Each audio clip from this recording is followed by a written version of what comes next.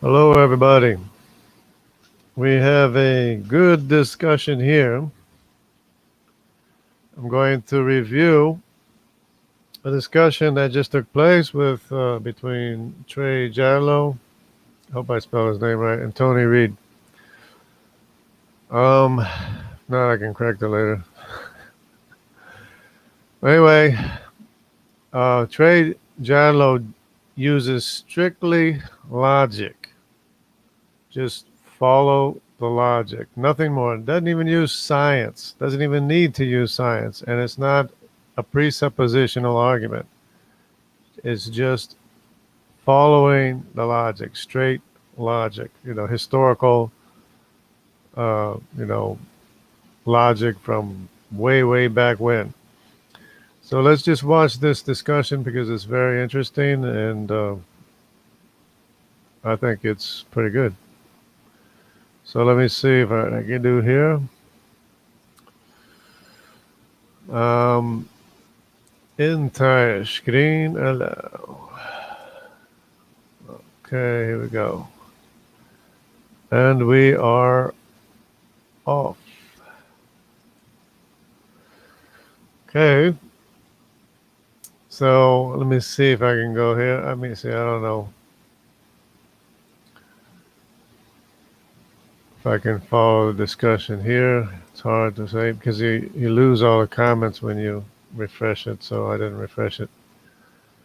So let's see how this goes and see if we can follow along here. So we have Trey Jadlow and Tony Reed. So I said, "Oh, Tony Reed, yeah, okay. This is going to be a good one." He and never mind. I'll just play it because he agreed to make a debate. You'll see. Yeah. To come on and discuss his perspective. So thank you for coming, Tony. Well, thank you for having me. All right. So the topic of discussion tonight is going to be cosmology. And I think we may have a different perspective on what exactly that means. But before we begin, would it be possible to get a little bit of your background? I know you have a YouTube channel. Any pertinent information about you. I'm allowed to, and I'll tell you a little bit about myself, my life, what I do for a living, and where I'm at with my, my Sure. My name's Tony Reed. I am a former reverend. I am now, I would say, there's a different, depending on what your definition of atheist is, that's where I tend to circulate. I have a channel that is called Tony Reed, and it features a show called How Creationism Taught Me Real Science. The idea of that show is actually to present the actual scientific evidence, not just me saying it, but actually showing the original sources and even linking to those sources, which is, sort of, at the end, it's not what I'm saying, it's what the papers show. So that's it. I mean, as far as education, I technically have a doctorate, but it's a doctorate in divinity with I guess you could say, with an emphasis in apologetics. But yeah, that's about all that's pertinent to me, and I don't even think most of it's relevant to this conversation. Well, yeah, it is, because I need to know where you're coming from, and so I can, feel out what you're coming and what you're thinking and why you're thinking it. That's really important. Thanks for that. All right, so you have a demon, did you say? I'm sorry, what? You said you had a doctorate of divinity? Divinity. Okay. Yeah. And then where did you get your degree? Well, you know that the seminaries are always given names like Blood of Christ and stuff like that, but it's a division of the Universal Life Church. Universal Life, I've not heard of that. It's one of the many franchises out there. At any rate, I'm no longer. When you get your ministerial credentials, they're there for life. You can't lose them. But I don't preach anymore, and don't really have a desire to. So did you have an accredited then doctorate, or is it just some kind of certificate they give? It's not an accredited doctorate. Oh, okay. And so would this be like a kind of a non-denominational type thing? It's an attempt at a non-denominational sect, but I would say they're mostly based on Northern Baptist, perhaps Great Lakes region. Okay, so did you say it was Universal Life? Universal Life. Okay, all right, I'll look that up later. That's interesting. All right, so you're probably charismatic then, huh? I wouldn't say. There's I two gotta- uses of the word charismatic that I'm aware of. I Just wouldn't buy call myself faster. either. This is too slow. No, I mean when you were a Christian, you believed in speaking in tongues and healing and all that stuff. No, I never did quite get into that. But did your church teach that stuff? Perhaps when I was growing up, but not by the time I was, reached adulthood. Okay, so do you feel like you understand the Christian faith pretty well? Yes. Okay, well, good. I'm glad for that. That'll be helpful for us to know that. All right, so and tell you about myself. So I live in Kansas City area, metropolitan area. I'm on the Kansas side here. I've been a Christian 33 years. I'm a Reformed Baptist. I was actually saved in an organization called YWAM. Have you ever heard of that, or Youth with a Mission? Say that one more time. You cut up for a second. Youth with Have you a heard of Youth Mission. with a Mission or YWAM? It's a youth missions organization. It's a I've heard the charismatic term organization. YWAM. I haven't. Okay. I haven't. I haven't heard it. Okay, the well, I became entire. a Christian when I was 20 in this organization, and then Back anyway, in I the kind of day. migrated in my denominational affiliation, so now I'm a Reformed Baptist. But I'm a dental technician, so I make crown and bridge work for dentists, and I work alone. And I'm kind of an autodidact. I don't have a lot of education. I have very little bit of college, but not much. I wasn't really interested in education really until I became a Christian. But anyway, I'm kind of fascinated with things of ultimacy, origins, meaning. Morality, destiny, and when I find something interesting, I tend to latch on. I'm kind of an odd learner. I'm kind of lopsided in things that I know. I know some weird things that most people don't know, and I don't know some simple things that most people do know. So anyway, I enjoy having conversations of this caliber, and particularly like to argue over cosmogony, what we'll be talking about tonight. So I'm grateful for this opportunity. So why don't we go ahead and also I got 6 kids. I'm divorced too. I got 6 kids, ages 30 down to 60. All right, so the link that we were haggling over was on this Creationism Facebook page, and it's linked in the description there, and it's a cosmological argument for God, and it talks about how why scientists almost unanimously now agree that the universe had a beginning, and you were characterizing it as a Kalam cosmological argument, which it kind of is, but cosmological argumentation is not it's not necessarily just the Kalam argument. It's basically referring to Thomas Aquinas' 5 ways. So you're familiar with Thomas Aquinas? Oh yeah, I'm familiar with Thomas Aquinas.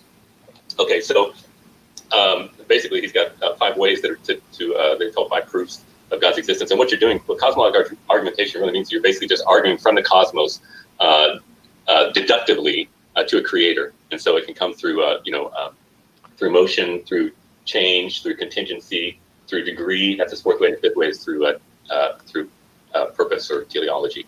And so it doesn't necessarily focus on the Kalam argument, but we can generally what the argument that Kalam is going to be focusing on, which is my favorite one, which is contingency. Contingent being cannot exist independently by definition. And would it be fair to say that you think that the universe is just a brute fact? Would that be your perspective? Or maybe you can give me a little background on what you believe regarding the origin of the universe. Well, first, I think you misrepresented my argument, so can I take an attempt to clear that up? Absolutely. Yes, please do. Okay. On the actual exchange you're talking about, the overall OP was one argument. I wasn't directly refuting the OP. Okay. There was actually 3 posts there. One was that the OP misrepresents or something like that, misrepresents the cosmological argument, and it did. Second one was that it misrepresents what the Big Bang model is, and I had a video for that. And that video did in fact I guess it was a slideshow, did in fact misrepresent the Big Bang model. And then it also, the third one was about the second law of thermodynamics and how that slideshow did in fact misrepresent the second law of thermodynamics. Had nothing to do with the direct refutation of the entire argument altogether. It has nothing to do with anything. I just wanted to state here that it says one's watching right now. That's me, because the stream is already over. The stream already took place, so that's why there's only one watching. There was more people watching earlier, but I'm the only one watching right now, so That's why they're showing that. But yeah, you're going to see here, Tony Reed is just going to wiggle, squirm, and squirm and wiggle, squirm, basically. And then, not really following the conversation very well or understanding what the issues are. So, but we'll just continue watching here. Okay. Well, I mean, I think you've read into the argument what you wanted to see, because those things were not addressed in there, except maybe the first one. What was the first problem you had with it? You said it misrepresented the Coulomb cosmological argument or something? Well, I mean, if we want, I can screen share video, or not video, but make a screenshot, and you can see where it actually does address not just the Coulomb cosmological argument, although not by name, as well as the second law of thermodynamics, as well as what the Big Bang model. Okay, tell you what, here, I can screen share. I'm at that Facebook page here. Let's see. Hold on. I'm not sure how this works. There,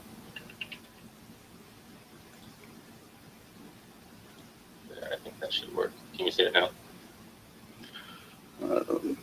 Well, I can see your screen, yeah. Okay. All right. So, all right. So it says a cosmological argument for God and why scientists almost unanimously agree that the universe had a beginning.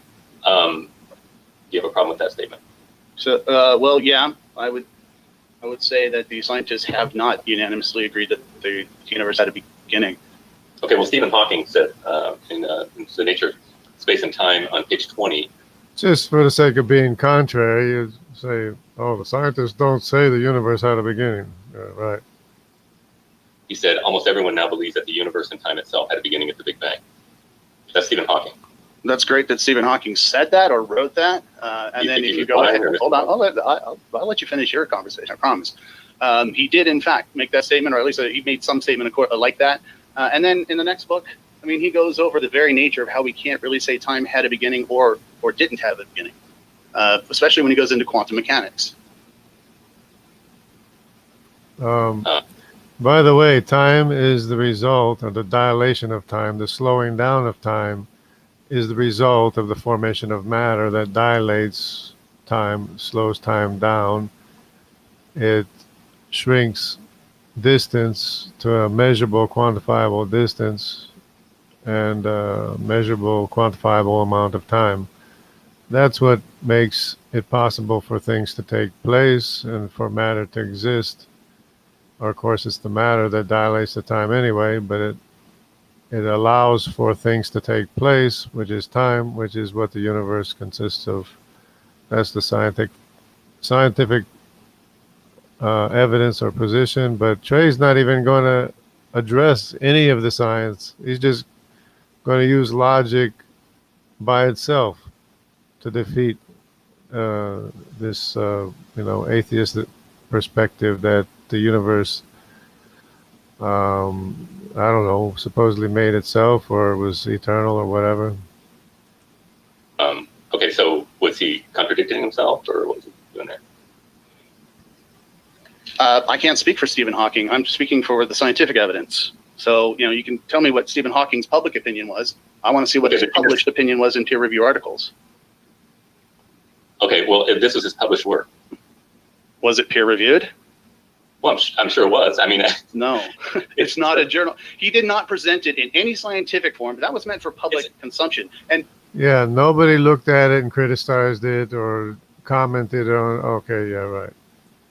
By the way, I have to, with my show, I'm constantly trying to simplify science for the layperson, and you're just going to get things wrong. And you know what? People, when you really think about it, the same thing applies even to depictions of biblical events. To this day, we still don't know for sure whether Jesus was punctured right in the palm, right in the wrist. We don't really know for sure. But when a church decides to show a depiction of Jesus, they do have to make a choice.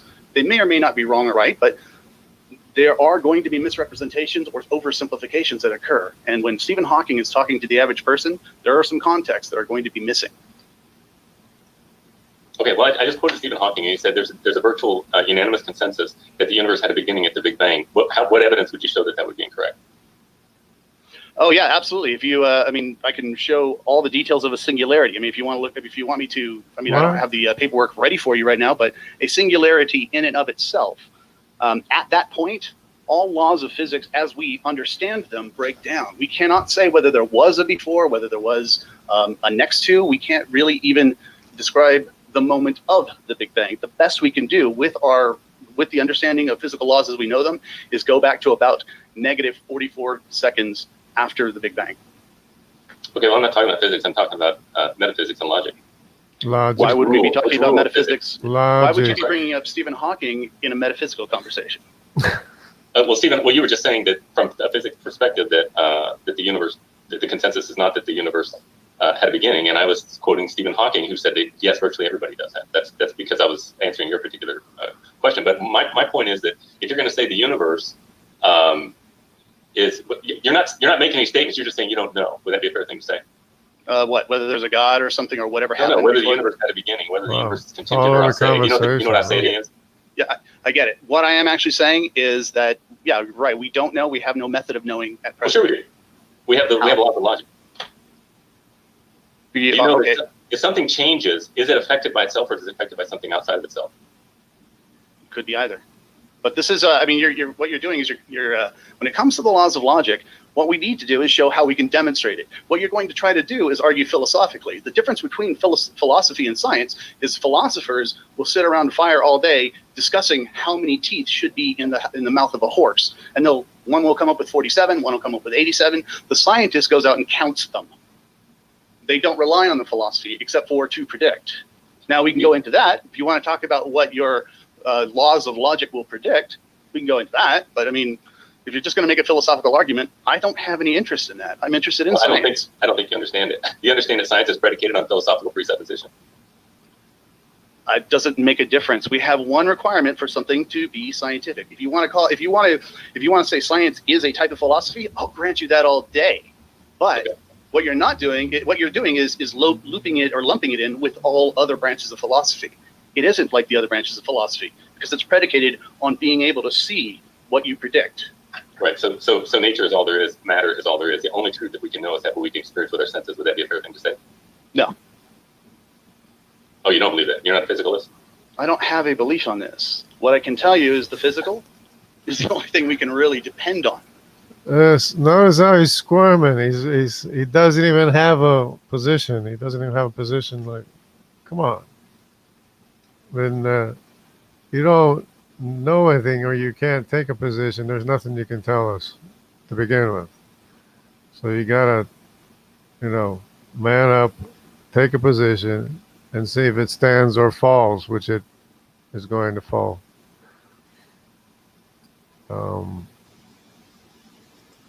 Because we can make a test, we can predict something and see the result of it. The rest is nice furniture for the scene, but it isn't going to really go anywhere with it. You can't take your arguments for logic or your arguments for God and produce a product other than perhaps a product that advertises God. You can't take the assumption of, let's just say, a creation event and predict where a discovery will be made.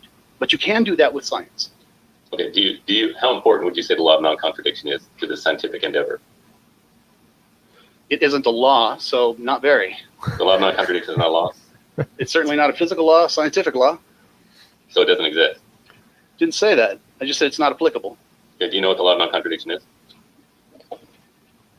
Yeah, a logical argument must be internally consistent. It cannot contradict itself. Okay, so how important is that when you're doing scientific inquiry? Inquiry? It's extremely important. Okay, what do you consider? Would you say that it's a foundation for the scientific method? Half the scientific method is induction and deduction. Would you agree with that? The scientific method is essentially seeing something, observing it, and formulating a theory on what caused it, what made it to happen, formulating hypotheses on what would be predicted by assuming that theory to be correct, and then going out and testing reality to see if that prediction holds true. If it does hold true, you still don't know for sure that your theory is correct, but you do have more strength. If it doesn't hold true, then you either need to reject or revise your theory. Now, if you want to apply the law of non-contradiction to that process, I'll be happy to discuss it. Well, that's what we're talking about right now. Do you believe that something can be and not be at the same time and in the same relationship? I've had no experience with it. I don't care what my belief is. Pay attention. I don't know what that means.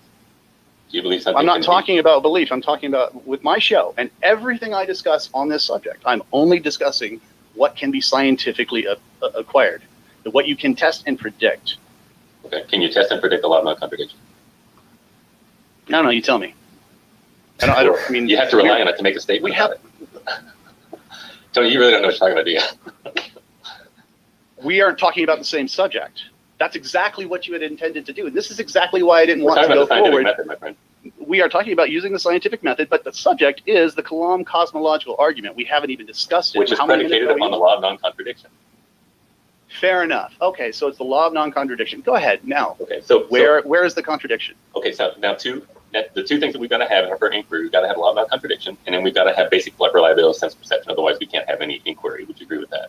Our only connection to this world, that we have basic reliability of sense perception. We don't have to have exact, of course, our senses fool us, but generally speaking, we've got to have some correspondence to our sense perception to reality. Otherwise, we have no connection to the world. Would you agree with that? For the sake of this discussion, yeah, sure. Yeah, I haven't had anybody not grant me both of those presuppositions. All right, so are you familiar with Descartes' cogito ergo sum? Yeah, I think therefore I am, or I doubt therefore I am, really. Yeah, if there's a doubter, there's got to be somebody making a question. So I can know by way of Descartes' deduction that at least I exist. I can even be a solipsist, and I know that I, the inquirer, exist. Otherwise, there'd be no one asking the question. Okay, and that's why I got to have enough sense perception to know that I exist. I don't even have to grant if you exist. It doesn't really matter. All I got to know is that I exist, and then when I do that, and I have the law of non-contradiction, I know that I could not have created myself. Would you agree with that? I don't know. I don't remember when I was born. Do you? Yeah, but and this is where law of non-contradiction comes in. In order for me to create myself, I would need to be and not be at the same time in the same relationship. In other words, if I moved from potentially being to actually being, I would need to, when I was potential, I didn't actually exist, okay? And so I would have had to exist when I didn't exist in order to make myself if I made myself. You know what I mean? You cannot have something changing and acting to change itself because it would need to be that potential, the actual, before it actually was. It doesn't make any sense. You violate the law of non-contradiction. So if you have something that's changing, you have something that is dependent or contingent by definition. Now, you cannot have an entire set of pure contingency because it would need to be and not be at the same time in the same relationship. You understand that? I do, and now we have to go back because now, I mean, the way you've just applied the law of non-contradiction, I mean, in that sense, we do have something where science contradicts it, and regardless of whether you believe it, you benefit from it every day. And that is that quantum mechanics does actually imply and predicts that at a certain level below what's called the Planck length, all matter, energy, and universe, it's in a state of what we call quantum foam, and time makes no sense there. It has before can happen before, the before can happen after the effect. We see this in quantum mechanics, and we use this to predict. This is exactly, in fact, the fact we're having this conversation is because satellites are using the basics of quantum mechanics, the assumptions of the Planck length to make this broadcast possible. Not only that. Okay, the quantum mechanics doesn't go by the rules of time, dilated time and distance necessarily all the time, or it doesn't seem to be, because in dilated time and distance, we're seeing things not as they actually are, but that we're seeing things in a dilated fabrication where things take time to occur. Okay, in quantum physics, things are instantaneous. They don't take time to occur because they're happening at the speed of light, and that's what the difference is that doesn't go by the same dilated rate of time and distance that we are subject to. And a lot of people can elaborate on that. But the computers or devices that we're using to see this or interact in this are also the result of that. So I mean, do we really, is that where you want to go on that? Or, I mean, Yeah, it is indeed where I want to go, because we don't understand quantum mechanics, but that doesn't mean that the law of non-contradiction does not hold. Are you familiar with the principle of explosion? Yes. What is it? Yeah. You said explosion? Yeah. Mhm. Oh, you mean, I thought you meant the concept of like Oh. that explosion. I'm sorry. No, Oh. I'm not familiar Oh. with the principle of explosion. Principle of explosion is something Aristotle came up and he said, once you deny the law of non-contradiction, the exact opposite of whatever you're asserting also becomes true, and all inquiry becomes nonsense. If you're going to deny the law of non-contradiction, then it's also true that the law of non-contradiction holds. Nothing makes sense. You cannot have any inquiry once you deny the law of non-contradiction. Now, it is true that at a quantum level, we don't understand how things work, and it's very mysterious to us. But it doesn't mean the law of non-contradiction breaks down, because if it does, then science is dead. We're done. We can't do it anymore. Yeah. That's not the way to go. We need to say that we need to keep studying and observing and doing science and try to figure it out. But it doesn't mean that it becomes irrational, because once it becomes irrational, you're dead. Right. You throw out your science altogether, because you're also asserting that it's a lie. Right. Nothing makes sense. Well, first of all, You can say, I don't know, that's fine. what's that? Saying I don't know is fine, but don't say the law of non-contradiction doesn't hold, because you just committed the principle of explosion, and you just also asserted that it does hold. Exploded. You have to Actually, rely no, on it in order I to did not say doesn't work. it doesn't hold. What I said is we do see something that refutes the law of mysterious. contradiction, non-contradiction. It is mysterious, but what you just said is that doesn't mean it doesn't always hold, and I'll grant you that. But that also doesn't mean it always does. Notice the difference between a video or a paste and cut video and a live stream conversation. There's a big difference here, right? Where you can make things seem different than what they really are, but in the live stream, you can't do that. That's why I always invite people to come have a conversation in a live stream, because you can't finagle things in chat. You can't,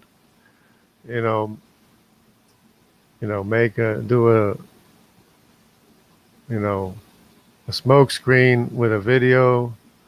In a live chat, everything's open, everything's, live. So if anybody wants to discuss something, come on to the live stream and we'll have a discussion. Does hold. So we do have room for doubt there. But Okay, if it doesn't hold, I'll go ahead then and it's good. accept. I'll go ahead and accept that concept for this, because we're probably talking about things at the Newtonian level, correct? No, we're talking about even at the quantum level. It doesn't. It's a different world in which we live. But you cannot deny the law of non-contradiction, because it also means that the law of non-contradiction holds. Nothing makes sense once you do that. No, you then cannot we're gonna deny have it. to Science resolve is that. dead. You just threw We're gonna science have- out the window. You're I going to didn't. destroy society when you do that. I didn't throw science out the window. Well, once you say the law of non-contradiction doesn't hold, there's no way that you can know anything. I didn't say that's that, science, did my I? friend. Let me repeat myself one more time. I didn't say that the law of contradiction doesn't hold. I said there is At the quantum level, At the quantum level, there are things that contradict each other. that Do is they a violation violate the law of non-contradiction? Do they violate the law of contradiction? We don't know. But we do know that they do seem to contradict each other. Okay, they seem That's to, okay. but we We know can- that it we can doesn't. leave- I'm sorry, We can leave a question mark there. And like I said, we can continue the conversation under the assumption that it will always hold true. But based on what you said with the, cogito ergo sum, I mean, even that holds true, even with the law of non-contradiction. Yes, because you can't deny the law of non-contradiction. Once you Okay, do, that wasn't what I said, but let's move on. well, Because okay, we are so- going to eventually discuss the cosmological argument, right? yes. Okay. Well, it's cosmological argument is a general sense, which again, as I said, is a version of the argument from contingency. You cannot have dependent existence existing independently. Would you agree with that? Say that one more time. You cannot have dependent existence existing independently. It's a violation of law of identity. Well, you might also say it's a violation of the law of non-contradiction, because if you Yes. are dependent, you are not independent. If you're That's right. independent, you are not dependent. That's right. So, So like the I universe said, cannot I'll be. go ahead and accept that law for this conversation. So yeah, I've already accepted that. For Okay, this so would you believe conversation. that the entire universe is changing.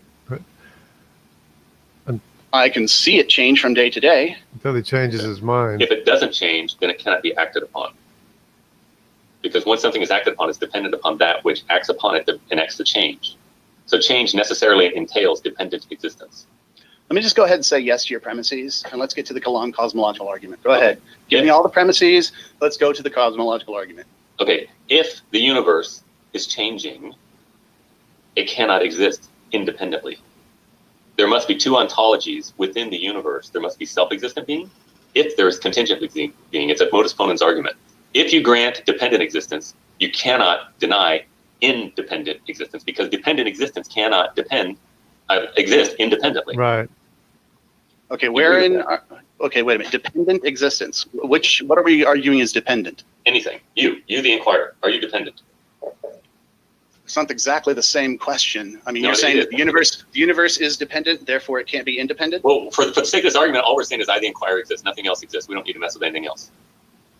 If dependent existence is, then independent existence must exist by definition, because you cannot be dependent independently.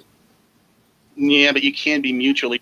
Yeah, you and everything else. You're the only thing that you can verify that exists, because you're asking the question. So if you exist independently, if you exist dependently, that means your dependent existence depends on an independent cause. Be dependent, can't you? What's that mean? There's only one thing. We're talking about is then independent existence must exist by definition, because you cannot be dependent independently. Yeah, but you can be mutually dependent, can't you? What's that mean? There's only one thing. We're talking about is the inquirer right now. It's trying to conflate and confuse. You just said a dependent entity can't exist independently. Right. So it can depend on something else that is dependent on it, correct? It can depend on what? It can depend on something else that is also dependent on it, correct? No. If you want to add something to, you can, but you cannot have an infinite regress of dependent beings existing independently. I'm sorry. Why? Because you've already granted this. I believe that dependent existence cannot exist independently. That wasn't what I asked why for. I asked why can there be no infinite regresses? Infinite regress of dependent being? Yeah, look at what he's saying. Trying to say there can be an infinite regress of dependent beings. This is priceless, classic. Yeah. Why can there not be one? I mean, if you're dependent on me, I'm dependent on you. Okay, You're dependent on me, I'm dependent on you. Say it again. It is an infinite regress in and of itself. An infinite regress of dependent existence existing independently. Think about it. So you're saying that something that must exist because of something else. Right. It's modus ponens arguments. So you're saying my doubt is dependent upon something else. Well, I'm saying your certainty of your own existence then gives you the idea that and when you know that you exist, you observe yourself and you say, well, I am dependent in my existence. You're not self-existent. You got to eat food. You got to have sunlight. You got to have water.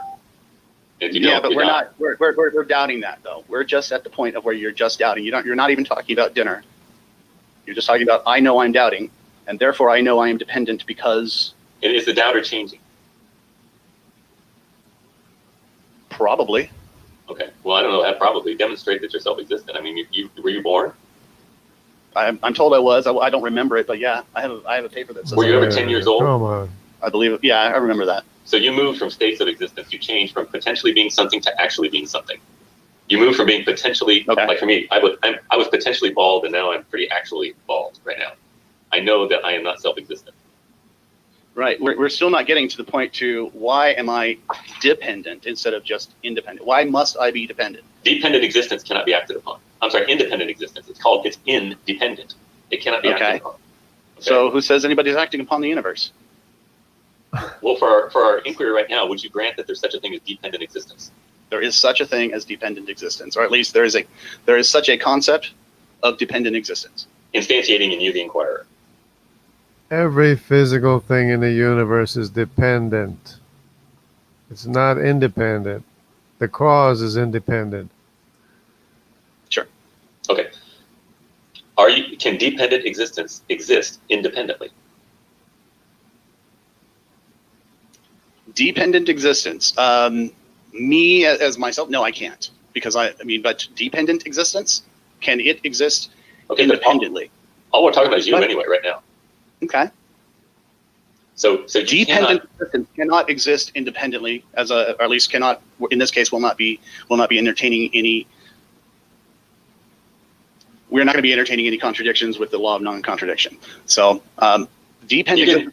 you didn't make yourself before you existed. We still haven't determined that I'm dependent. This is classic. Oh, now you're Why saying am you I might be. dependent?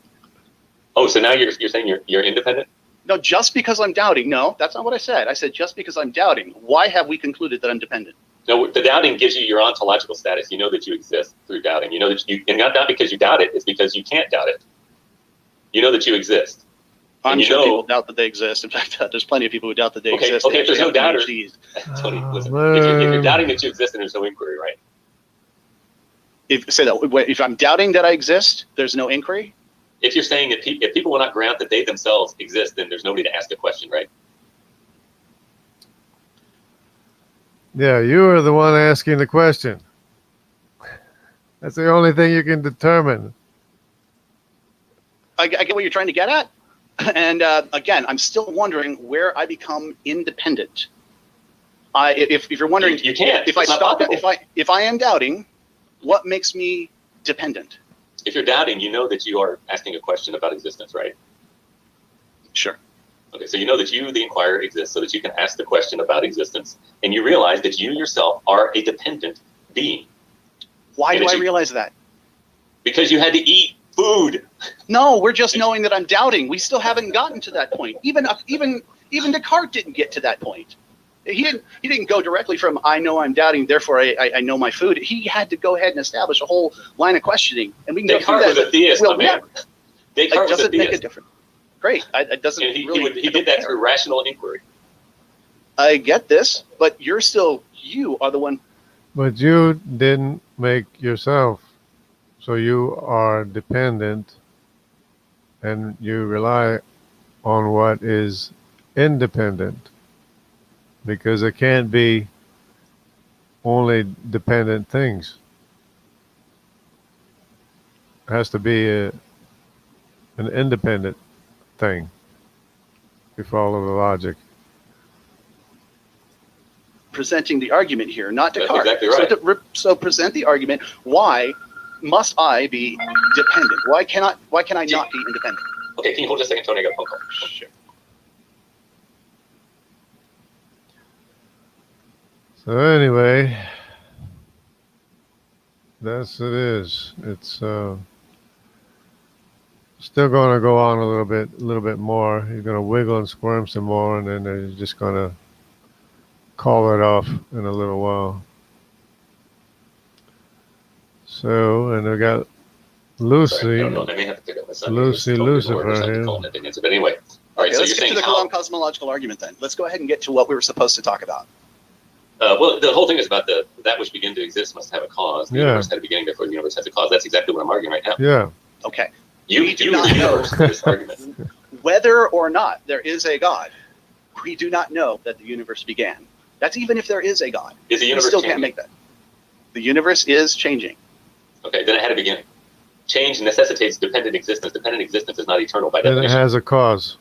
Okay, we're talking about time, a spatial dimension. Dimensions What is- certainly can go on forever. What is time? Time is another dimension that we experience as a flow. How do you know it? Time is the result of the formation of matter that dilates time down to a quantifiable, measurable amount. Or in other words, it slows time down. That's matter that does that. And matter is the result of energy. Matter is energy, which slows down, dilates time. Slower and slower and slower. How do you know Perception what of time matter. is? Okay, well, you're using the argument. This is your argument. You're the one presenting it. So let's go ahead and go with your definition of time. What's your definition of time? How do you know what time is? Time is just a measurement of contingent being or contingent matter moving in relation to each other. We can go through planetary clocks or we can go through atomic clocks. We're looking at matter in motion and we're measuring Things taking place is what the scientific definition of it is. it, and that gives us what we call time. That's how we experience it. I'm not making an absolute statement of everything that time is. How do But we that's how we know? experience But you said, how do you know there's time? And I know that was supposed to be a gotcha question for me. So I don't know. You tell me. How do I know what time is? No, I just told you what time is. It's matter moving. I didn't say what is time. I asked, how do I know what time is? There's a big difference between those two. What you did, the reason you know what time is because you read that definition. But through your sensory experience. Okay, so through my sensory experience. Yeah, you okay, as we're flowing through dimension, as we're flowing through the dimension of time. Now, if you want to argue that time is not a dimension, I'll go right back to the quantum mechanics that is making it possible for us to have this conversation right now. The quantum mechanics that lit.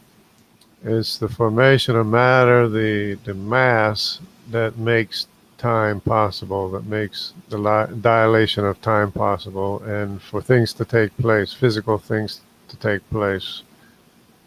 It's not less and less amounts of energy, which is quantum physics, which is not even subject to the time that we're subject to. Literally considers time a dimension, works with it as a spatial dimension.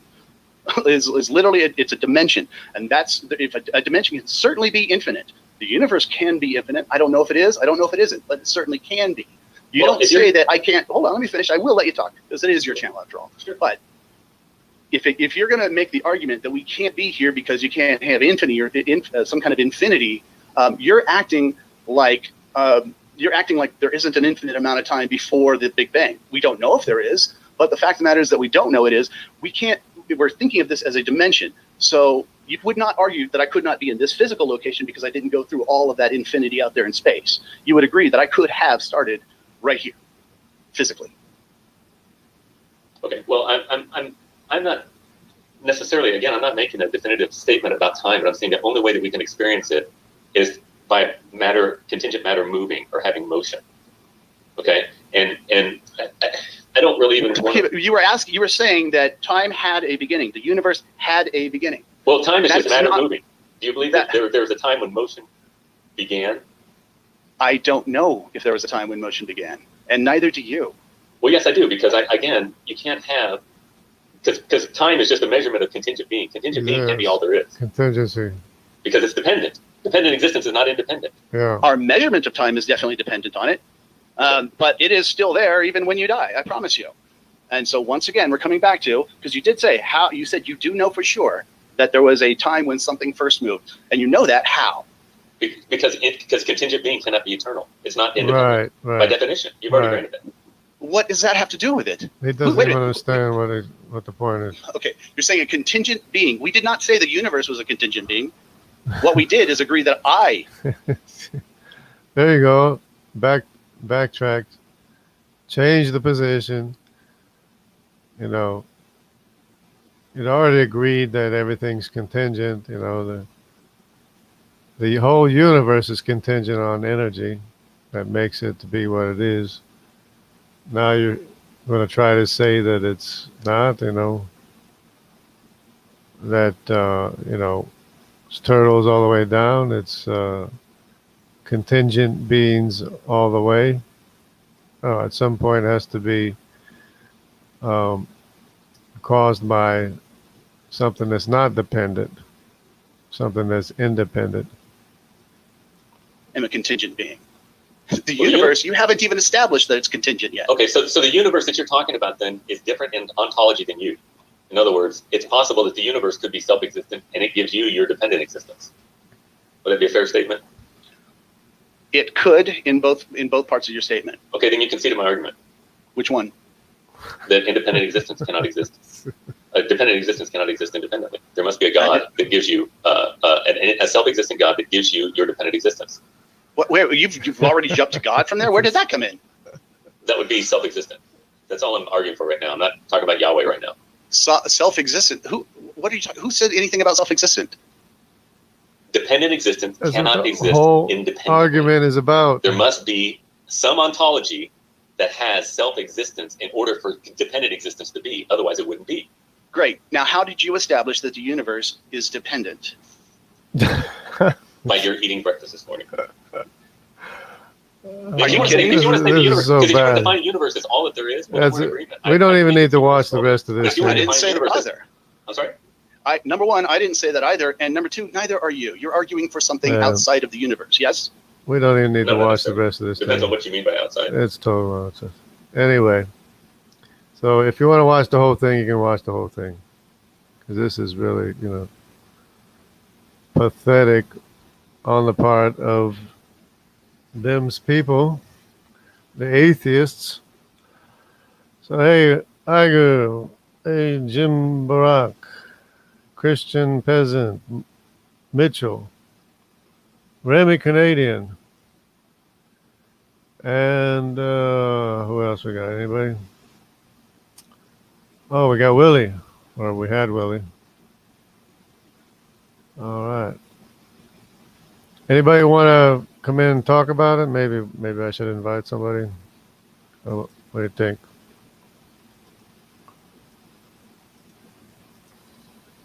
Just in case, if anybody wants to come talk. So what do you think? You think that everything is dependent, or that there has to be an independent thing? Where am I? So every physical thing is dependent? Yeah, it's dependent on the energy that makes it, right? Where the energy come from?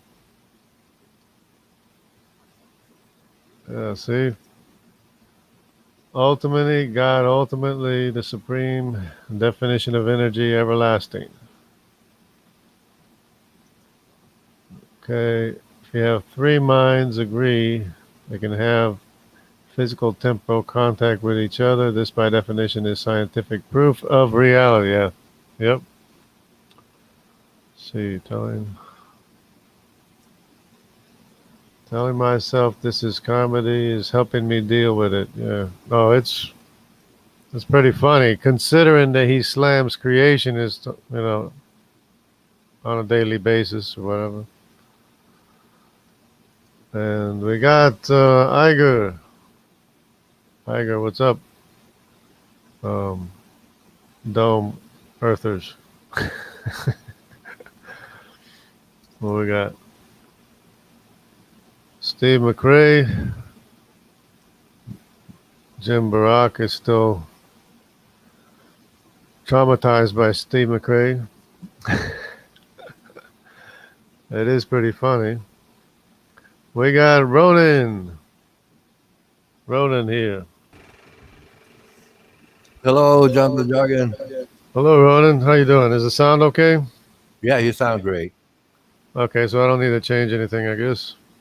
No, it sounds great.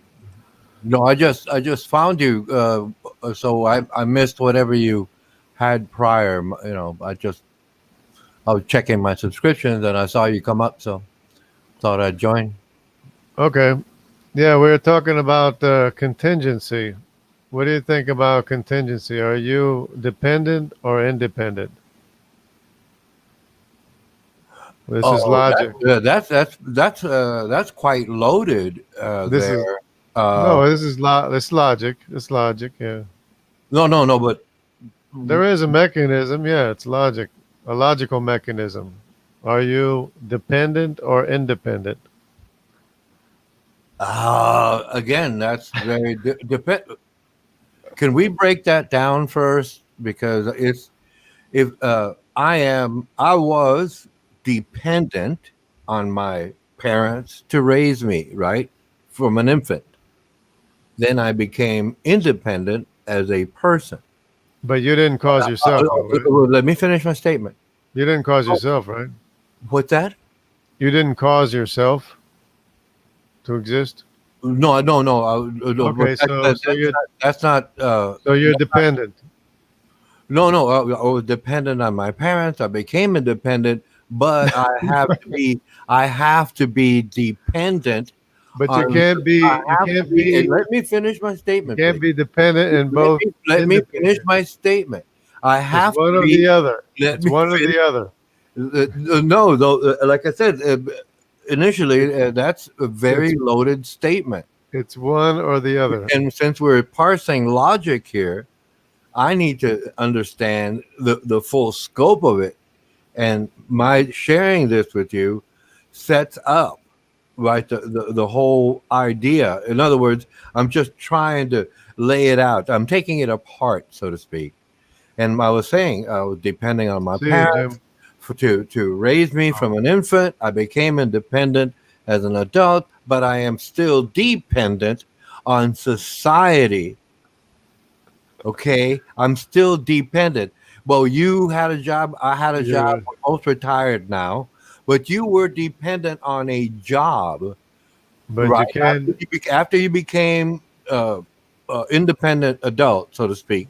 No, the point is that you can't be both dependent and independent at the same Yes, you time. can. Yes, you can, because No, the not with the whole logic. thing is you're independent to do what you want, but you're dependent on certain actions Well, to remain alive. your existence is dependent. Your existence can't be independent and dependent at the same time. We're just talking about your existence. Well, my existence it would be dependent. Y- That's the Yeah, logical mechanism there, yeah, because yeah. my existence would have to be dependent. I have to be dependent So, on the so food that right, I intake, right, right? right. You're So right. I'm You're right. dependent. I am dependent on existence. That's the mechanic right there. Never mind You're logic. dependent. So you're dependent. That's the straight logic, please. You're dependent on what is independent, right? No, no, no, no. I'm independent, but I have to decide what I'm dependent upon to exist. Okay, so you're dependent on what is also dependent on something. I don't Wait, understand that part. I is don't it understand what you're saying. is it an infinite regress of dependent things that are dependent on other things that are dependent? Well, Like yeah, but see, power but comes from another power. Power comes from a greater well, power. true, true. But see, in the now, I don't have to consider those things in the now, right? Because I'm dependent on on the food I have to eat. I don't need to know where it came from. I just know that it exists. Are you going anywhere with this logic of yours? Are you going to arrive anywhere? Well, yes, I was just parsing it out, and you're trying to deny it to confuse the issue. No. And that's where you kind of like have to pause here, because I just explained to you that it is in combination. So your existence is The dependent, situation right? is in what So your existence is dependent, right? I am dependent, right? Yeah. In Your reality, existence. I have to depend on reality to continue existing. Yes, Right. that's mechanical. Is That's it straight dependent? mechanical. That is straight mechanical. There's no Are logic you involved. dependent on what is dependent? Other things that are dependent? What do you mean? No, no, no, no. Again, I'm independent person. I'm an individual, right? It's of my own volition. Your existence is dependent. Of course, Yeah. of Okay. course. So is yours. You have to eat like I So do. it's dependent on what is independent, right? No, no, no, no. You're independent. I'm independent. However, we have that free will, if you will, right, to decide, hey, I want to eat this or that today. But I'm still dependent, right? In reality, we are dependent on things in reality. We're independent in terms No. of choosing what No. to enjoy. I'm just using Not food your here. existence. Your existence is not independent though. You What? didn't make yourself. You didn't make No, no, yourself. wait a minute. Excuse me. I have free will. You didn't make yourself though. Of course not. That took Okay, but that's what we're that took talking about. biology. What? We're talking about your existence, not your free will. Okay, I exist. I exist. Okay, I'm alive. So Okay, it so is what are you getting dependent. at? What are you getting at? So I exist. Okay, you got me. is Yeah, it an I'm following infinite you. regress? Is it an infinite regress of dependent things that are dependent on other dependent things, or at some point does it have to depend on what is independent? Okay, independent of the things that happened before it happened. Well, like I said, it evolved to this point. I don't know what you're trying to get at because you said, Well, excuse me, let me make this okay. point. I Excuse guess me, you don't get it. you said logic, not philosophy. Logic. It's You said logic. logic, so I'm staying with, Mathematical. It's huh? mathematical logic. Yeah. It's Well, mathematical. it's actually mechanical if it comes down to having to Yes. eat to Yeah. survive. It's Yeah. mechanical. It's mechanical. That it depends on other forces. You depend on other forces, right? So what do those forces depend on? Other forces? Well, I don't know. Again, it's not for me to No, decide. And then, follow the excuse logic. me, but again, you're trying to Follow. move away from logic. You pointed out logic. No, Now we're I'm saying talking. follow the law, follow the forces, follow the forces.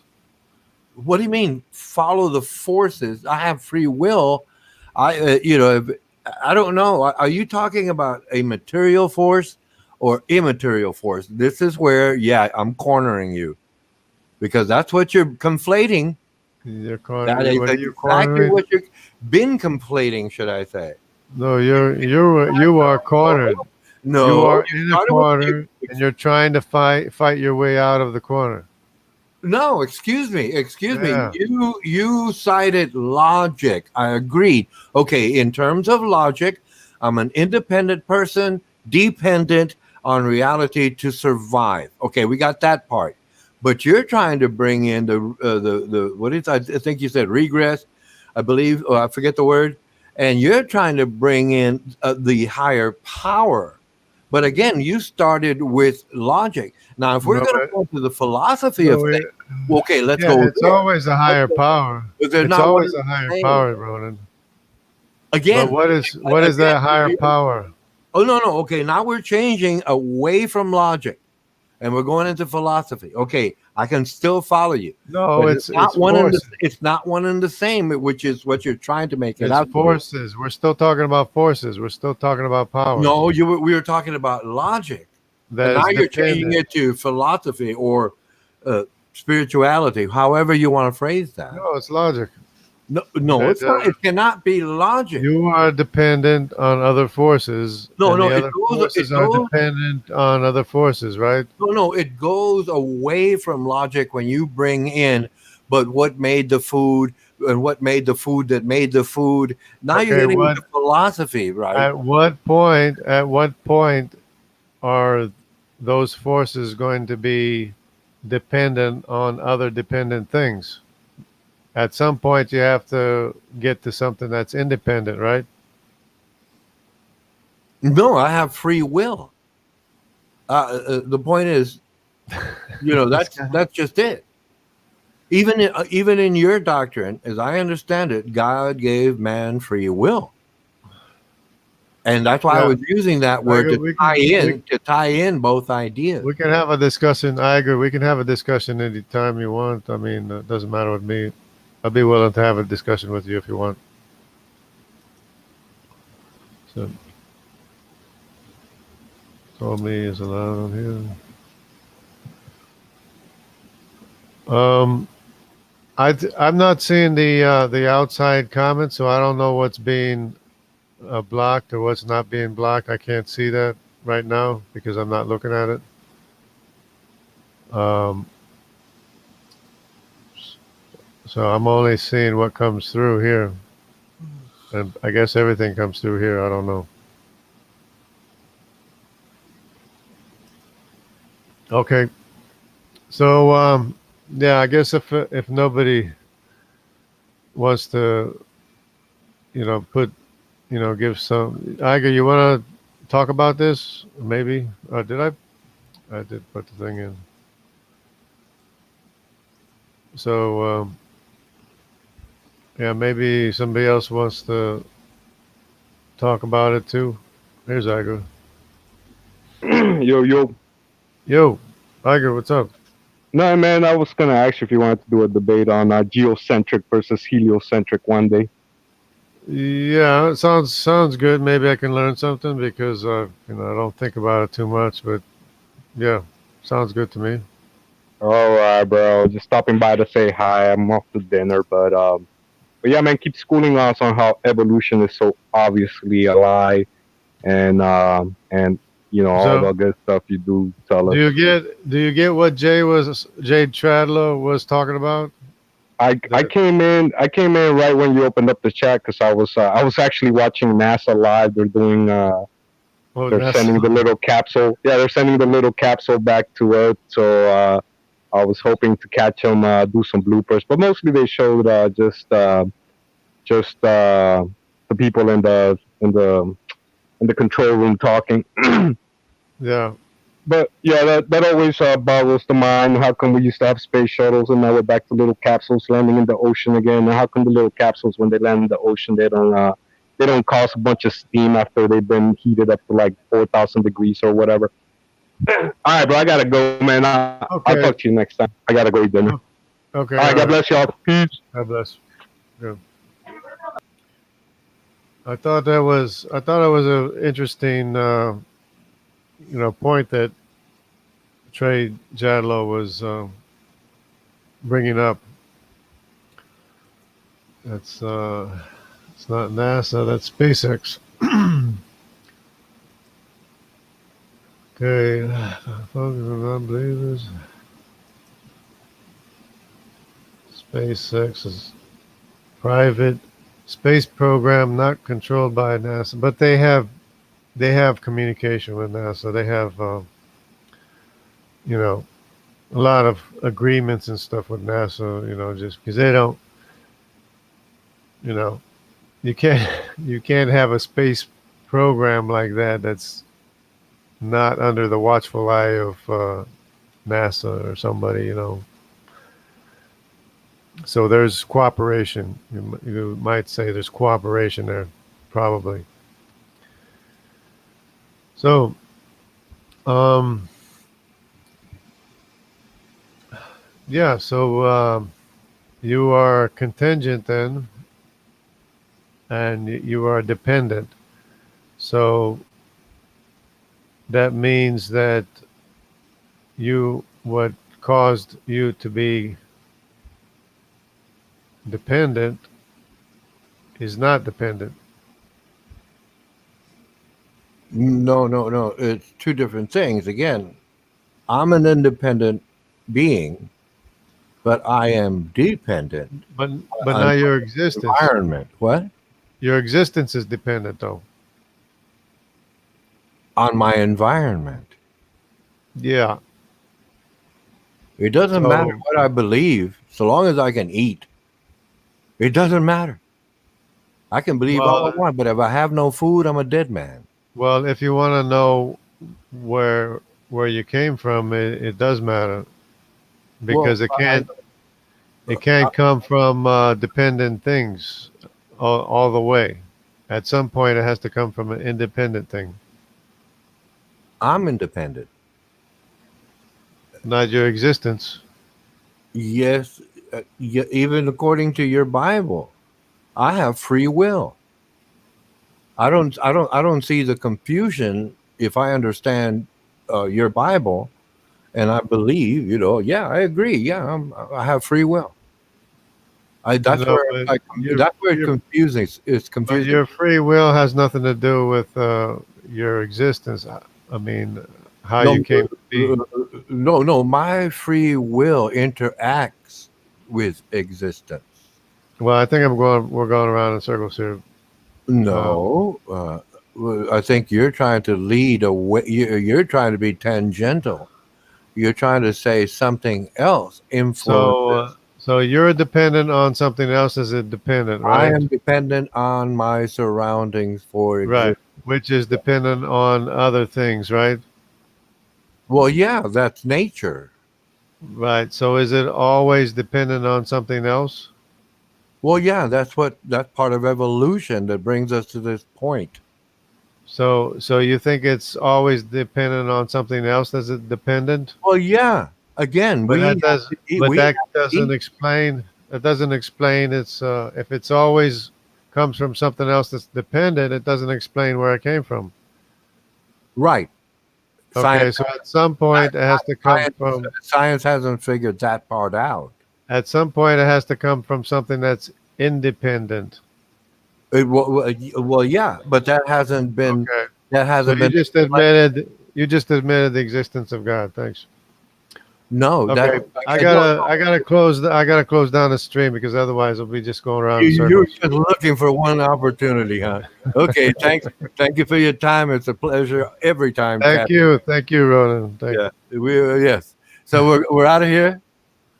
Yeah, because otherwise we'll just go around in circles, and I don't Yeah, want yeah, to. yeah, yeah. You're not gonna admit it, and I'm not gonna give Well, up. no, but you did. You didn't tell me. And what do we got? We got somebody. We got Remy here. Okay, Remy, how you doing?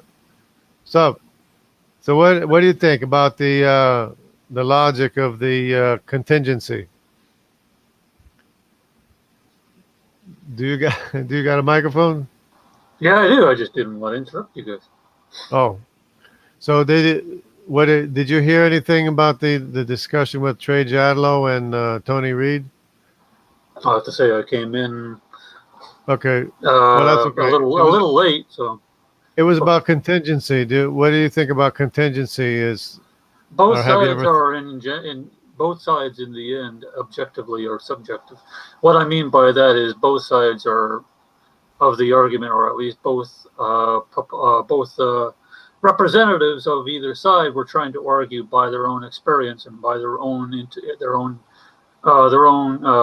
interaction with reality, and given a testimony of how they see the world, which is a part of philosophy.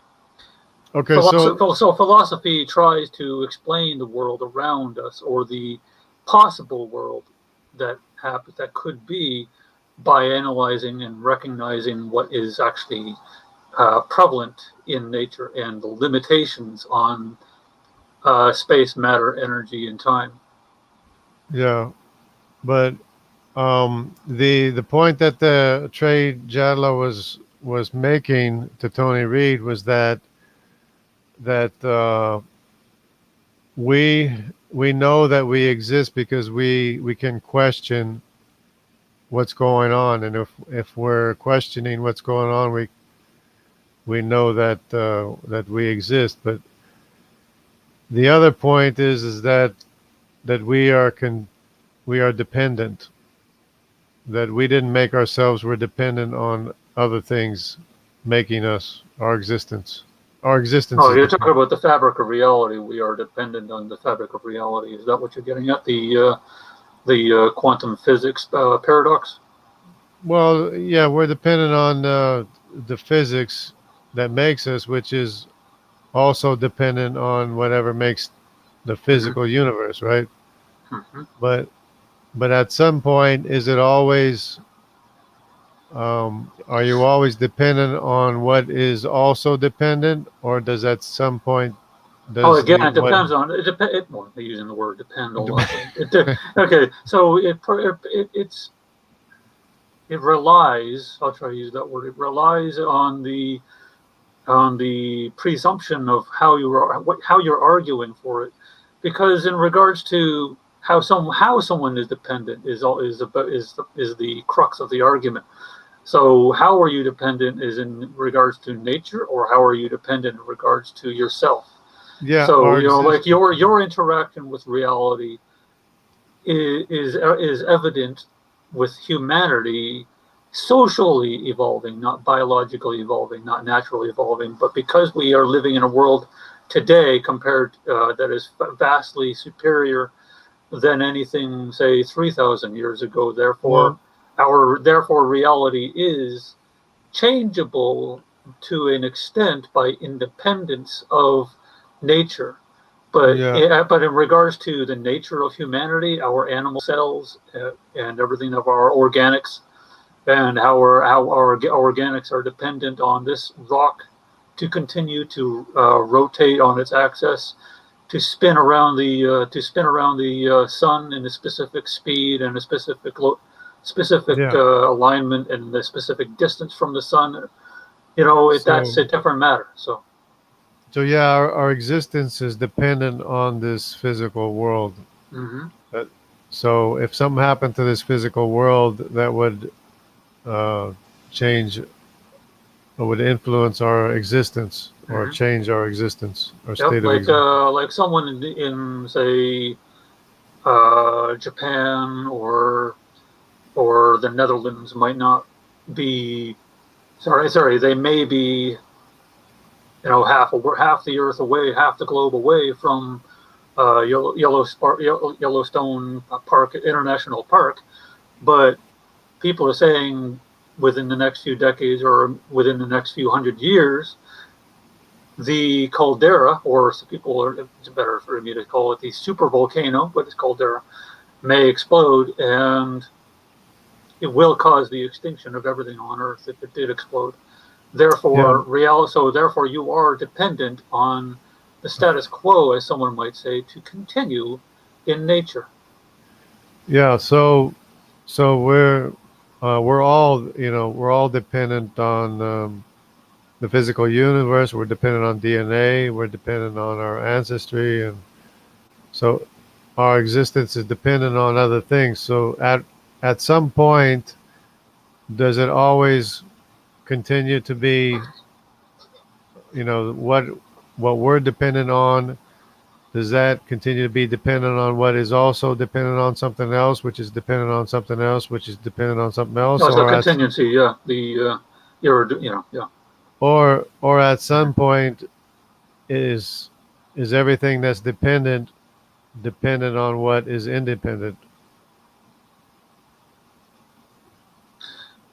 Well, the nature of the universe is dependent or contingent on whatever serves it, whatever nourishes it, whatever gives it its purpose or its ability to persist in existence. So therefore, everything in the universe, whether life exists or not, if no plants or animal or mammal or whatever ever existed to perceive the universe would still be dependent on the energy that is given off by the stars. So yes, to some extent, everything is dependent on another source, and which goes back to the argument of the laws of thermodynamics. Yes. So did the universe? Is the universe dependent, or did it make itself? Is it independent? It's impossible for the rabbit to pull itself out of a hat. For a physical thing, yeah. Mm-hmm. It's impossible for the universe to make itself. So the universe has to be dependent on what is independent then. Mm-hmm. But independence is the ability to break away from the natural order of the organism or the material. But we're talking about the existence of the universe is dependent, and it can't be dependent and independent at the same time. It depends on God if God exists, but if God doesn't exist, then that is a philosophical argument, because then you must posit something to replace God for the purpose of it to exist. Because the Planck theory, Planck time, like there is an absolute zero of temporal time, no matter how you look at it. The cosmological argument, no matter what, there is always going to be a zero time at some point in linear time and linear existence, no matter how So someone who might say, well, there's multiple universes. There's the theory of the bubbling broth of universes, the multiverse. That's a theory, and people say, no, it's been proven. Well, if it's been proven, then then all of those universes must have spawned from a singularity in some time. So say the 13.5 billion years of this universe exists, but I don't believe it. But let's say the 13.5 billion years, some say 15.8 billion years. But 13.5 is the consensus understanding of science, of theoretical science. If Planck time was 13 billion years, 500 million, in 38 years and 28 days and 35 seconds, and 0.00, 20 zeros of Planck time, 0.1, there is nothing before that 20 integer place of a Planck time. There's nothing before it. But if you want to posit a multiverse, then, or a continuum, which is another theory, that the great heat death that is believed to come in the next few billion years or trillion years has repeated itself many times. This is not going into Hindu, folks. This is not going into Buddhism, but this is actual theoretical science. The continual loop of reality to go into a heat death and then repeat into a Big Bang. You don't see the dependency of the universe showing signs of the galaxies depending on a black hole to call it all back. There is nothing to instigate or no evidence to show that there is a before Planck time of the universe. Nothing. Yeah. Well, the time is actually a dilation that's a result of the formation of matter, which dilates or slows down time. Mm-hmm. So when you have the formation of matter, you also have the slowing down of time, Mm-hmm.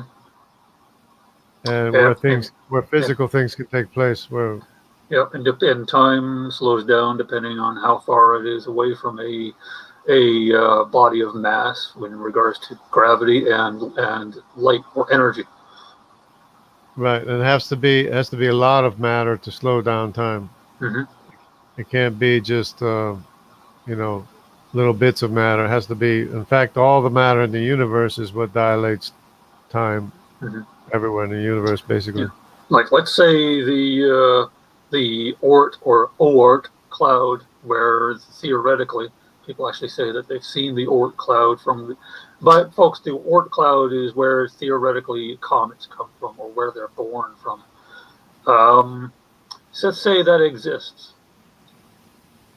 The Oort cloud has proper time, but it might exist half a minute faster in its rotation around the sun, or in its relation to the sun, than we do. 30 seconds in time is quite a lot of time, because one astronaut aged a fraction of a second faster than everybody else on Earth. I can't remember what his name was. So say the Oort cloud is 30 seconds. That's a lot of time in time differential. But it's dependent on the sun. That's the point. If the sun wasn't there, then everything would go cold and be thrown off into the continuing trajectory that it was on in a straight path, or in a looping path. I gotta go this way. If the sun didn't exist, or Angular momentum.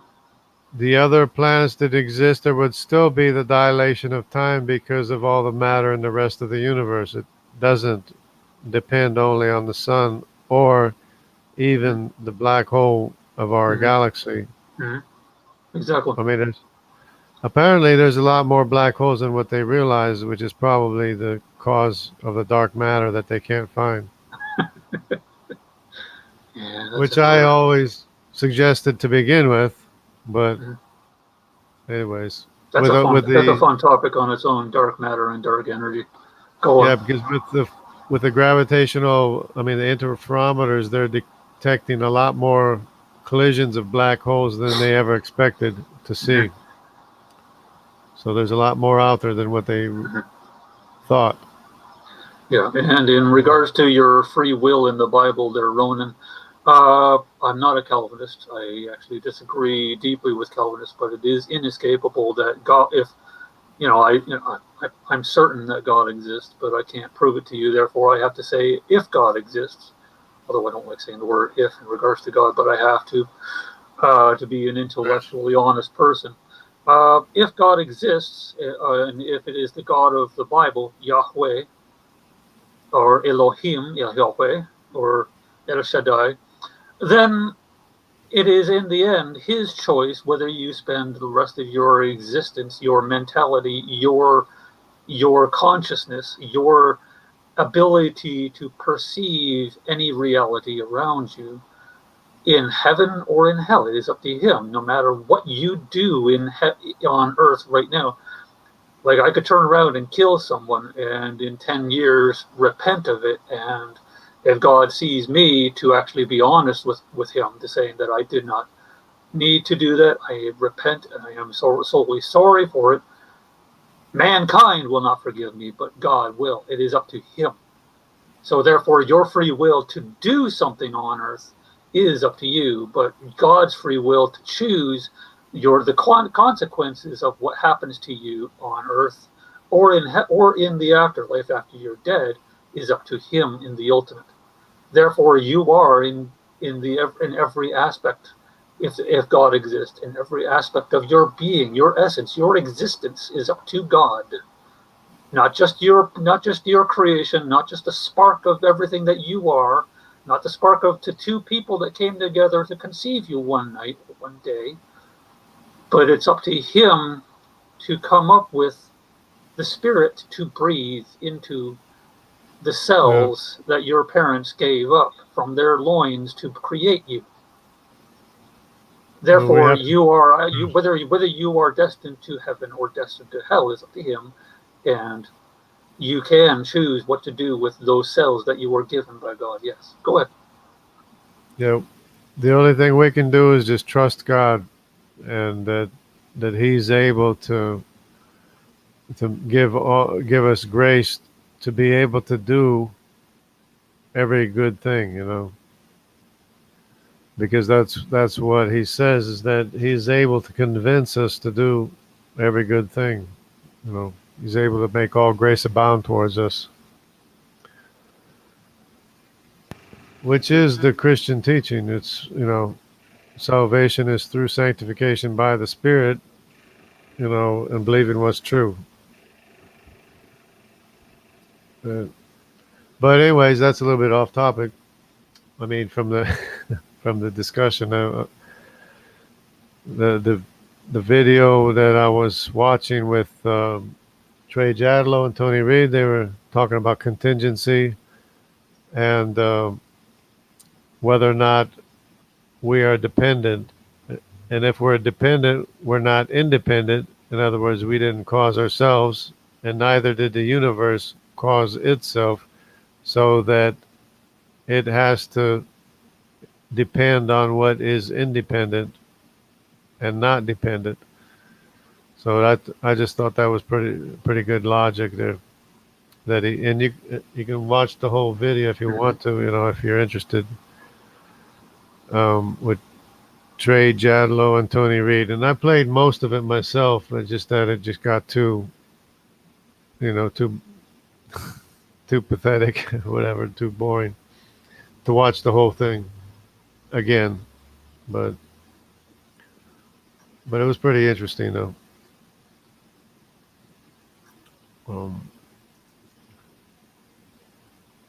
I speak to my cells daily. You give it the proper nutrition. You give your cells the proper nutrition. No worries. SFT did the same thing yesterday. Super chat. Okay, yeah, I got dissed big time. I went to Sam Shamoon's live hangout, and he kicked me out. He blocked me out. I have no idea why, but he was kicking everybody out. I mean, all the atheists. I mean, the Islamic people. So I have no idea why he kicked me out or anything. Just friendly fire, I guess you might say, or whatever. Well, have you had previous engagement with or interaction with Sam Shamoon? I don't remember anything specific, but so essentially he was being indiscriminate. I was also in a live stream with the what's his name? The other guy, the other apologist that hangs out with him. Not David Wood, the other guy. Vocab Malone. Vocab Malone, yeah. And he, I don't know if, I think he kicked me out too. I don't know why. Or he's made some kind of remark or something about me. So, but maybe he didn't kick me out. I don't know, but maybe that was because of it. I don't know. I have no idea. But it didn't. I wasn't trying to be, contrary or anything. I was supporting him and everything he said, and somehow he thought that I wasn't. I guess I don't know, or he doesn't know me or whatever. It's just one of them things. But it's not the first time in my life. It's the story of my life, you might say. Yeah, it's best not to take it personally, man. But anyway, no, he was doing a pretty good hangout too. It was just that he was kicking any little thing that the Islamic people were saying. He would kick them out, and he was on a roll, and he just didn't like something I said, and what I was posting was in support of what he was saying, and I just posted it too much or something. I don't know. He kicked me out, or had me kicked out, or whatever. But I don't know. Whatever.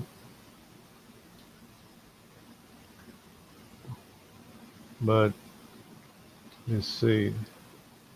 Lots of nuts. Okay.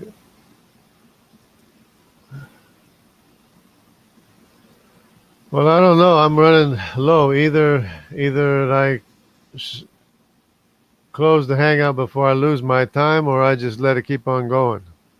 The hangout. What do you think? Well, the philosophy of physics and the dependency of our natures is an interesting topic. But I don't know how much further. I don't know how much further we can go that we haven't already exhausted. Yeah, we could change. You could change the subject if you want. I suppose it wouldn't be a problem. Nah. Here we go. I mean, there was a topic that I was about to come in to respond to. Chris, are you there?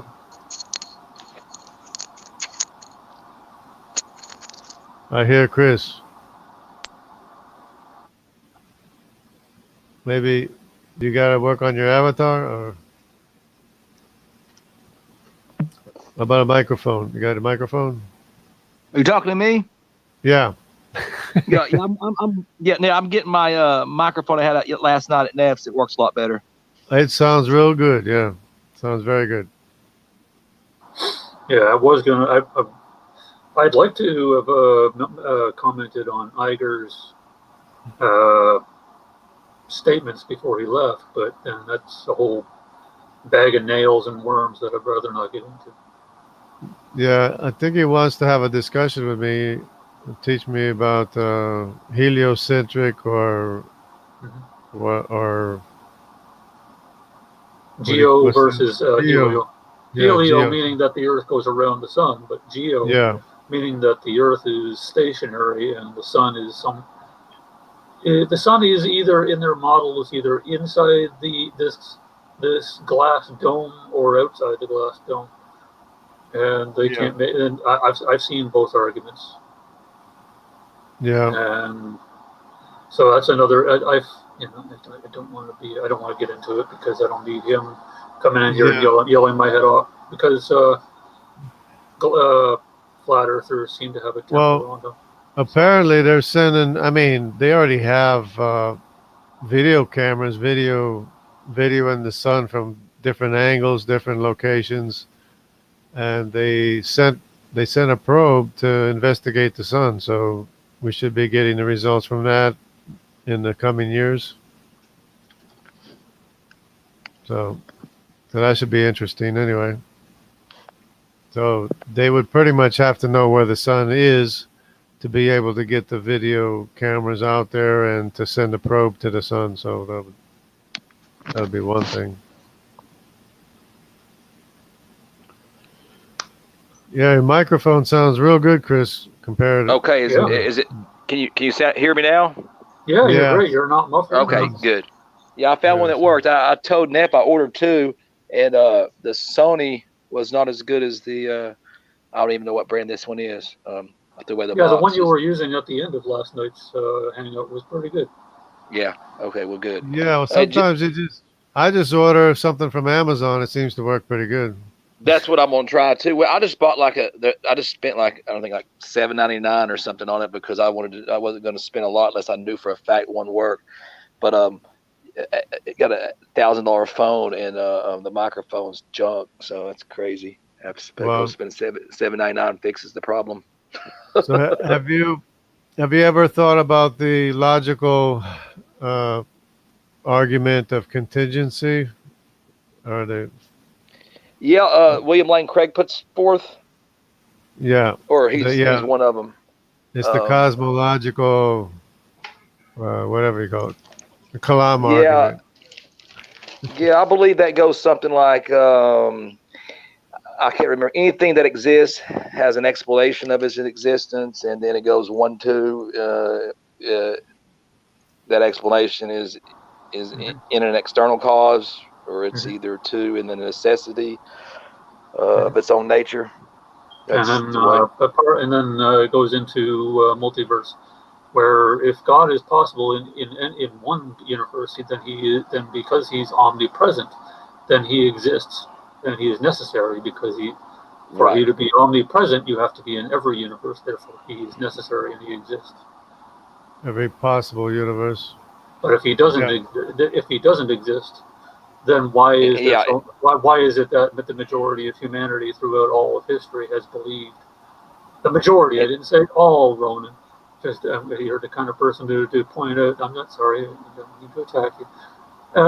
To point out, But anyways, that the majority of humanity has believed in something beyond natural, beyond logic, beyond physics. That must be either the originator of everything, or a necessary parallel the agent. uncaused cause. Yeah, or And a parallel agent to everything. So God couldn't be created at the necessity of his own nature, because that would be a logical fallacy in a way. Because so it's you always you have to have something that was always existed. Now it can, as far as we're in this universe, outside of this universe, who knows? Because time is a created construct. You know what I mean? So how that works, is it only linear? I mean, probably just in this universe. I would say in the realm that God exists in. I don't even know if he's definitely not bound by time, so I don't even know if time Yeah. even Well, I was exists. watching this video. From Trey Jadlow, Trey Jadlow and Tony Reed. You know Tony Reed is right. He's the one that says creation has taught me real science. Oh no! No, I don't. I mean, maybe I do know him, but I'm just not right off the top of my head from that statement. But go ahead. Yeah, he makes a lot of videos really slamming creationists and saying he brings out peer review articles and tries to debunk everything that creationists are saying. So he agreed to have a live discussion with Trey Jadlow, and it went down pretty good. And that's what this video is earlier about. And what Trey Jadlow was saying is that everything that exists in a physical thing is dependent, right? And it can't be independent if it's dependent. The existence is dependent on other things, and those other things are dependent on other things. But at some point, something has to be dependent on what is independent, right? So that was his argument. It's pretty interesting. Yeah, if not, you get an infinite regress. I mean, Right. and that makes sense. I mean, that's logical. I mean, Yeah. Whereas my argument was that all power comes from a greater power, and eventually you have to arrive at the infinite power, which is God. right. Nicholas, I think his name's Nicholas something, the Messiah. I forgot. I'm sorry to forget his last part of his YouTube name, but he joins the chats over at with Logical Probable and Smokey Saint. Yeah, we gave. He went into one. I sat there listening. I just, as it was a closed. He was having a discussion, I think, with Snake, and then they, I believe, let me in at the end, but it was getting a little too complex with it. That's this is exactly what you were talking about, the contingency argument. I said it sounds an awful lot like that's what you're going for, but you're making it a little bit more harder than it needs to be. But it was, like he said, he wasn't really trying to make an argument. It's just some of his thoughts he was having. So I understand that. That's pretty cool. But Tony Reed was all over the place trying to understand what Trey was saying to begin with, and making all kinds of. He would make a statement, then he would go back on it and try to restate it and say he didn't say it, and then it was all over the place. But it was pretty funny to watch. So I highlighted most of what the video was until I got tired of it, and I just quit. Well, I seen that in your chat. I didn't see a link to the video, so I'll have to look for that. Yeah. Ronan. Yeah, well, I guess Ronan's behaving himself pretty much. I don't know. Well, I mean, I could make a whole point about everything that you've been saying. You all have been saying. We're ignorant. Our species is very young. We did not know at the time, so we conjured a god and used that position, if you will, to impose an ideology on others. But that's not what I'm not just saying the Christian God. That wasn't what the logic was, though. Any God that our species has conjured was based on. Did you conjure your existence? Finished. Did you conjure your existence? Did you conjure your being, your existence? No.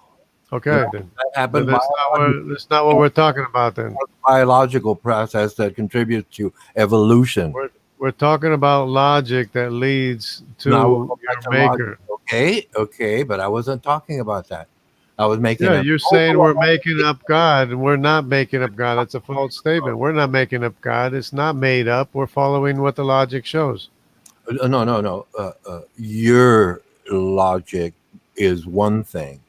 I have a different perspective, which You said we conjured up God. We did not conjure him up. You're interrupting me. No, but you made a false statement. You made a blatantly false statement. You said you conjured up, or we conjured up God, and that's a blatantly false statement. We looked at the evidence. We saw the evidence. We observed that there is something that's not contingent, like the rest of the universe is contingent. Again, this was my perspective, something which is false. To. And I have even finished a false perspective establishing the framework. No, but you're blatantly false, though. It's not conjured, though. You're making a false statement. It's not conjured. It's observed. We're following what the evidence is in multiple avenues, multiple ways. Multiple lines of evidence that lead to God. Again, we're young species with higher order thinking skills. We did not know at the time. So we conjured or deduced. How's that? We can deduce something else is out there. We don't know what it is. Yeah, they were called powers. Let's call it God. Okay? They were called powers. They were called gods. But they were not conjured. They were observed. Gods, forces. Again. Forces, powers. Okay, that deduction is of the mind, right? Not reality, not science. Science tries to figure out what it is. Theism basically assumes the conclusion. Okay, and that is normal because just watch child No, behavior. That's basically what we're that's doing. another false statement. The ideas are congruent. What? It's another false statement. We didn't make Oh, up things. wait a minute. These are my statements, and I haven't even finished my presentation. Yeah, because you're making false statements. By now, but I'm just enjoying the moment for what it is because of who you Yeah, are. I know you are. I know you are. Yeah. But see, that's the great part about it. I know you can't prove me wrong. I know this, and I No, can you don't. explain it in detail. No, you don't. I can parse minutia if you prefer me to do that. And you know what? At the end of it all, it Because really comes down to whatever you want to believe that because volcanoes are real, right? whatever you want to believe that makes you feel connected to your surroundings. Are you know, volcanoes real? and feel accepted because you're a unique Ronan. entity like I am. I could be from another country with another religious base. Ronan, But the point is, if my God gave me that feeling of certainty, so to speak, like you have now, right? Both of you are happy. That's the point. Are you? No, I'm following the logic, Ronan. With what you've developed over time as part of your character. That's my simple question. Are you happy with what you believe in? If so, great, I support you. You know, Ronan, but of the mind, not reality. Yeah, Ronan, you have a mind. Are volcanoes real powers? Are they real? Yes. Is lightning real? Is it a real power? Yes. Lightning Are is real. kings real? Are they a real power? Are kings? Kings, are they real? Are they a real power? They are in power. Yeah, they are a real power is real like power. the electricity right there. But what? Yeah, they have and all power comes from a greater power, right? No. Yeah. All power is organic. It's nature in and of all itself. Power is given. It's given. We have a constant in nature that it's given. Light. It's given to us, right? What's that? All power is given to us, right? And then in this universe, power can't create itself. Right. What? Okay. Again, if you're in the position of the conclusion, that's one side of it. I accept that as part of the mind because you can't prove it. No, it's logical. It's science. To you, and I don't have any issue with that. It's science. The difference is based on who you are and what you believe in. How do you interact with others? Do you have integrity in what you believe in? Do you? Great. That's where I can chat with you. But there's other people who are theists also that I'd prefer not to chat with because they don't have integrity. Again, in reality, what do you do with what you believe in? What do you do? And that makes a difference. That's the difference between the mind and reality. Again, I'll talk to you. I enjoy chatting with you, even though we disagree. Yes. But there's other people, I've chatted with them. Nope, they lack integrity as so-called theists. Okay, fine. I just avoid that because I know there's good and bad in every. Now you're saying they don't have integrity? Yes. I have never heard you curse me, and I doubt I ever will. I never heard you go ad hominem on me. But that's that's your nature. You have integrity. Okay, you have integrity in spite of our differences. You have integrity in what you believe in, and I can respect that. But there's other people, other theists, like there's other atheists I won't chat with. Okay, these guys don't have integrity. They're the radical fringe of. Is it because you won't, or they won't let you? Huh? Is it because you won't chat with them, or is it because they won't let you? No, it's because again they lack integrity. You're sincere about what you believe in, and I can explain it away, so to speak. Yes. But again, there's other things that I don't want to talk to. Same with other atheists. I was trying to post in Sam Shamu's live chat, and he for some reason he got me kicked out. Again, you may have said something that he found disagreeable. Okay, I don't know. I don't know. I would have to hear it. I guess he thought I was trying to preach or something. I don't know. No, I don't know. I mean, I get removed all the time, for not. Yeah, but What? it wasn't because I didn't want to talk to him. It was because he didn't want to talk to me though. Okay, for whatever reason, I don't know. That's between the both of you. I don't know. Again, that's not for me to say anything about. Okay, But like I said, you have that sense of integrity. I can respect. I chat with you, and we disagree. Great, but again, you've never cursed me out. You've never damned me to hell. You've never gone ad hominem on me, right? Right? I mean, you raise your voice at me because I try not to. But no. That's normal.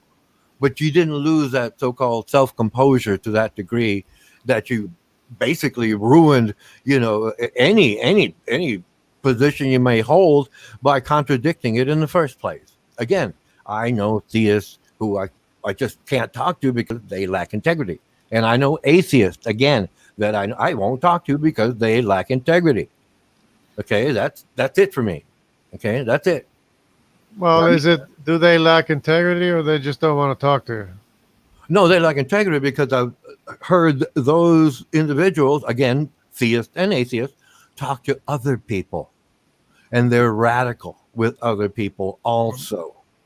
Okay, Maybe they want not like just because it's me. I'm just one person, man.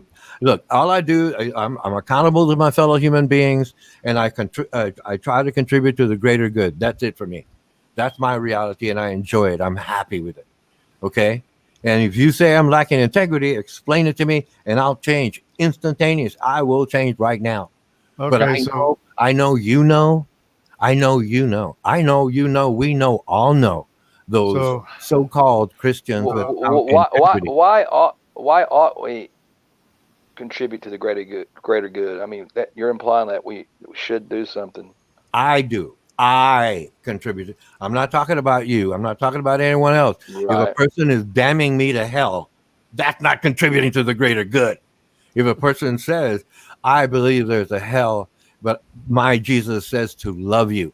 Now, hey, that's integrity. That's respect. That's knowing the difference. That's acknowledging the difference. But no Christian has said that to me, and I would like them to. And I'm imagining, because my whole family is theist, okay? And I'm imagining that's what somebody would say to me if they were a Christian with integrity. This is my belief system. I respect Muslims. I respect the Jews, the Hindus, but this is my belief system. This is my God. This is my spirituality.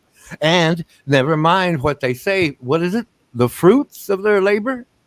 How do they behave? How do they interact in society or online, since we're here? Again, I know theists who are okay. Do you judge their motives? Huh? Do you judge their motives?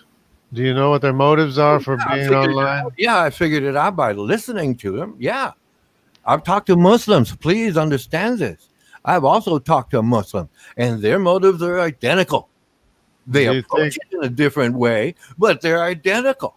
Do you think that I've been invited by Jews to join them?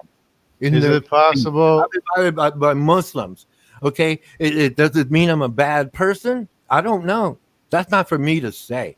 Is it possible for them to care about what you say and what you think and what you believe? Is it possible for them to care about you? The thing is, whether they care about me or not, the wiser would listen to every side of a story. And that's my motivation. Do we listen to every side of the story? Issue. And do we listen? Common threads. What? Do we listen to every side of the story? A wise man would. Do we creationists? Do we creationists listen? A wise man, no, sir. Do we listen to every side of the story? Better than I am. What? Do we listen to every side of the story as creationists? No. You want to believe only your side of the story, and that's okay. because You think that we don't listen to your side of the story? only wants their side of No, the you're story. not. You're not being sincere, Ronan. You're not being sincere Oh, because we listen to everything you guys say. right there, I noticed a little tinge of aggravation. We listen to everything you guys say, and you accused us of not listening to what you say. I mean, you're on here. I didn't kick you off yet because I'm listening to what you have to say. Right. But I'm But if you reasonable. keep saying stuff like that, that's a good reason to kick you off Oh, okay, go ahead. because we do listen to what you said. You're on here, jabbering, I And- was. and you're saying we're not listening to what you have to say. Well, put it this way. Do you realize that there is a difference between the mind and reality? It's Do a you yes think- or no. do It's you a yes or think- no. Do you think I don't know the difference? No, it's a question. Do you? What kind of question is that? No. You The must question is, think please. that I don't know the difference between mind and reality. No. I was asking you a question. It was a simple. I used to be schizophrenic, Ronan. I should know the difference between the mind and reality. I just want you to say yes or no, please. But Do you you just asked me the question. And if anybody should know, I should know. Well, yes. Right? Answer me with a simple yes or no. That's all I'm asking for. Should I know the difference between mind and reality? Should I know? Well, put it this way. I If understand. I used to be schizophrenic and I got better because I No. Everything I've been explaining to you is acknowledging that I do understand there is a difference. Your mind and the mind of a Muslim or a Jew or a Hindu are different minds who believe in the same concept, a God, in their own words. Okay? Well, accept okay, how that do you define your God? mind, How do your you define mind, God? not Do you reality. know? Do you know how we define God? How do you define God? God is powers, the power. Gods are defined as powers. Okay. Okay, do powers exist? Okay. Yeah. No, Yeah. no. See, Yeah. no. Yeah. See, this is where you're conflating the mind and reality. Do Powers, powers reality- exist in reality? In reality, do powers exist? Yeah. Well, yeah. Yeah. Okay. So natural gods powers, exist. Huh? So gods exist, right? No. And where do they get You their said in power from? reality. You said in reality. Where do the gods get their power from? They get their power given to them, right? Okay, Their God. power Wait a minute. You comes- just said gods were given power. Their power comes from a greater power, right? And where does all power come from? It's the independent, the thing that's not contingent, that gives us our existence, right? Okay. It takes. Okay. Do you know? So you know it takes- we're not just making things up. No, you're not. You believe. We're not just it. telling stories, and we're No. telling you what the reality is, right? No. Again, because you're not saying- what- It's not what's in your mind or what's in our minds. It's what the reality is, right? Well, the reality, for example, a power could be lightning bolt. Okay, we can say, "Hey, that's what I energy. said. That's energy." We know. That's we what I observe it said. as energy.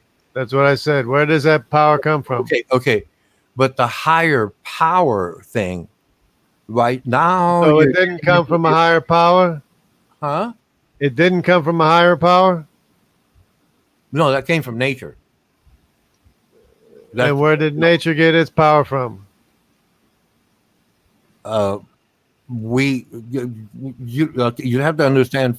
You understand physics, do Right. you? Okay, no. See, you're trying to conflate the mind and reality. In reality, we have science. In the mind, you say there's a greater power, but are incapable of producing evidence that can be measured, for example. And that's perfectly acceptable because those are part of your emotions. No, it's not. It's Okay, what I that's your observe, right? emotion. Again, we're young species that did not know. It's And what I we- observe, We Ronan. deduced It's they not. got. It has nothing to And do with my science is emotion. inductive. What? You're making a false assertion, more false accusation. It's We're not deducing. It's a what I deduction. see. Hey Ronan, my God exists and you can't prove me wrong, so there I win. Okay. See, Ronan's being nice. Look at that. Yeah, I'll just chime in really quickly though that even though the Muslims differ in their own worlds, they debate about what they believe and whether or not they believe in the God of the Bible or not. It's not really my point is though that the God of the Bible himself declares from the beginning that he existed before time and before matter, before energy, before space, before spirit, before anything of the laws of physics were to take place. So for someone to say that, we can't surmise or understand or recognize or deduce by science or any understanding of the mind that a God exists because physics doesn't necessarily give evidence or allow for it. The God of the Bible is not dependent and contingent on physics. He is not a being of spirit that is created out of physics. If time and energy and space and matter and everything that exists within the containment of the universe, everything. And by the way, folks, the spinning galaxies are not the universe. The universe is the expanse of space that the galaxies and everything else in the cosmos persists. If God is the one who created energy, then He's the one who created space and time and matter. Then He doesn't exist, and He doesn't make his dependency of existence on what He created. Therefore, we are trying to use science to find God, and it's like someone trying to find. It's like a novice detective trying to find Professor Moriarty. As an example, and it's a fictional character, obviously. But if to use the example, Moriarty was a good 5 or more steps ahead of Sherlock Holmes, and Sherlock Holmes was a revolutionary in his mind. He was, if he was real, he was obviously fake. He was a fictional character. So you're trying to you're trying to catch up with a being who doesn't exist within reality by finding evidence of his existence in reality. Not you, Ronan, but those who are thinking of that in that term. Whereas the rest of gods are explained. Oh, he's in the clouds. He's the God. He's the one that made the earth tremble. Oh, he's the one that made my wife have a baby. Oh, he those are gods that can be explained by physics and the laws of reality and logic. Whereas the God of the Bible says that He existed before darkness, before light. Again, that position is based on conclusion, okay, derived from deduction, because there was no science at the time I'm laughing too. to measure to measure a God. There was no science. We didn't know what we know now, and understandably so. What do we know, Ronan? What do we know? What do we know that's contrary to that? No. Because of emotions. He's not going to answer. Survival is a fundamental trait to existence. Okay. The other one is procreation. That's it. You cannot exist if you cannot practice those two things. Ronan, communication is a two-way street, Ronan. Ronan won't answer questions because he just wants to talk. He just wants to say dumb things on top of dumb things. Am I pronouncing it correctly? I want observable science to prove something that can't be proved by observable science. This is Ronan. Ronan, like you are like really truthfully, bro, you are like painfully dumb. Like seriously, when you come into a room and you make these types of arguments, like it is painful for us sometimes. Like you say the types of things that like we expect preschoolers to be able to get sometimes. And so like when you come over here and you're arrogant about it, see, this is the issue, Ronan. Like if you were actually like coming in here with an understanding of like, I don't understand how all this works. You guys seem to be on top of it. You guys are talking at this level, but you come in here like you're going to instruct us. Like you're going to condescend and say, hey, this is how reality is. And when you do that, you're making these assertions. You're saying, you know that all our gods are fabricated.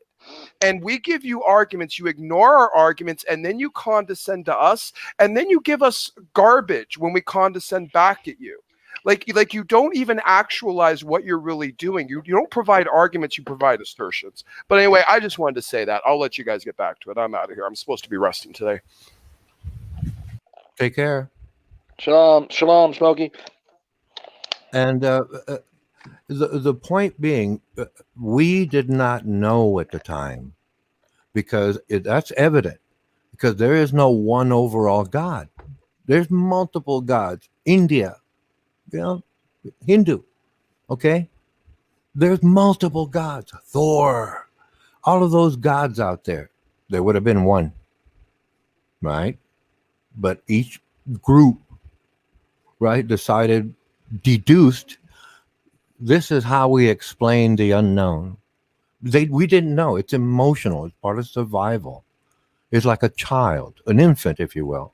We're toddlers currently, okay? And the whole idea is based on emotions, and that's okay, because emotions are a way to guide our behavior, okay? That's the way we do it. That's nature. I mean, a pride of lion has those morals to work together to get something accomplished, existence.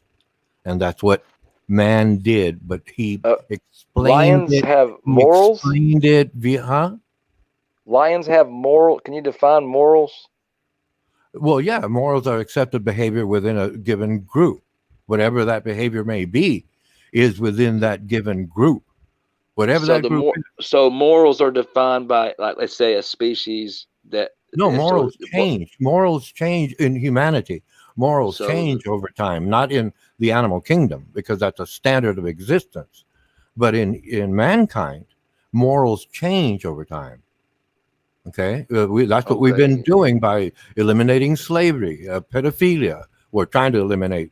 But you don't see a problem with that in the fact that if what society says accepts as a consensus is basically what you're saying. Well, that's what that society did in that time in history. I'm not saying it's right. I'm not saying it's wrong. Right. You're always trying to better society. That's what we do. That's what we all do. Okay, but we're ignorant. Again, we didn't know at that time. Now there's a lot of people that aren't trying to better society. They're doing the opposite. Well, yeah, there's a lot of people that want to change it because obviously that's part of nature too. I mean, I saw a video one time, right? It was parched, dry. You could see, the cracked earth, right? And all of a sudden, the yearly rains came in, and then a whole bunch of frogs came out. A whole bunch of them. They're all the same species. However, some of those frogs were oversized and cannibals. That happens within a gene pool. And same thing with humans. There are some of us who want power, total dominance. And there's most of us want to just get along. And you notice it. It's right there in front of us. Some of them want power. And most but in of our worldview, in our worldview, we believe that you're built within you. God's put that that ability to distinguish right from wrong. That's built in. We're not hardwired. We're not hardwired to act in a certain way. We can change what we believe and do. Well, yes, you can change. You can change what you believe and do. Yes, it's possible. Yes, everybody does that. Some people change and decide to believe in God and follow that path for their life's goal, and that's great. What are they doing as they go down that path is my question. How do they interact with others? How about this, Ronan? What determines what you say and do and believe? What determines that? Oh, I stepped on myself. What determines what you do? That would be the individual degree. That would be the individual degree of awareness of their surroundings and how much they know at the time. What you do and what you say depends on what you believe, right? Right. Okay, so it would stand to reason that if you believe the truth, that you're going to do what's right, right? Well, look, I agree with you in your position. From your position, I agree with you. However, I look at facts. So if facts prove me wrong, I'm going to change my mind. That's it. Now, if I Exactly. believe in the So that's truth, why- which is what I want to believe in, which is a That's given why we perspective, focus on that's the wrong. facts. That's my mind. What? That's why we focus on the facts. Well, no, that would be no. You said truth. There's a difference between the truth. No, there which is isn't. from a given That's perspective semantics. and facts, It's which all the is same something thing. everyone can verify. What? It's all the What same we're thing. saying- Facts are what's true. Yeah, what we're saying is it like when he's speaking of facts, like let's say the abiogenesis that Right. we're saying it's a fact that you cannot get life from non-life, and thus you have to have some intelligence to front load the DNA, which cannot come about naturalistically. It has no naturalistic explanation. So therefore, a power above that of intelligence had to kickstart that. So if you start from that, if you start from there, okay, go ahead. Then you got a power above. No, but you were saying to the point. Okay, based on what you just said, I can make this statement: God proved abiogenesis when He blew life into clay to create Adam. If God is real, God proved abiogenesis, something from nothing. You're confusing definitions, By blowing life into clay to create Adam. You're confusing the definition about Genesis. No, that's there is a literary device there. We're not necessarily saying that he just poofed Adam into existence. He might have, but we're saying that. Well, that's something from nothing, is it not? The way you just put it, poofed Adam into existence is something from nothing. I'm not saying that. I'm just saying if you went with that argument. That's exactly what that is. Poofing something from nothing. A fancy word is abiogenesis. Remember, I'm not making up words. I'm not trying to. Well, we're here, right? You agree we're here, right? It's from power. This is reality. This is here, reality, the now. Yes, I agree. We're here. Right. We're here. We're thinking. We're talking. Okay, but if you rewind the tape and go all the way back, okay, I'm not necessarily arguing that I was just saying for argument's sake, if he poofed him into existence from, like you were saying, if you rewind the tape back, then okay, that there is a higher power that created us. See what we're saying? Again, that's assuming and it's a conclusion. But science, that's in the mind. Again, in the mind, because it cannot be proven real. Science does not assume the conclusion. It's organic. Science we're not saying we can prove it scientifically. Okay, again, so it's of the mind. I accept that. I just explained some minutes ago that we are feeling, thinking creatures. And we had to. But that doesn't mean we don't have a strong argument from deduction and. No. You put it this way: if theists overall were to apply it and do what Christ said, pray in your closet, let your light so shine onto man. I mean, before man, not onto them. If Christians did that, and I know plenty of them with integrity, yeah, but you got the fringe element, like any other group, that's going to be radical. Okay. And it's up to you to police your own. Okay. It's up to you because you accepted that belief, discipline, if you will, and have that as your guiding light, if you will, a lamp onto my feet, I believe the phrase is. And that's a good thing. Again, it's emotional. Yes, it's a good thing.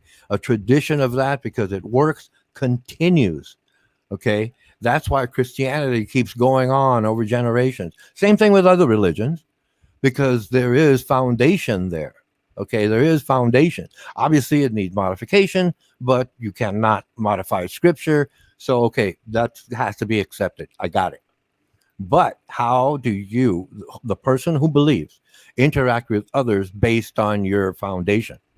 That's the point in reality. Otherwise, again, it's of your mind. I appreciate how you look at it. I understand, the principles, fundamental stuff. But again, after all of that, how do you, the theist, or Facts. how do you, the Facts. atheist or theist, interact Facts with others? Our reality. Reality are facts. Is the facts. That's the Oh reality. yeah, but you said that you keep saying the But truth. but Again, you, I you agree with but you. but I'm The saying if you're truth being is of on your if you're mind, huh? if you're being honest, then okay, we're here, right? You agree with that? Okay, What's well, your yeah, explanation? What's your we're explanation? What's we're your here. explanation of why we're We're here? here in reality. Our minds are representing us as we speak. From my background, from your background, we're sharing perspectives. Okay, I can accept yours, understanding why you do that, or a Muslim, or a Jew, or a Hindu, Are or you anybody. are you a naturalist? I mean, I don't even know what your position is to even Oh, accept or not accept. as close as I can surmise it, I'm basically a secular humanist, but a naturalist. I support science, if that's what you mean. Yes, I support science. I mean, no. Science is Do you light, believe that we come about by purely naturalistic mechanisms? So that's it, Well, right? yeah, yeah, that would have to be. Only the universe. No, that would have. You Excuse me, that would have to be accepted after the fact. Before it's that God created it. do you After, believe the universe always existed? well, no, it had a beginning. Okay, okay, we got We had somewhere a to start. beginning. Before that is what science is trying to figure out.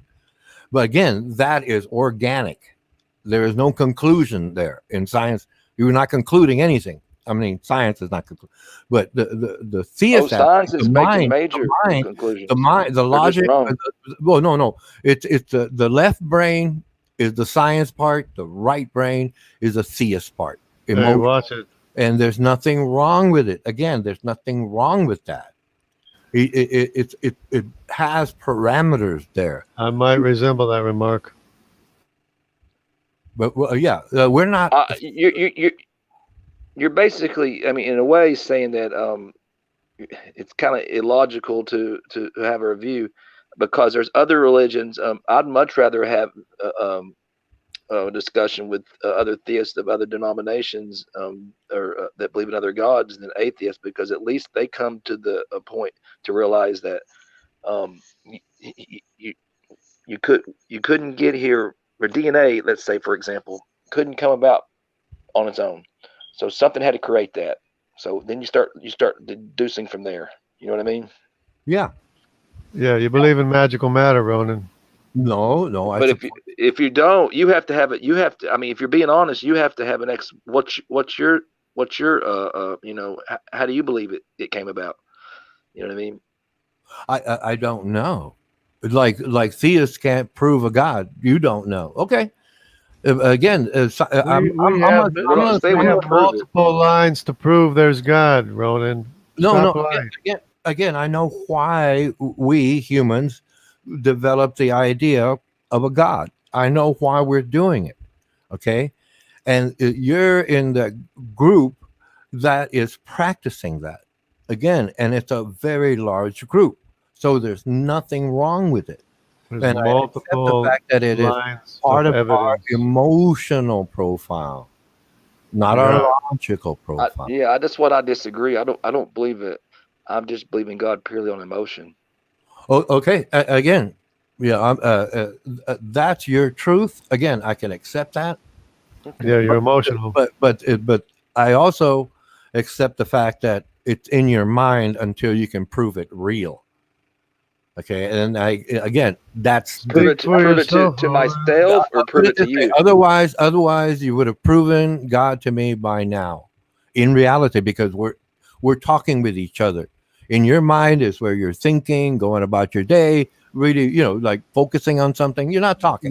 You're That's not your in mind. denial, Ronan. You're not Huh? in denial that we prove to God to you No, that you no, everything comes no, from you a made it. greater power. No, you make a claim. You say it's the truth, and that's not evidence. Yes, Again, it it has to is. be evidence has to be independent of the claimant, and you're the claimant. There's Okay, multiple lines you of need to, you need evidence to no. leading to Again, God. I understand it as part of your emotion, and that's No, okay. That's no. nature. It's That's how you reality. are. It's No, that's truth. what we It's are. reality. Luigi. It's facts. Oh, no, you It's changed your statement. facts. Excuse me, you changed your statement. It's It's the truth. facts. No, I'm not letting you go on this because you said it's the It's truth. the And the truth, truth Ronan. is, It's again, facts. it's from a given perspective. And your truth is perfectly acceptable because it is in a No, majority. absolute truth. I actually see what you're saying. You mean like, for example, like an argument from you could be like maybe aliens created us, seeded this planet, panspermia. You ever heard of that? Yes. Okay.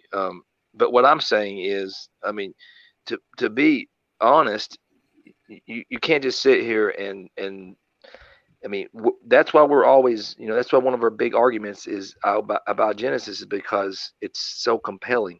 You know what I mean? And then Yes. you're going to go into an infinite regress. You know what I mean? So at some point, something outside the natural or exists. That's pretty logical to conclude. And there's various ways you can do that, but you, just whether you don't accept it, I mean, that's we can't force you to accept it, but you can't say that's not evidence because you say to prove it to you. Well, you to prove something, you give evidence. That's what they do in a court. Prove someone's guilty, you compile more evidence, and the more evidence you compile, the more overwhelming the case becomes, and then you're able to accept it because it's the most logical, probable, and plausible to steal from Well, Matt yeah. Ducks. But, well, no, I agree. But uh, intelligent design, which it was just a cover, it was a cover statement, right? Intelligent design could not prove itself in court, federal court. So again, it was Kitzmiller versus the Dover Board of Education. I forget the year, but anyway, it could not be proven in a court of law, federal court of law. And there's plenty of test cases out there besides that one, and it's still that that's the burden of proof right there. Evolution was never proved. There is that hurdle. But again, I besides all those arguments, or aside from those arguments, again, I realize that it's a deduction. It's a construct of the mind to understand Evolution It's is something a not that just construct. deduction. It's not. That's one tool. It's not just deduction, though. well no, but the idea is the man at the time had a question. Where did we come from? We still have that question, right? And No, we don't. they didn't know what we Well, know now. Huh? okay. We have a Bible that says where we come from, so that's where we're starting at. Okay, Right, right. No, that's fine. That's fine. and But there's many ways the Bible, if you look inside the Bible, like typology, prophecy fulfillment, different things that can support that. Okay, and that is also where we're coming from. So we're not just relying on emotion, as you were saying And earlier. well, and yeah, it's the that's and right. it's the Bible, Ronan. It's the Bible that says creation is evident. Okay, so that means creation is the evidence of your Maker.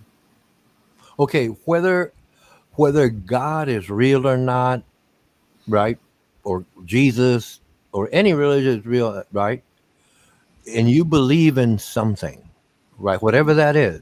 I could believe in motorcycles, hot air balloons, whatever, and you devote your life to that, and you're happy doing it, and fulfilling life in whatever you decide to believe in to get you there. That's where it's worth it.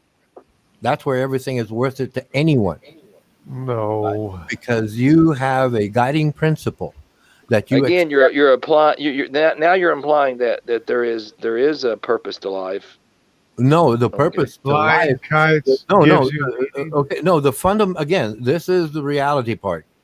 Okay, the purpose of life is Is flying survival. kites. I'd like to finish my statement. The purpose The of life is flying kites, riding in motorboats. No. The fundamental here is the purpose of life is to survive and procreate. That's it. That's the That's the whole thing. evolutionary To exist, religion. it is survival and procreation. Okay. Okay, that's in the animal good, kingdom, I'm but good. man, wouldn't you disagree? And man's different than the animal kingdom.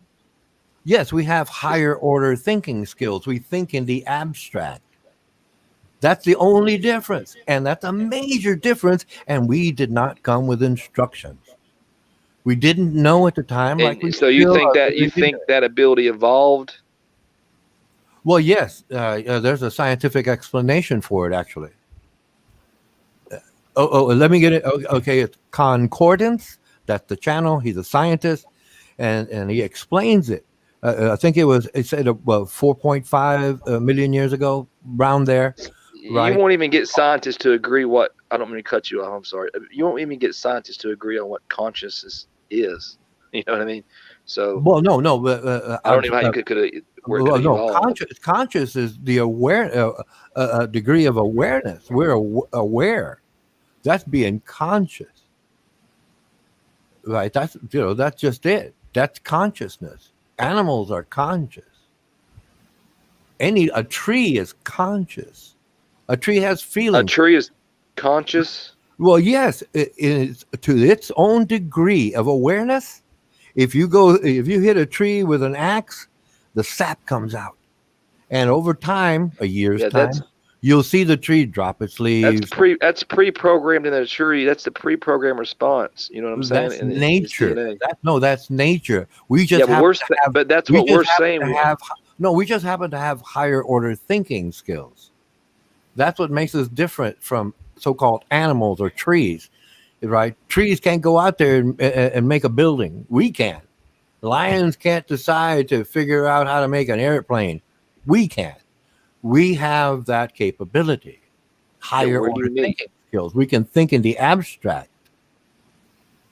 That's the point of our reality, right? We're aware to that degree, higher order thinking skills. And thinking in the abstract without instructions is problematic. And we're trying to correct those shortcomings over time. Fundamentally, those religious doctrines, they have some good ideas. They do. They make sense to me. But others are not making sense because they're kind of antiquated ideas. Slavery, for example. Yes? But again, hey, I can go forward and say, hey, look, you take the good parts here, you kind of like put the other stuff on the shelf and go on with that. Have a happy life. Great. And there's nothing wrong with that. I don't see it. I don't see anything wrong with modifying our morals. But if I had the morals of the Bible, I'd be owning a lot of women, right? But I don't. I have modern morals. And no, I don't think that right to own someone. No. Ronan, there's a question here that was asked from you. Is Mother Nature a personal being, Ronan, to you? No, that's just a label. It's nature. Mother Nature a god? No, it's a label. It's a label for something. Did Mother Nature cause you to exist? Nature, organic processes. Part of evolution. Okay. We are part of evolution. You're stumbling, Ronan. Looking at it in micro, you had great grandparents, and if you have children, they're going to have. You're doing what Tony Reed did earlier. You're doing what Tony Reed did earlier. He was changing the subject and moving the goalposts. I'm not changing the subject. I'm addressing your point because you're trying to again conflate the mind. Did nature make you, Ronan? Did nature make you? Yeah. Okay, so nature is your God. It's a biological process. So nature is your God. Magical creator. nature. Nature is your creator. Nature, if you want to get basic about it, it's a bunch of chemical reactions. But okay. I mean, well, Magical chemical reactions. no, just it's not any- magical. One chemical interacts with another chemical. It's not magic. It's chemistry. No, chemistry all clumps itself together. Ask Tony Marie. He said chemicals just clump themselves together. Chemicals don't make directed working things. Okay. So You do you know the Earth is dynamic, right? If we get it kind of like simple, you do know there are Chemicals do volcanoes. nothing more than clump themselves and together. They do not make. They things, do right? not write programming. No. Look again. You're looking at it from top down. You're looking at it from top down. I'm looking at it from bottom up. Organic. Yeah, bottom up, they just clump themselves together. Huh? Bottom up, they'll just clump themselves together. They won't make any directed working thing. That's nature. Ronan, that's fundamental chemical reaction, man. I'm getting the feeling that you believe or you think. Correct me if I'm wrong. That we are as humans, nature's way of discovering itself. Because every human, would you agree with this? Every human being has this fundamental question: who are we? Where do we come from? And where are we going? Okay, right.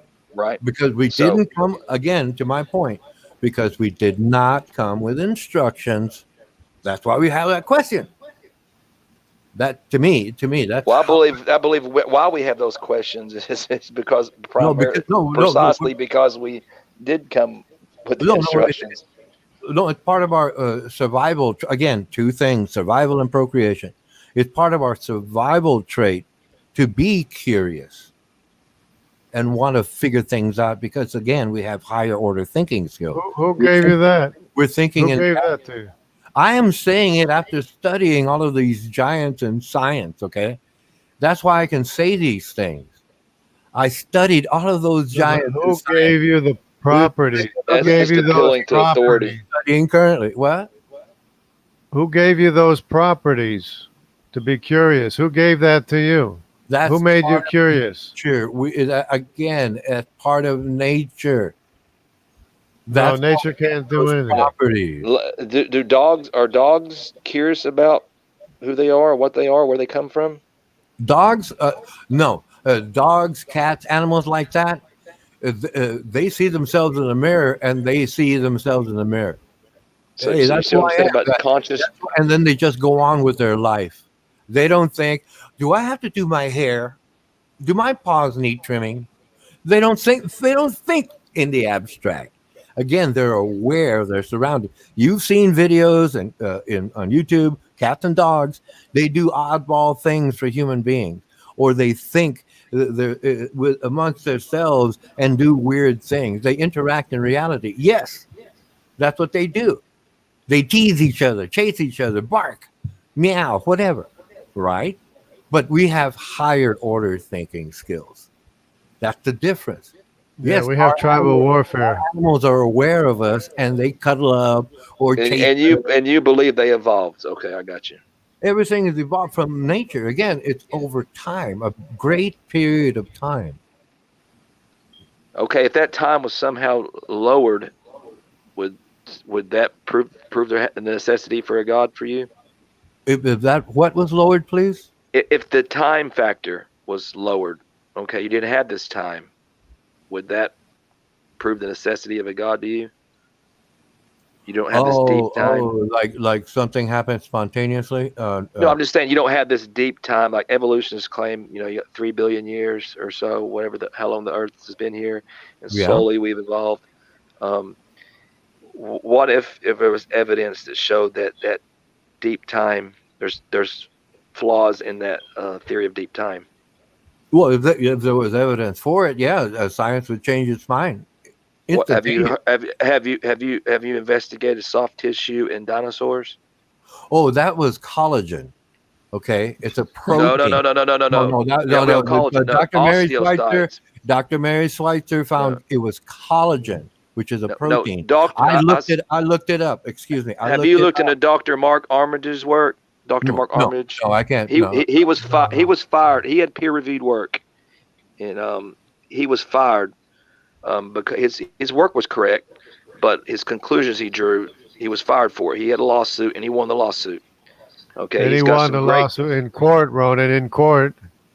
in court, and he has some great videos that just destroy. Now, Mary Schweitzer, I'm not saying anything bad against her. She's on old Earth. You know what I mean? She's old Earth. She's a creationist, but she's old Earth. But the evidence that she is putting forth when she did the iron hypothesis to preserve it, Dr. Mark Armitage directly blew that out of the water, because the iron this is too big, and he found his osteocytes, which are bone cells, in a triceratops horn, and the horn was broken and about a foot underneath the ground, full of dirt, all kinds of debris, and it was still, when he put it under the microscope, because that's what he does. He's a I forget the name of it. It's a does anybody know the name? I'm sorry, forgive me, but he looks Microscopicus. yeah, that's the word. Yeah, that's the word. And he looks at it, and he looked there, and it's not just collagen. There's actual osteocytes, bone cells, and there's stretchy material.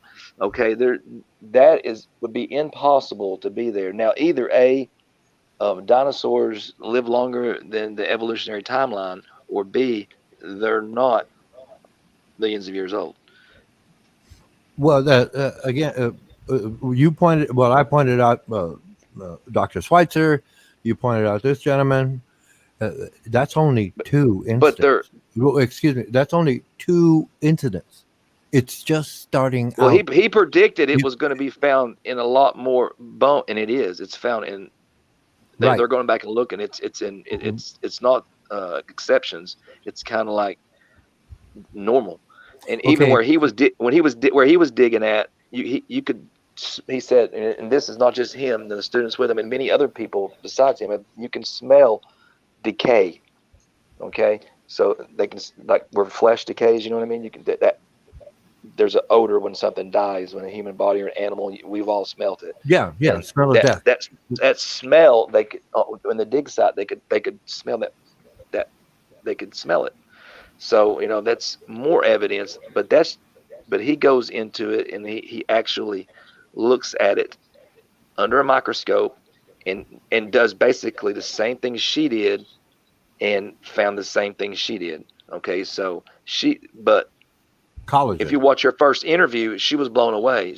At that time, she had no answer for it. Now they were offered. Her boss, Jack Horner, was offered I think $20,000 to carbonate that, and he wouldn't do it. Refused to do it. Okay, and they asked him why. I mean, pretty much he didn't want to give any ammunition to the creationists that they might misconstrue the information. Well, since then it has been carbon-dated, and you get somewhere between 60 and 100,000 years. So there is evidence, and other evidence. I'll give you. Let's say if you look at the overwhelming evidence in the fossil record, you have extinction and stasis. Okay, you look at. You find the bees, spiders, different insects, even birds in fossilized amber, and they're identical to the ones today. No change in millions of years. You have different species of living fossils that are alive today that are identical, and they're in environments where they would have had to have been. They couldn't been in a magically perfectly suited environment, because they're not in areas. Some of these animals are not in areas where they're excluded from catastrophes that would have had to have been postulated to let's say take out the dinosaurs. You know what I mean? So there is evidence. What I'm saying is you have to look at this evidence, and we're not just saying we read a book, we believe it, and just because the book says it. We have science also. You know what I mean? So you're saying that we believe that, but there's no facts. But we have facts that we're also deducing from, besides the Bible. Well, to one of the earlier points you made, you said this. I forget. My apologies. I didn't quite get the name of that doctor. Uh, he produced a paper, and you said everything was right on it.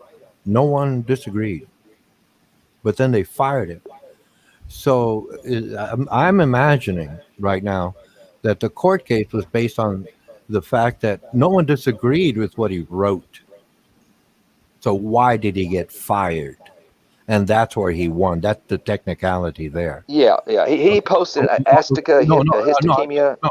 Again, I'm He was imagining. I don't know. unjustly fired. No, I don't know. Termination I was was- imagining based on the little information you had shared with me, He and I was just wanted, unjustly I fired. just wanted to make that point. And that's a problem because there are scientists that have problems with the theory and that could have more direct evidence, but they're not.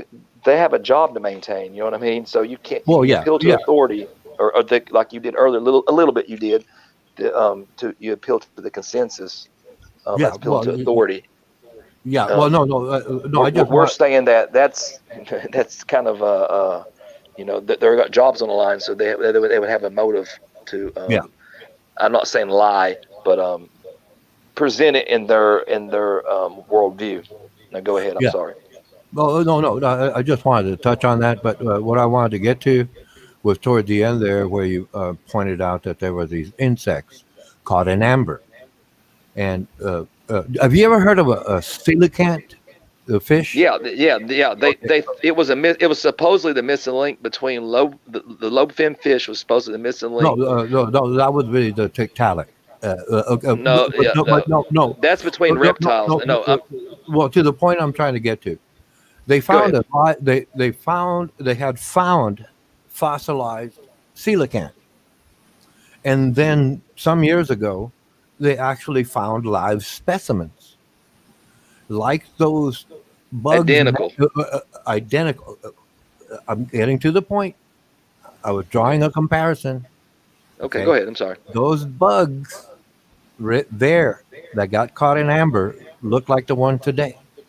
That coelacanth, which was fossilized, I love this, which was fossilized, is alive today. Neither one of them changed.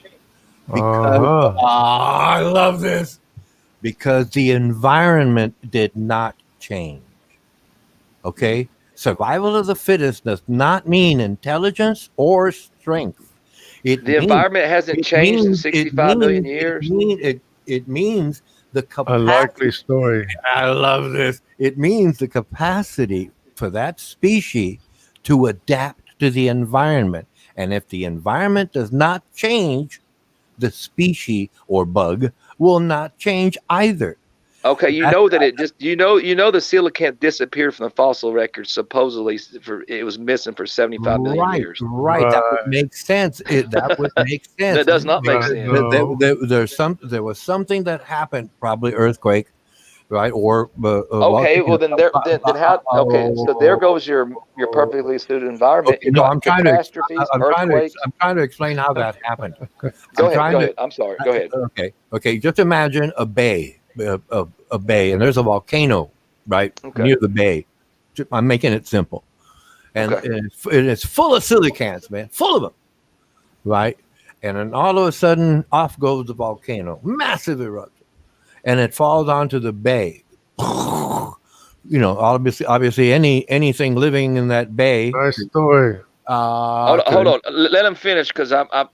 Go ahead. I want to hear. I'm gonna rebuttal. But go ahead. Yeah. Okay. So again, the volcano explodes, covers up the bay, right? And all of those coelacanths are dead, and all of that dirt is accumulated over millennia. Or millions of years, yes. But outside of the bay, there was also a bunch of coelacanths, and their environment changed.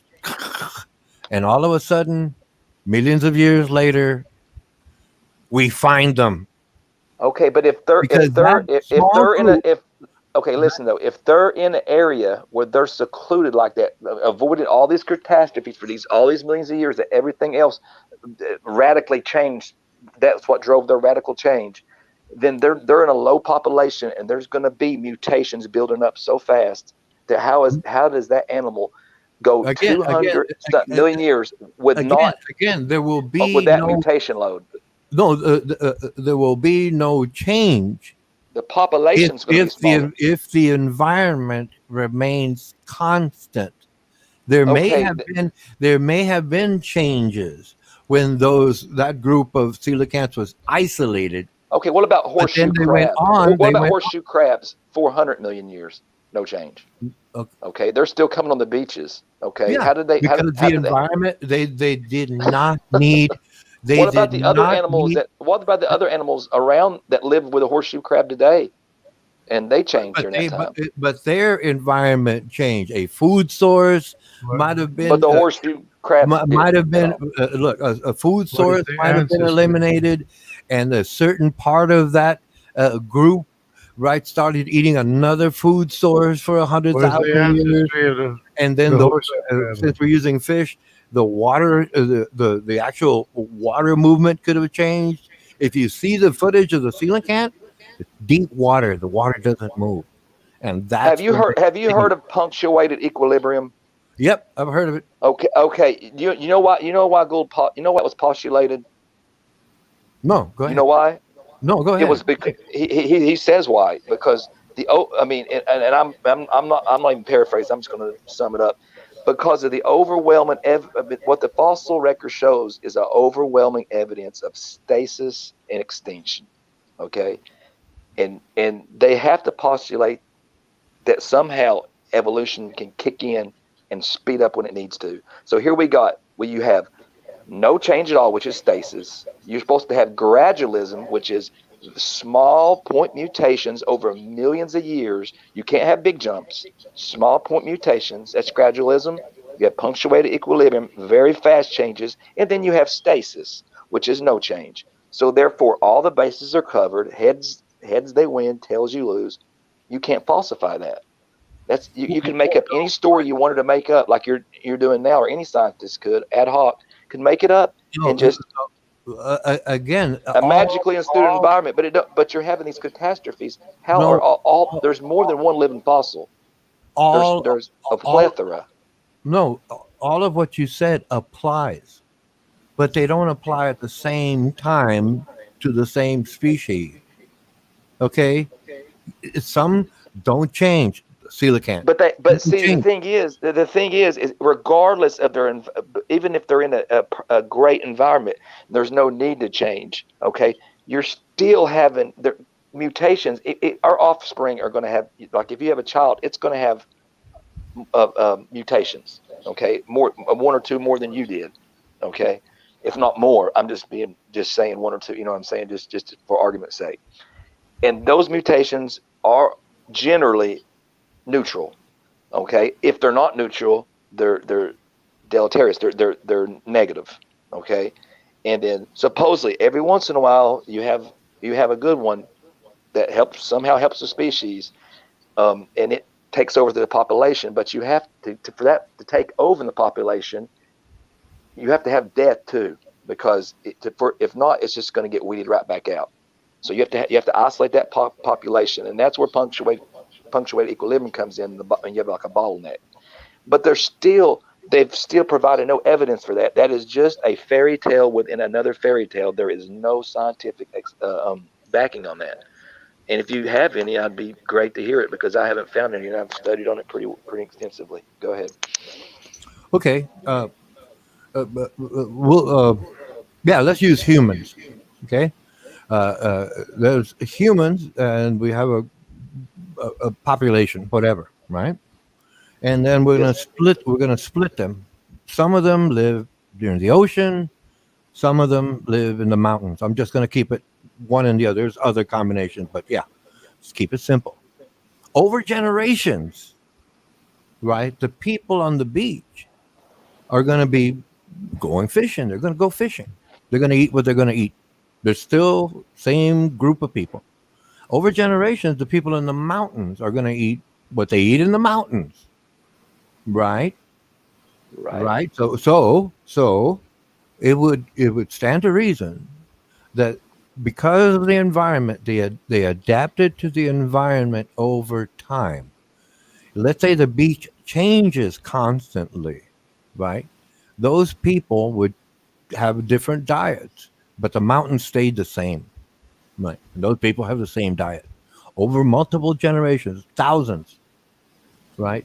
So each generation, as they go on, is adapting. Oh, we don't have this particular fruit to eat. We'll eat these other fruits. And they eat those fruits at the beach. And in the mountains, they found the apple tree, they found the bear or deer, whatever they eat. And that's all they eat. But the other people at the beach, constantly changing over generations, right? Then I get one person each from the mountains, from the beach, and I tell them, here you go, eat this. And the person from the mountain won't be able to eat it. It doesn't taste good to me. The person from the beach says, oh, okay. Why?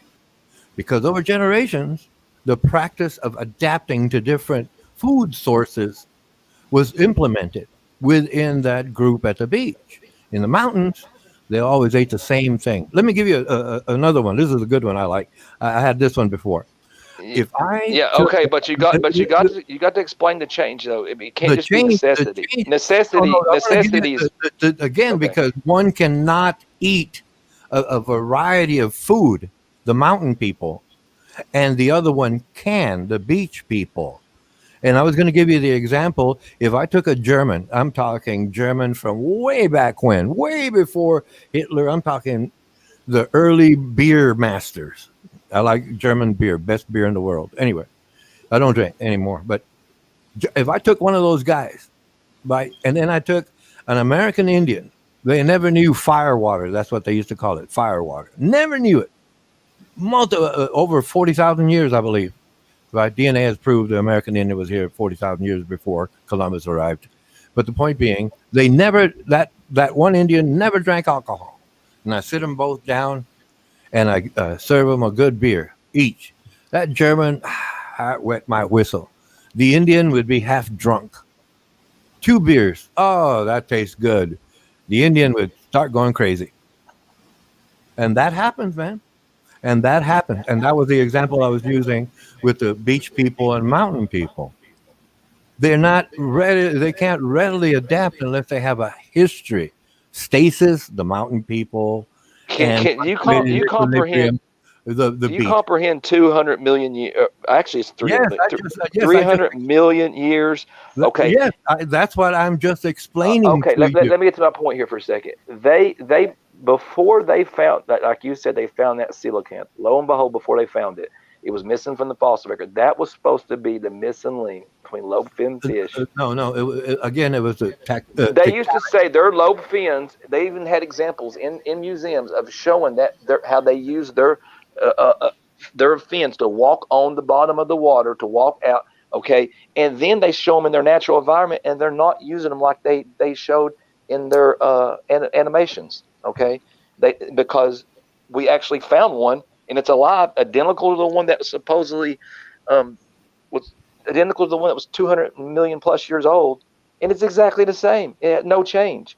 Okay, it's necessity can't, like you're talking about necessity. You know what I mean? And as far as like evolution can have no thought, no forethought. Okay, right. It's organic. Yeah, right. And then you also have mutations that are building up in the genome that have to be dealt with, because they either have to be, you have to keep breeding. If you get a lower population and there's a bunch of those genetic defects, there's a good chance they're going to pop out. Okay, and that is going to be a bad thing. You're going to get interbreeding, things like that, and that's going to change this. It should, at very least, there should be some differences in that coelacanth. I mean, something, but it should not be exactly like the one we found, and except for the size. Okay, now they'll argue that, well, we can't look inside the fossil and know that the biological pathways and everything was the same, and that's just a load of crap. You know what I mean? Because You can look, a 2-year-old can look at these fossils in amateur talking about, like a bee, and it's a bee 60 million years, and it's still the same bee, no change. And if the changes that they show are usually a loss of function, like let's say the spiders or the cave fish losing the ability to have sight, that's a loss of information. Okay, you got to explain forward information. I mean, forward movement to bring us. Again, the loss of sight is an adaptation over time. Whatever. Well, it's not really adapting. Is the fact that it doesn't need that anymore, so it's Right, not going to right, waste the right. energy. You don't need it. You don't use it. That's helps our argument, because we're saying that the genome actually, it's built in their algorithms that, okay, I don't need this, so we're going to switch this off. You know what I mean? No, But no, once no, we- no. Yeah. It's like saying you're going to run a race, right? And if you run it right now, you're not going to do too well. But if you adapt over time, you will do well. Okay. Well, let's take dogs in. And then if you meet a woman who's a lifelong runner like you are, I prefer a lifelong musician like I am. We're going to have athlete babies or musician babies. Okay. I follow what you're saying, but let's take dogs then. Okay, because we've been selectively breeding, and we know that they didn't evolve naturally. Okay, so we've done from the wolf-like creature to the chihuahua. Okay, yeah, it's artificial. Look at the information that's been lost. Look at the information we've selectively breeded, and look at the information that's been lost. It's not coming back. You'll never go back a chihuahua. You'll never take it back to a wolf. We cannot go to the lab and start breeding back up and go back to a wolf. You know why? Right. Because the information's gone. It's lost. No, it's still there. It's just been it's gone. No. That's not how gene expression works. It gets turned off. Don't make up stuff. Have you ever heard of junk DNA? That's what that is. No, it's still in the genome. Who's breaking up? Huh? I'm sorry. He's making up stories. Oh, I thought you said breaking up. Go ahead. What was you just saying just then, Ron? No. You were using dogs. Okay, right. Fine, but that's artificial. That's all artificial. Right, but the information is lost. You're not going to. Do you agree? You're never going to take a Chihuahua. No. Do you think you can breed? You can go back and reverse and breed a Chihuahua back into a wolf? No. I'm saying that gene expression, right? In gene expression, some are turned off, and all dogs have the same strands of DNA. However, some of the genes are turned off, some of them are turned on. That's how you make different dogs. And they still carry the information, but that information is turned off. Okay, that's how that works. In so science. you're denying that species no, but you can't. Information. No, it's just not used anymore. It's put in. Those are called allele frequencies. Hold on. Since we're talking artificial here, I could get a Chihuahua, right, and then mate it with a slightly bigger dog, and then mate those dogs with slightly bigger dogs, and over. Yeah, but you're going because those animals, those dogs still have the information that Chihuahua doesn't have. I will not be able to revert to the original additional information. I will not be able. You're going back. You're pulling back from that information. The closer you get back to the wolf, you're gathering more information. No. Again, that information is cumulative. It's compounded. But that sequence of genes is turned off, where others are turned on. It's called an allele frequency. Where others are turned on to give. I know what allele frequency is, but go ahead and bring that into. You guys are stuck in a bit of a rut because Ronan, you're not telling any lies, you're not telling any mistruths, you're not wrong, but the evolution, and you should know this by now, that when creationists are referring to evolution, it's Darwinian evolution. A whale to a cow, or a llama, or a tiktaalik to a whale, making the absolute claim that the hip bones in a whale are that of the vestigial organs left over from the tiktaalik, which is actually a leap in assumption and theory. But the difference between a turn off and turn on of a gene is that those genes may or may not ever actually, be, missing from that genome in the history of that animal's Okay. evolution. It's genome. And so no, hold on. Now take a human though. Usain Bolt, for what I've read, his fastest speed is approaching 28 kilometers an hour.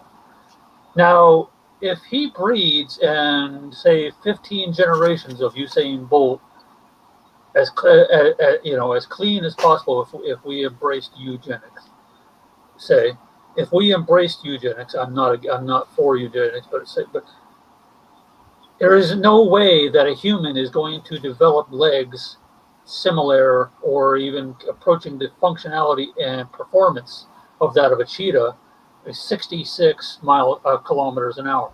There is no way that's ever going to happen. The fastest a human being would ever dream of is maybe 35, maybe, if ridiculousness at 40 kilometers an hour. But the human legs, the bones and the tendons and the joints and the muscle is never going to be able to develop in the baby's DNA to say, okay, switch this on and switch this off, and we got some new information. Now we increase the hemoglobin introduction into the tearing and the healing of the tear of the muscles to produce speeds of up to 66 kilometers an hour. That's never going to happen. That is never going to happen, no matter what your diet is, no matter how much no matter what your regimen is going to be, no matter how much, whether you train that child from, okay, so the child learned to waddle and crawl at 5 months old. You're not going to keep on, okay, baby, I'm going to pick you up, now run to the wall. Now I'm going to pick you up and run to the wall and keep on doing that every day of his life. And now, okay, I'm going to shoot you if you don't make it to the end of that wall, which is a 100-meter dash in 3 seconds. That's never going to happen. And then that child has a child. It's never going to happen. That's not how evolution works. That's not how Darwinian evolution works. So it's not. There's no amount of turning on and turning off. That's within the life cycles. I'm not trying to add in anything to compare it to the speed of a cheetah. Now, I could get a world-class runner, a marathoner, 26 miles, and I could get a cheetah and have them both run a marathon. And I can tell you the world-class runner is going to win. Cheetah can hit them. That's endurance. Now we're talking endurance, right? Why can't they get faster horses? That was adaptation over time. And why can't they get faster horses? Huh? Why can't they get faster horses than what they get? That's as fast as it'll be able to run, because it's an animal that's limited by what it is, by its anatomy. So you agree with what he was saying then? Okay, over time, the cheetah had to adapt like the human, but for different reasons. It's all associated with adapting to the environment. Not that one is better than the other, it's the fact that both exist because they adapted to the environment over time. That's the difference. I'm not trying to say a man can run as fast as a cheetah. No, I know that won't happen. That. But I'm talking. I was talking about gene expression over generation. If two musician parents got together and all of their families were musicians, the great-great-grandchildren would probably be musicians and/or prodigies. That's just adaptation. That's it. Or like running or whatever. Adaptation. I mean, Darwin's finches. The people at the beach, like I was pointing out, they ate a variety of diets. Or that German and that Indian drinking a beer, right? They adapted over time. It's organic. It can't be artificial, like breeding dogs, for example. But the point about the dogs is that those genes are turned off in a Chihuahua size and turned on in a Great Dane. Okay, that's it. They're still dogs. They all have the same information, except they're using different parts of their DNA, right, to express what they look like. That's how that works. And we can't get back to the, what is it, Canis lupus, I believe it's called, the wolf.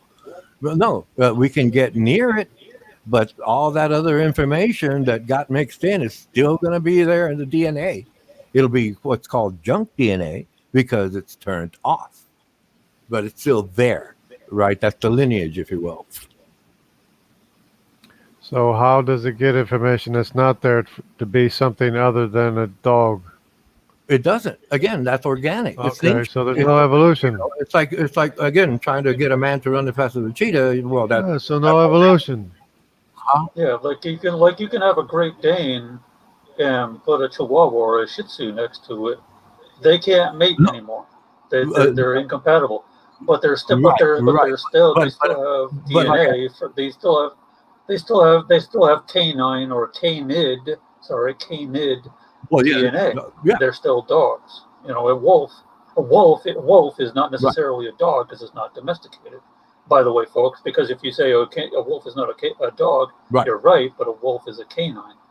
And so just like some people say, well, you know, a dingo is not a dog. No, a dingo could be the equivalent to a European wolf. But the problem is they're dogs. But there is a dormant gene that has been turned off in the Chihuahua so much that has been reduced in size, and it has been reduced in bone structure, in fragility, and maybe sometimes Chihuahuas can actually run faster than a Great Dane, but it doesn't actually mean that it's actually an evolved creature. You know, that's a human fault to say, well, because it's better than the previous model, therefore it's an improvement in evolution. No, that's human. That's a human error to, by our own intellect, to say what I see as a benefit is a progress. That's human error. So the coelacanth was two or three examples in the chain between regular aquatic fish and lungfish, and then to amphibian, to something that still could resemble an amphibian but couldn't breathe underwater as adequately, and then to a land dwelling mammal or a lizard. It somehow at some point they deviated. There's a major difference there. That's the claim. But yeah, but again, that's dormant genes. Something turned off in order for it to gain the ability to say, "Hey, I like my algae. My algae grows on the plants underwater here, and I'm eating it all the time. This kelp or whatever else might be under the water in that environment. Oh, I see something that looks like the same. You know, something that looks like the same plants I eat down here." That's human intelligence trying to interfere with the reason why evolution could work. But there's no actual proof of it. Evidence, yes. One could say there's evidence for anything. But once proof is shown, all evidence that doesn't lead to that proof is And I thrown think the out the point window. that that's been missing here is we're talking about added information. We got off on a tangent there about devolving, but you need to add information. Okay, so that's the problem that I see with evolution is there's no mechanism to add information. Now, you can add I mean, there's different ways you can say, yeah, it's you have a mutation and duplication or whatever, and that's technically adding information. But you're talking about, let's say, like something like the process of metamorphosis. Okay, how in the world are you going to go from point mutations, gradualism, okay, to evolve a process like metamorphosis where you have a new insect that goes into a chrysalis or a cocoon? It goes into a chemical soup, completely gets new morphology, new biological pathways, central nervous system, everything, and comes out a new insect for all intents and purposes. Okay, that is huge amounts of information. Okay, and that has to come quick. It cannot come slowly. Do you see that problem? No, it's not a problem if it's already programmed in the DNA. That's what happened. Exactly. If it ain't a problem, it's programmed in DNA. Well, That's what we're no, arguing. it just happens quicker. A metaphor, a cycle could be simple: childbirth to teenager to adult. You change. You change. From an infant, I know you look different at 10 years of age. I know that, right? But that's again in the cycle within Yeah, the but at DNA. one point there were no Are you sure? butterflies, right? Right. But they evolved at that point where they figured out, oh, if I eat a bunch of leaves and then curl myself They up, figured it out. They figured it out. They used what did they use to figure they it out? adapted. No, they adapted. No, they didn't really figure it out. They adapted. They had to eat, and then obviously something happened in nature that told them to do what they do. Okay, again, Nature told them to do DNA. something. That's the program that was there in The the first. program, okay, is God the The programmer? DNA sequence was there. That's what you want to call a program. I call it a program. Okay, that's what it is. That's what it's based off of. That's the foundation, if you will. And over generations, you get all of these mutations coming in, good, bad. I know the theory, but what I'm saying Okay, is but you're trying to say a human should go from infant to no, a teenager in 2 days.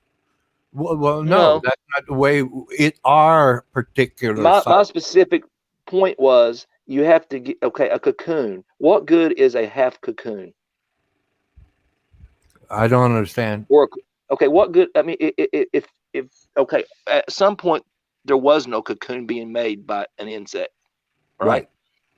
Okay, if these mutations are leading this insect to create a cocoon, what good is that cocoon if it's going to go inside that cocoon and dissolve itself? What good is that cocoon? A quarter of that cocoon, okay? Because you're not going to have a mutation that just automatically has it spin out a cocoon.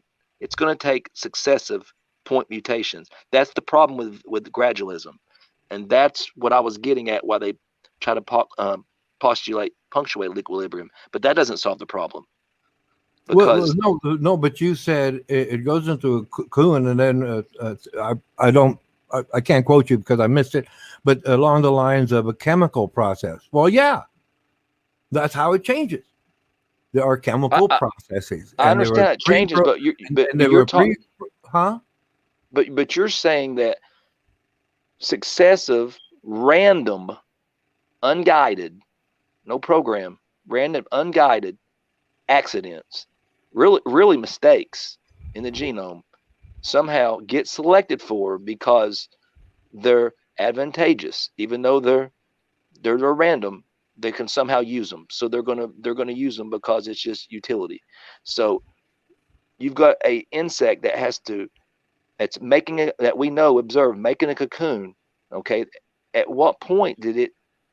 Okay, it can't decide to make the cocoon. At what point did evolution lead to it making the cocoon? Because you can't. How does it know to spin a full cocoon and not just a quarter of a cocoon or a half cocoon? Yeah, may I hold you for a second there as well, but like really briefly. Well, like go ahead. Is that going back to the DNA, Ronan, and you admit Ronan, and I love the fact that you admitted that the information in the DNA has to be there for it to progress along its DNA to evolve, to change. But as Ronan is as Chris is trying to explain to you, if there was no DNA in that insect, for that insect to change into a chrysalis in the first place, there's no DNA for it. At what point and how and what is the process that brought that into the DNA of that insect? Go ahead. Adapting to the environment over time. That's Let me give you an example. A dog has a dew claw. That claw, right up there above its ankle, I guess you call it an ankle, used to be part of the paw. Adapt again. It's adapting to the environment over time. Now, if it's a negative mutation, okay, every generation comes out with all three types of mutations: positive, negative, neutral. They all come out. And whatever the negative one is, those in that gene pool will be predated. They'll be, eaten, and only the fit go on to reproduce. And there'll be mutations then too. And if the environment changes, a negative mutation could be a positive mutation because they have survived and didn't get eaten. Okay? So the mutation is just, okay, it's a change within the gene pool, but all three happen within the gene pool. That's why some of them get eaten, some of them go on, and some of them don't change. Then the next generation. You're doing a great job of explaining like microevolution. When the That's what it is. Again, it's like Ramirez, I think it's pronounced right. He just pointed it out. Again, it's there. It's part of the programming from previous generations. No, but he pointed out that the information is not there for a chrysalis. It's part of the DNA. That's the foundation. Yeah, but the difference is, like, I can use the program where you and I are using right now, StreamYard. It has its own programming. There's designers intelligently, but say it happened naturally. Say this program we're using, it happened naturally. Hey, it's just having fun with it, and because you're using the word programming, DNA, it's information, it's arrangement of four chemicals and to produce features and proteins and their genome. So this program, StreamYard, is never going to be adapted by the developers for me to be able to, say, develop websites and make elaborate movies and CGI it's not going to allow me to do that. It's not going to allow me to access my bank account. This particular program, not Chrome, not Firefox, I'm not talking about that. I'm talking about StreamYard. It's not going to allow you to do that. It's not in this program. But the change from microevolution, which means that a creature can change its abilities or its colors, or the length of its hairs, or the amount of digits it has, or subtract any of those, it's never going to become from a dog-looking creature to something we've never seen that we can no longer recognize as something that was ever related to a dog. It's always going to remain a canid. So, like the fish or like the caterpillar, it would always be a caterpillar. It has no DNA in its programming to become a flightless creature before there was a butterfly. It was always a caterpillar. You see where that's going? It's like a centipede will always be a centipede. There is no point there's never going to be a point in time where a centipede or a millipede is going to curl up on a branch somehow and hang upside down for some strange reason, and somehow, and then from its inner cord start to dissolve its own organic tissue to the point where there is nothing left of the creature that it was before. It's just the juice inside of a chrysalis. There is no DNA in that centipede or millipede in its DNA. There's no information in this programming to start that process. And then there was never a butterfly at this point. There was never one there. It's the first time it's happening in all of history, in all of nature. Yeah, what? See, it's the first time it's ever happened, and that millipede, that centipede, It's not a caterpillar, but somehow it knows it needs to crawl up that tree and dangle off a branch or something. And for some reason, Yeah. it started to, it started to split its back in half and unfold it again. So two folds, and then some of them are three folds, and then it's so delicate and it's still made of strenuous tissues that the slightest breeze could break it and somehow start flying. But it's never happened before in all of nature. How did that happen? Because Yeah. that's evolution. What part of the environment gave it wings to fly? And how did it know it needed wings to fly? It adapted to the environment. But it needs the new information to adapt. Okay, but and what I'm saying is there, it's above what evolution can do, microevolution can Yeah. do, Okay. because that kind of information is so mind-boggling. I mean, we're not just there's No, so many details that would have to just randomly happen at the same. That's why there's so many chicken and egg problems you'll notice in nature, or symbiotic relationships, if you'll notice, because they're programmed to do what they're programmed to do. You know what I mean? And it's everywhere. And if you take it that's what we do with albiogenesis. We take it all the way back. If you rewind it, you must follow it all. That's why evolutionists stay far away from it as they can, because if you rewind it all the way back, then it should technically go all the way back to the cellular level and to the chemical level. And you got then you have RNA, DNA in the cell. You have a conundrum that just can't be overcome. I mean, not just that. I'm just saying that's an argument from ignorance. It just can't be overcome. There's just no human possible, even with your imagination, can you explain a process like metamorphosis well, no. through Right. gradualism. Man is still figuring it out. That's argument. That's a naturalism of the gaps. Well, yeah. If we Yeah. didn't figure things out, we wouldn't have computers.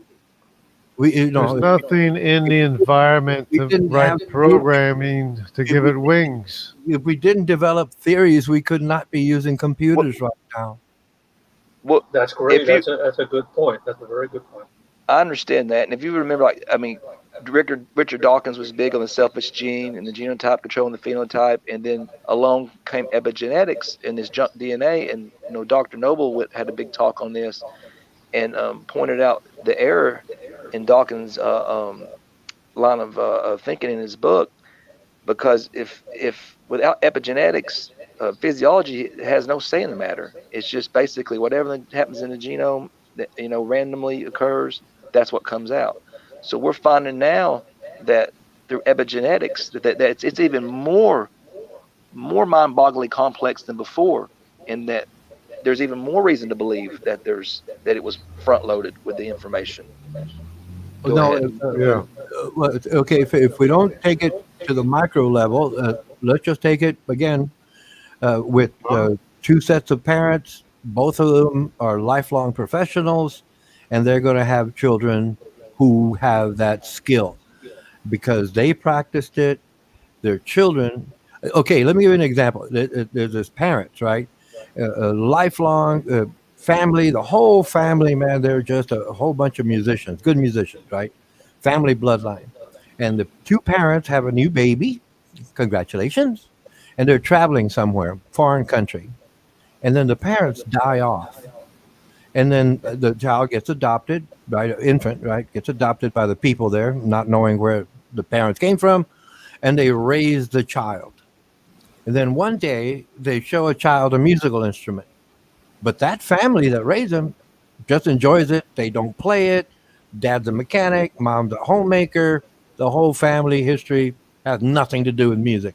But this child sees a musical instrument. They introduce it to him, and then they show him, hey, this is how it's played. And then all of a sudden, the child takes off with the music. How did that happen? Because it was pre-programmed from generations organically And even though that child was taken out of that so-called loop, that child was born with the capability. Pre-programmed, so you're omitting program. No, he was born with the again. It was adaptation. Adaptation, right? It could be reversed, where the child could know nothing about music. The family that adopted him knows everything about music, and the child can't play. But the adaptations are random, completely accidents, and they're mostly deleterious or neutral. No. Your adaptation where you are in your day, right, could be normal function every day for months on end. Then all of a sudden something different happens, and you can't do it, so you won't be able to adapt, or you can do it, you will adapt. And if it's beneficial, that's Lamarckism. That's Lamarckism, and that's been disproven. Wait a minute. But if you're not skilled and you can adapt, right, you're going to get somewhere because it pays more money. That's like saying a giraffe neck grew because it needed to get higher up in a tree. That's what you're saying. Well, yeah, that's right. You adapt. But that's been disproven. It's not pre-programmed. It's organic. That's how a giraffe grew the longer neck. Over time, the trees got taller because the climate changed. Speaking of the giraffe, do you know? Oh man, the giraffe's a bad example for you if you use that for evolution, because it's got to bend down and drink water. Do you know how that works with its brain? Right. That's a compromise, man. It's a compromise. You got to get that food. But, do you know how all the processes that had to happen for that? Well, put it this way. Would have had to happen. Well, no. Let's use a giraffe, but not a giraffe. And let's say we have water and we have trees. And then all of a sudden, long ago, right, the trees got really short. And the water was there. Would the giraffes grow a longer neck if the trees were really short? No. Because they adapted over time to the taller trees, their neck grew longer. Had the trees been short, but the phenotype has no the phenotype. What we weren't talking phenotype. We were talking about adaptation because we wanted to get away from microbiology. Yeah. Well, see, here's why that doesn't necessarily work. But I like it, Ronan. But this is why that doesn't work, because the giraffe is in a ecosystem where there's many other plant-eating animals in Africa, in the mid to South Africa, and it's the only animal on Earth that has a 10-foot neck. And yet there's other animals in that ecosystem that also eat plants and they graze. So if the giraffe started out as, say, as tall as a zebra, the zebras have no problem bending their neck down and they're eating the grass, or if they want to, they can walk up to a shrub or a low-bearing tree. They have no problem, and they're suited to their environment. But say the age of the Earth is 4.5 billion years. So the zebra and the giraffe have been on the Earth for the same amount of time, because there's no reason why I can't believe that. The zebra is just fine eating what it needs, but apparently you're saying no. The giraffe somehow had its DNA drove it to the necessity to eat something higher up. I didn't say that. I said they adapted over time. They preferred. Yeah, but the only reason for adaptation is for the taste of the leaves on the tree. That's the point you're missing in what he just said. Versus the shrubs on the ground. Repeat that to him. And that's why they adapt. But I mean, okay. Yeah, but the problem with that, Ronan, is that the problem with that, Ronan, is a giraffe that is only 8 feet tall, or 9 or 10 feet tall. It's not tall enough to eat the canopy yet. That's the tallest giraffe it's ever been in all of nature at that point. And it doesn't know what it's missing at the canopy. It doesn't know what it's missing to eat something that high. But you're saying it's adapting to eat something that high. But that organism has no need to eat something as high. Well, no, that's what the organism adapted to, much like the panda. Excuse me. Again, you're No, not no, answering the the question. panda You're leaping to the answer. You're leaping to the answer. You're not. You're leaping No, to the I answer. You're explained not that giving the the explanation. giraffe adapted over time. No, that's the end. That's the result. Adapting That's over not the time. We're explanation. talking about hundreds of thousands of years. That you're That's explaining the Again, result. that's a result. Well, yeah, because it adapted before that. Generations before that, hundreds of thousands of generations had shorter necks because Why would they start to trees build the were not net? as Why would they start to build the the net trees before they could get to the trees were tree? not as the trees were not as tall. They didn't have to reach as high.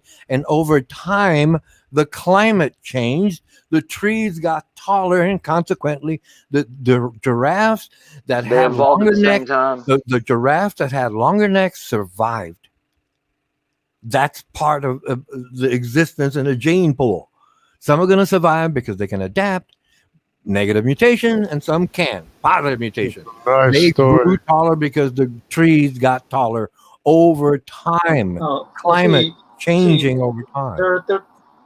they do believe that the only surviving relative to the giraffe is a horse-like animal, but it has a it has a giraffe-like face to it. It's called the okapi, and it isn't that tall. It's not. I don't even think they're even as tall as a zebra, as I mentioned earlier.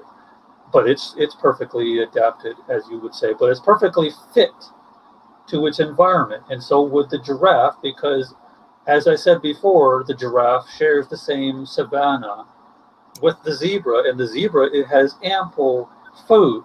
Therefore, if the giraffe somehow survived being tall, then all the other animals below its shoulder height, which is quite high, would die out because they would also lose their And food where is source. the evidence? Where is the This evidence? is Where are the the problem. fossils of the giraffes that are in between the ones we have today and the zebra, Lord, or the proto giraffe? You'd have to go to Aaron Ra. That's one channel. I forget I knew another one, but I forgot that channel's name. I know that Aaron Ra has evidence of that, or you can contact him, and you can contact him, and he'll point you to the videos or information that you'll need. But I've seen it before. I've seen it before. But they're still giraffes. Yeah, maybe no, you missed the point, I'm just naming an expert that you can ask those questions to about the intermediate giraffe. Expert? Are you kidding? Well, no, because Aaron Ra is, schooled and very well noted. He's schooled and looks like this, looks like that, that looks like this, and again, this I looks can't like that. explain. That's how he's schooled in. Do you know that Darwin's biggest objection to his theory, or one of his biggest objection to his theory, was the absence of the transitional fossils? Are you aware of that? Well, yeah, he didn't know. He thought that they would be found at a later date and time. Okay, right, and we're not finding them. We're not finding them. No, they were. That's the point. They were found, and everything. Yeah, but Darwin was vindicated. Yeah, it's early school, early school stuff. Yeah, but nowadays it really moves very fast with modern science and communication. So they found plenty of evidence for that. Again, if you need to know those details, I refer you to Aaron Ra. He can probably say it right off the top of his head. That's fair. I mean, if you're not, I mean, I understand. Well, no, I've seen the information. No, I've checked into it, and there's not, and I've not seen any. I've not that particular example, and there's no evidence that I see. Yeah, I understand. It's understandable. I don't know everything. I don't know everything. But again, it was disproved. It was disproved. Okay, many times over. Again, every Darwinist claim of evolution has always been disproved and always will be. Okay. And I get Ron that evolutionists are really good at it, and I understand that you can create a scenario in your mind, use your imagination that this could happen, that could happen, and you could get this, and they're good at that. But where's the proof? You know what I mean? It's there again. Stick with the giraffe. Go talk to Aaron Raw. I He'll used give to you. be an evolutionist, and that's the main reason. One of the main reasons I abandoned the theory was because of the lack of evidence. Right, prove the lack of theory. Oh mechanism. well, maybe. No mechanism for getting instruction that's not there, or programming that's not there. I mean, it Vast always amounts. bothered me. You know, it always bothered me. I mean, Go ahead. a giraffe can bend its head down to eat the same food as a zebra. And so, therefore, if a giraffe adapted to eat something special in the canopy, then and otherwise, and the rest of its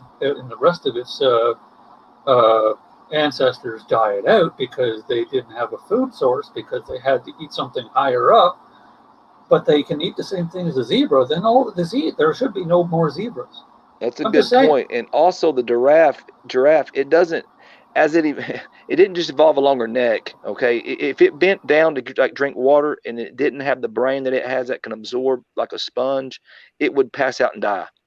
So I mean, that's when I say when you have these changes, you're not just having they're not just they're huge changes that involve tons of information that must be present at once. So you have to get extremely lucky, and I can give you so many examples of where, like I did with the butterfly and different things that just couldn't do it. You know what I mean? I gave an example in a debate the other day about the sandpiper that flies to Hawaii. It lays its eggs here, it takes off to Hawaii, and then its offspring somehow know that they've got to take off to Hawaii. Now, how did the first ones that took off to an island this is from Arkansas, that this particular species takes off from. How do they know to get all the way to Hawaii? How did the first ones do that? Through gradualism. Well, you just said it. Gradualism over time. I mean, the distance to Hawaii was not the same when they started going there. Okay, let's say the first one starts off to take off to Hawaii. Okay, and it calculates fuel system right. It doesn't make it. Did it get lucky the first time and made it all the way to Hawaii the first time? No, it could have been the second or third one that made it. Okay, did he fly? Then it flew back because its offspring. It doesn't take its offspring with it. The offspring stays here, and when it gets to adulthood, it takes off to Hawaii. Right. The programming. There you go. There you go. Program again. Program. Again, it's in the DNA. Something tells Which that is a program code. Something. No, again, it's from experience, adaptation over time, and that is. You don't get second chances to fly across an ocean. You only get one shot. You know what I mean? So the DNA has memory. Again, they happen to make it. The DNA has memory. Yeah, but those that exist are real. Yeah, but Chris just finished explaining that the parents leave the nest before the babies are hatched or learn to fly. So there's no, so that means that the parents are not flying with the newborn chicks to say, okay, it's not like a flock of geese. Okay, so you're 1 year old. We're going to show you how to fly south for the winter. It's not like that. If the parents leave the nest before and never come back, then those chicks are up to their own instincts to find out how to cross 1,000 miles of ocean to find a small series of ocean, small series. And that doesn't even explain the fact that Hawaii wasn't always there. It was according to evolution. So that. Mm-hmm. Exactly. Because it's evolved. Exactly. So that had to come about. Definitely. Yeah. I mean, they wasn't indigenous to Hawaii, and then somehow flew back to the mainland, and then flew to Hawaii. They didn't evolve in Hawaii. You know what I mean? So that's a big problem right there.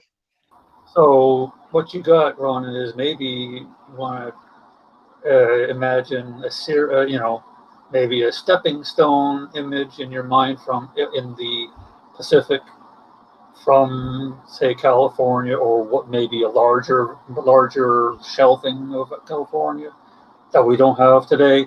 But there probably was maybe a stepping stone island series that went all the way out to Hawaii a million years ago, so that they could, hey, okay, we're going to nest here for a month, take off and nest a little bit further west of the Pacific, and another island, and keep on going west. And so eventually there's no more islands there, but somehow their instinct tells them, okay, 1,000 miles west in the middle of nowhere in the ocean. And we can't even see this island, not even with the best binoculars or telescope. Can you see Hawaii from California? But these birds can fly there. One shot. Yeah, like birds migrate, they have a natural sense of direction. Again, that's just it. If the bird was born, and all of a sudden instinct tells it to do one thing or the other, that's what it's going to do. And it obviously is evident because there's evidence of that. How it happened, maybe they haven't figured it out. Maybe I'll look into it. I don't know. Maybe they have a creator. I know it happened, and there's no pre-programming. Well, that's all we're saying isn't it also logical to I mean, throw out which God is, or even aliens. Isn't it logical to believe that maybe it's pre-programmed? No, it's not logical. No, it's not. It's very illogical, because the whole thing is how would I know how good I am if I had been, if I, again, to that baby. Even the epigenetics has to be programmed too, right? I mean, it has to be programmed to be able to respond to the environment. That would have to be programmed into the genome. No, that's algorithms that say it is in this. That is part of adaptation. If a bird was flying somewhere, not Hawaii, just somewhere, right? But you have to have a genome that responds to the environment and has a memory like that to be able to respond to the environment or remember. No. If a bird flying along and it's going to its normal food source, and all of a sudden this high wind blows it off track, and it finds another food source, maybe better, right? It would consider that and say, hey, look, this is better than those. We're talking about epigenetic memory. We're talking about epigenetic memory. That's how it does it. But that came from previous generations. It came from design. No, but the sandpiper would be there, and it would stay in Hawaii. Again, you're positing that it's top down. I'm saying it's bottom up. And that's where we disagree. Okay. Yeah. Okay. Exactly. And that's true. Nonsense. And look at the evidence. Is nonsense. Look at the evidence. No. I mean, again, evidence, or should I say, science has explained it to me. Just assuming something I can't relate to. Well, you accept that. Okay. You accept it on faith. That's yeah. Science told you, and you believed it. Facts are not faith. Faith is an emotion. Facts are logical. Right. And you have the emotion that you believe what the scientist said, because scientists told you something, you believed it. No, I'm emotionally attached to the idea that explains it to me. I'm not emotionally attached to an idea where I have to have. They didn't explain anything. They didn't explain how the programming got there. They didn't explain how mistakes write billions of bits. I just shared with you. I can promise you, no scientist on the face of Earth right now has even a remote clue how butterflies or the process of metamorphosis evolved. You're probably right. You're probably right. But I know there's some people who are trying to figure it out. And I want to read the paper. Well, they're always posting. Again, science is always changing. Scripture never changes. Okay, I can accept that difference, and I accept the fact that science is always striving forward. Okay. And that's fair. That's fair. You hold faith that one day they'll explain it through naturalistic means. You hold that faith. No, I'm not. Okay, this is my line. The hardest part of hope is reality, and the easiest part of will is history. So I can have the emotions of saying, yeah, I hope science figures it out. But the reality is, it depends on how they're going to get to it, and when they do, it'll be explained, and then people are going to disagree, and that's the point in science. There must be better explanations in spite of the fact that this theory has been here 150 years. You always test it. You don't question God. I agree. That's your side of it, and fine. That's perfectly acceptable to me. Yeah, and Yeah, we don't have to change. in the We mind. don't have to change our story. You have to change your story constantly. We don't Many have to sci- change our No, story. again, you don't have to change your story. I agreed with you. There's nothing wrong with that in terms of it being a philosophy or something of the mind. I When you agree with know the truth, you don't have to change your story. many scientists today they posit panspermia. I mean, that's Well, yeah, their well, that's an idea. Okay, sure. Okay, we can look at yeah, it like okay. anything. We got to look and compare. We got to look at So it. And so in your compare. mind, that's possible in your mind, right? Sure, That's possible. anything is So possible. it is, but But God's how? not possible, But the question right? is how plausible is it? Let's look into it first. You know. Okay. Here's a simple one. Flat Earth. Right. I knew it right from the jump. Right. No. And this was 3 years ago. I talked to them for about 6 months, explained to them first, and then I just stopped talking to them because no, they can't give me the science. No. And to this day, McToon, he's a good one, can give you the math, man, super duper excellent math on why the Earth is round, and people still want to go with that concept that the Earth is flat. Okay. It's crazy. I agree with that. That's crazy, but I mean, it's obvious. I mean, Well, yeah, but it's overwhelming. but that's of the mind. Those people are theists, and Yeah, I again, evolution is it- like flat Earth. oh, okay. I mean, we have testable that you can test, you can repeat and test, that the Earth is round. I mean, there's tests they can do and repeat it. And I mean, I could physically take, they could take one of us up in a space shuttle and show us that's possible. You know what I mean? So you don't really have to take that. I mean, I guess you actually do. That's where the flat earthers always have an argument, because they say you personally haven't seen it. Now there are people that have, and then they have to say, well, they're liars. Okay, but yeah. I've heard that one. so I've heard that one. You Oh, don't, that was funny. That was you don't funny. even you don't even need to do any of that for to debunk flat Earth. You just need to find a video of someone who stayed in the North Pole or the Arctic for longer than a day, and see whether they make a video of the horizon. And do you see the sun and moon at the same time? Because the flat Earth model shows that the sun and moon are equidistant from each other in a circular circuit, whatever. Meaning, you look to the west, you'll see the moon, and you look to the east, you'll see the sun, because they're equidistant from each other. And you're smack in the middle of it, right, like a record player. There's no videos like that, but this is what they believe in their model. And there's many more that you can disprove flat Earth with, and they claim it's in the Bible. yeah, flat Oh my earthers. gosh, I mean, they hurt me. They hurt my ears. But I mean, it hurts the cause, because they do get tagged on to Christianity, because they, like you said, they say it's in the Bible, and there's nowhere in the Bible does it say the Earth is flat. Yep. No, but it says it's spread out to four corners. That's where they get it. Yeah, but a circle doesn't have a corner. Right. So. I mean, technically, if you look at a cone, you could call the point at the top or bottom, depending on what orientation you're holding the cone. Say an ice cream cone, you're holding the ice cream cone.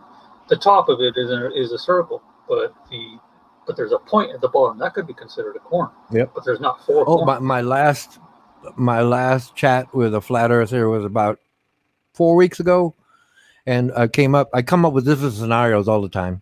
And I told him, okay, imagine you're going on a straight road to the horizon. The sky is 65% cloudy. I mean, there's clouds 360 degrees. You can see the horizon, and it's like flat. just like Nebraska, flat. Everything's flat, or Kansas, really flat. But at the horizon, right, there's a tall building and the clouds are behind it. You can see the clouds behind it and all the way around you, over your head, everything. When you get to that building, are the clouds on the ground? And one flat earther says, no, well, it's 6,000 feet. Well, you just proved it's a round earth. And he argued back and forth, and I laughed to myself. But it just seems unreasonable, the way they want to posit things. Okay. Then I give them examples. That was the latest one I could imagine. And it just doesn't add up. So, okay. I mean, look, I don't care what a person believes. It's just, again, how they interact with others. If they want to be polite about it, say, look, I'm a Christian person. I believe in God, and Right. I'd like you to believe it. Oh, okay. Ronan, They're courteous. I don't mind that Ronan, courtesy. And I Ronan. agree with that. And I don't know you. It's the first time I debated you, but I mean, not debated you, but in a chat with you, and you have been respectful, and I appreciate that. So, I'm just going to go off what I know. Anybody else tells me, I have to go off what I know, and you've been respectful. Ronan. So, I Oh, yeah. appreciate Oh, that yeah. too. Oh, yeah. I mean, just because. Ronan, What's that? What's the mechanism for a flat Earth sun? What's the mechanism to make the sun go around? I don't understand the flat Earth. No. Like I said, they got it from a Bible. I forget the book. No, I want to know the mechanism. What's the mechanism that makes the sun move around? What's the mechanism that Yeah, makes the sun rotate? yeah. Why is it going around on the flat Earth model? I What's don't the know. mechanism? I'm not. I wouldn't know. I'm not a flat earther. I don't know how to Well, explain that. they'd have to have a mechanism, right? Well, the flat earther could explain it, but again, I don't I delve into don't think those. so. I I don't don't think delve so. into those numbers because they just don't add up.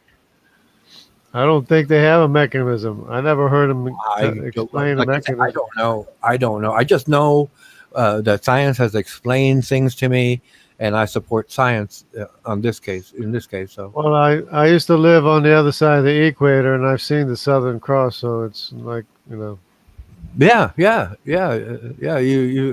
were in the Amazon. yeah, Cool, and you speak Portuguese. yeah. Cool. The only word I cool. know is obrigado. What? Arigato. That's pretty cool. Obrigado. Yeah, obrigado. That's the only one I know. The only word I know in Portuguese. Domo I was gonna say arigato. that. That's almost like obrigado. Yeah, obrigado. I thought you were talking. I thought you guys were talking Japanese for a second. It's all Greek to me. All Greek to me. But yeah, Ron, I'm not necessarily trying to change, you know what I mean, or your mind or anything. I just like to, or anybody, not you in general, but or you specifically, just in general, I like to put things out to give someone something to think about, and then maybe, they challenge their worldview, and I don't mind my worldview being challenged, because your worldview, you should challenge it, and it should hold up to scrutiny. So, Well, again, the whole thing is a person can believe what they want to believe, be told they are wrong, completely wrong, even proven wrong. But overall, if that person behaves in a civil manner, right? Hey, what's the problem? That's just what they want to believe. I don't believe in certain things. So what? Doesn't make me better than anyone. That's just my perspective. I'm just a different person. But again, it all of that is of the mind until they interact with others. Like I interact. I know atheists I avoid because they're just rude people. I mean, really condescending people. Why do you want to believe your God? It's imaginary, blah, blah. But there's no acknowledgement that there's a difference between the mind and reality. They just want to argue that God is wrong because God did bad things in the Bible. Hey, yeah, man. the militant atheists definitely. Yeah, There are. I was watching a debate earlier with excuse not a debate, but he was being interviewed, William Lane Craig, and he was going over a lot of these where different evolutionists were criticizing the Bible or their arguments, and he was going over them one by one, and some of them were really bad. I'll try to find a link, but I'm afraid if I do, I'll be dropped out of the StreamYard. But it was really good because what he was saying too. There are fair atheists. You know what I mean? I'm not going to generalize them all, but that are respectful. But a lot of them just put up straw men and say things that Christians don't say or do, and or the majority, and it's just that's not helpful. But I'm sorry. Go ahead. Well, no, that's fine.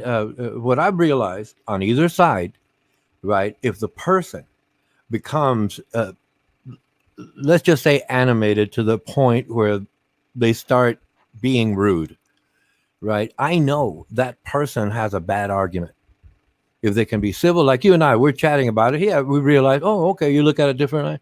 We have, this is my style anyway, but we have a civil conversation. It doesn't happen with me all the time. Smokey Saint was in here earlier, right? And I was polite to him, and he just took off on me.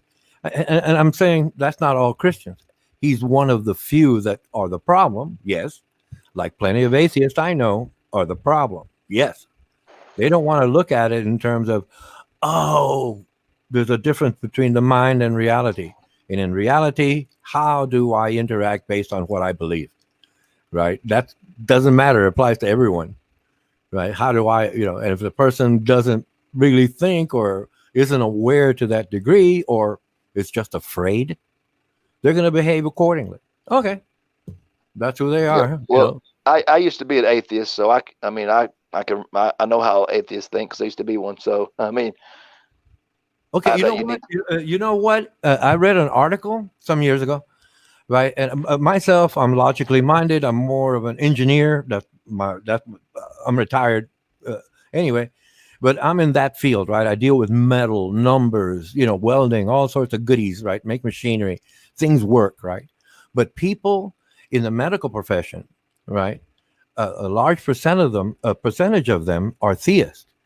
And the article didn't state it, but I thought about it and I said, oh, yeah, I can imagine the burden, the emotional burden that person goes through dealing with that many patients.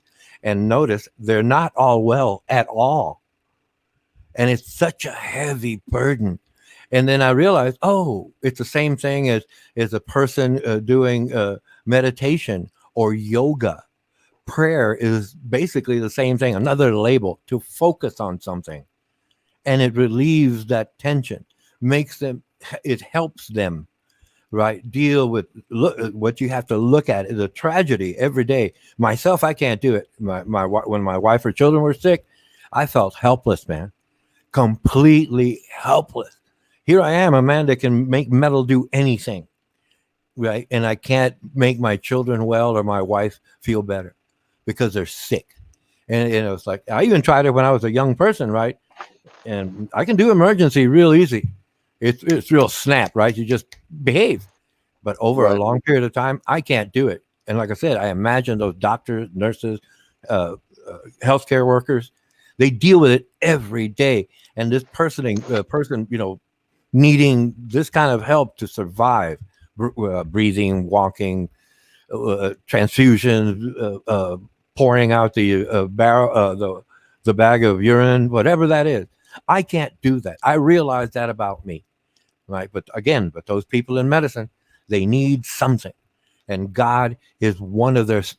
Let's call it a safety valve. And I can I take care of my grandfather. Who's 94 years old. I'm his full-time caregiver. He's a double war veteran, and when I accepted Christ, it didn't necessarily make my life easier. I mean, because it's there. If in a way, it would be easier if there was no God, because I wouldn't have this. Hold on. I'm realizing as I go. I always say exactly what's on my mind. So, what I just realized. Yeah, you were an atheist. Got it. Yeah, we're out there strong, proud. All of a sudden, you have to give care to an elderly person, and that burden is eased by knowing that the thought, the spirit of caring is there, and that is the person is that so-called compromise. It's not necessarily a compromise, but the point is, for you, it works, man. And that works, man. You're doing that for your father, and you go away, right? You go away for a moment. He's taking a nap. You go away, and in your mind's eye, man, you burden, man. And I know that feeling. I have parents. I had parents. They passed away, but it's that burden, man, overwhelming burden. And how do you relieve that pressure? Prayer is a good way to do it. Prayer is a very good way to do it. And people do. I mean, other religions do it. They do the same thing, but to their God, yes. But to you needed something. And God, yeah, that's a good way of doing that. It's a very good way of doing it. It works, man. It works for you. That's where you're telling, yeah, that works. But again, I will insist that is in your mind. You're programming your mind to be able to accept this burden. I'll share this. My grandfather is probably one of the biggest men of faith I've ever met. He's been, when he married my grandmother, he was saved 50 something years ago, 60 years ago, and he's a deacon. He built a church up here. I mean, and he is literally, I'm just saying it because he's my grandfather, but he is one of the most faithful men I ever met. And his example to me is also another reason that, that led me to Christ, because just seeing him throughout his life, you know what I mean, following the word and just living that example. And that's what, as Christians, we should do. There you go. Is be that example. You go. Because he didn't know he was laying the seeds. I can remember things back that he said when I was a kid that I think of now. And he planted seeds, and now they're being harvested. And then I hope to plant seeds and they be harvested. And that's what our faith, faith kind of commands us to spread the gospel. And we've got the good news, and we should want to share it. So when we're trying to come at it, and that's why I use ID is a good way, because I find it easier to get someone, if you can get them to separate the theory of evolution. It's really so tied to atheism. I mean, when kids get to college, they brainwash them, and then that's it. Right. A lot of them, they give up their faith. Only your maker, your creator, can be your savior. Nobody else can be. Think about that, Ronan. Oh, well, again, I'm not geared that way. I just shared with Chris Keys here the difference, and how I acknowledge that. Yeah, I understand why a person could need that faith to help them, right, when they interact with this situation here. Well, think of it this way, Ronan. A man he's admired and respected for so many years, that lived by a code, if you will, and was a good man for it, deserves attention at this time, and that's what Chris is doing. Think of it this way, Ronan. You were made by your creator, right?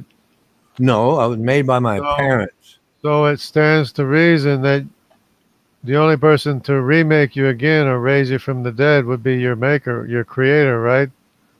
Well, I'm not really interested in being raised from the dead. That's your concept, your beliefs, and that's fine. That's fine. So you just want to go ahead and decay and die, and that's it, right? Well, yeah, just like any other life form. Why you don't want to live forever? No. I mean, be honest now. Be honest. No, physically, no, no. You don't want to live forever. You want to die. We all want to live forever. Come on, but you can't. Okay. Then God is able to repair all your DNA and raise you up from the dead. And the main thing is in a different world. I wouldn't want to live forever on this world, for sure. If it wasn't going to be a new heaven, new earth with the sin removed, I would want to. Right. If you're putting that condition to live forever, hey, no liars. So long as I'm in my prime, right, and don't change, right, like get old or anything like that, or get sick, sure, that would be fun to do. but that's not going to happen in reality. So no. Look, what the theist concept is that you live a good life and your reward is in heaven. I understand that concept, but to me, my reward, my rewards, plural, are as I go in life, right? In my reality, when I help someone, man, that's like the greatest thing. I expect nothing for it, and I move on. But Short just to example. point out one thing, I don't mean to cut you off, but just to point out Oh, one thing, go ahead, please. in the Christian worldview, um it's not what we do. You know what I mean? Like you live a good life. You know, we know that there's nothing we can do. It's our works are not going to get us into heaven. You know what I mean? And that Jesus paid the price for us. And I know that gets into another thing, and a lot of people have a problem with that. And but that is the tenets to our faith. You know that it's not our. You know that separates us from other religions that I know of. You know that it's even like Islam. It's what they can do, and in Judaism, they have to perform these certain things and do certain stuff to be worthy to go to heaven, and they have no surety to it. And in Christianity, it's not what we did; it's what Christ did on the cross and fulfilled, and we accept that gift freely. And it's such a man. I mean that relief, that feeling. I wish I could give it to someone, but like you said, if you're in the mindset, not in the right mindset, and you're not open to look at the evidence, and there is evidence. I don't know. I don't know how much you've dove into not just the evolution in the that we've been talking about tonight, but in the Bible, prophecy, typology, different things. But the Bible is or Christianity is very different than any other religion that I've studied. I've studied just about everyone out there. So I'm sorry, you go ahead. I cut you off. I apologize. Oh, no problem, no problem. Thank you for that. Look again. I break it out to make it simple for me that it's the mind or reality. Now, in your mind, you were atheist. You changed your mind, accepted Christ, and then in accepting that, again, it's in your mind. God, Jesus said, "Let your light so shine before man," and that's what you're doing by taking care of an elderly person, right? You're not saying, look at me," right? That's onto them. Look at me taking care of this elderly man that I care for. You're saying, I am doing this. So that's your light shining before man, not onto them. That's how I distinguish one or the other. You're not bragging about it. You're saying, hey, look, I am happy to do this within the spirit of Christ. And now that's admirable. You have reasoning. The whole concept of religion, there's good and bad in it, right? It doesn't change in terms of its scripture, but some basic concepts are there, and they're very good ideas. Caring for your fellow man, being a good person, right? They're all there, right?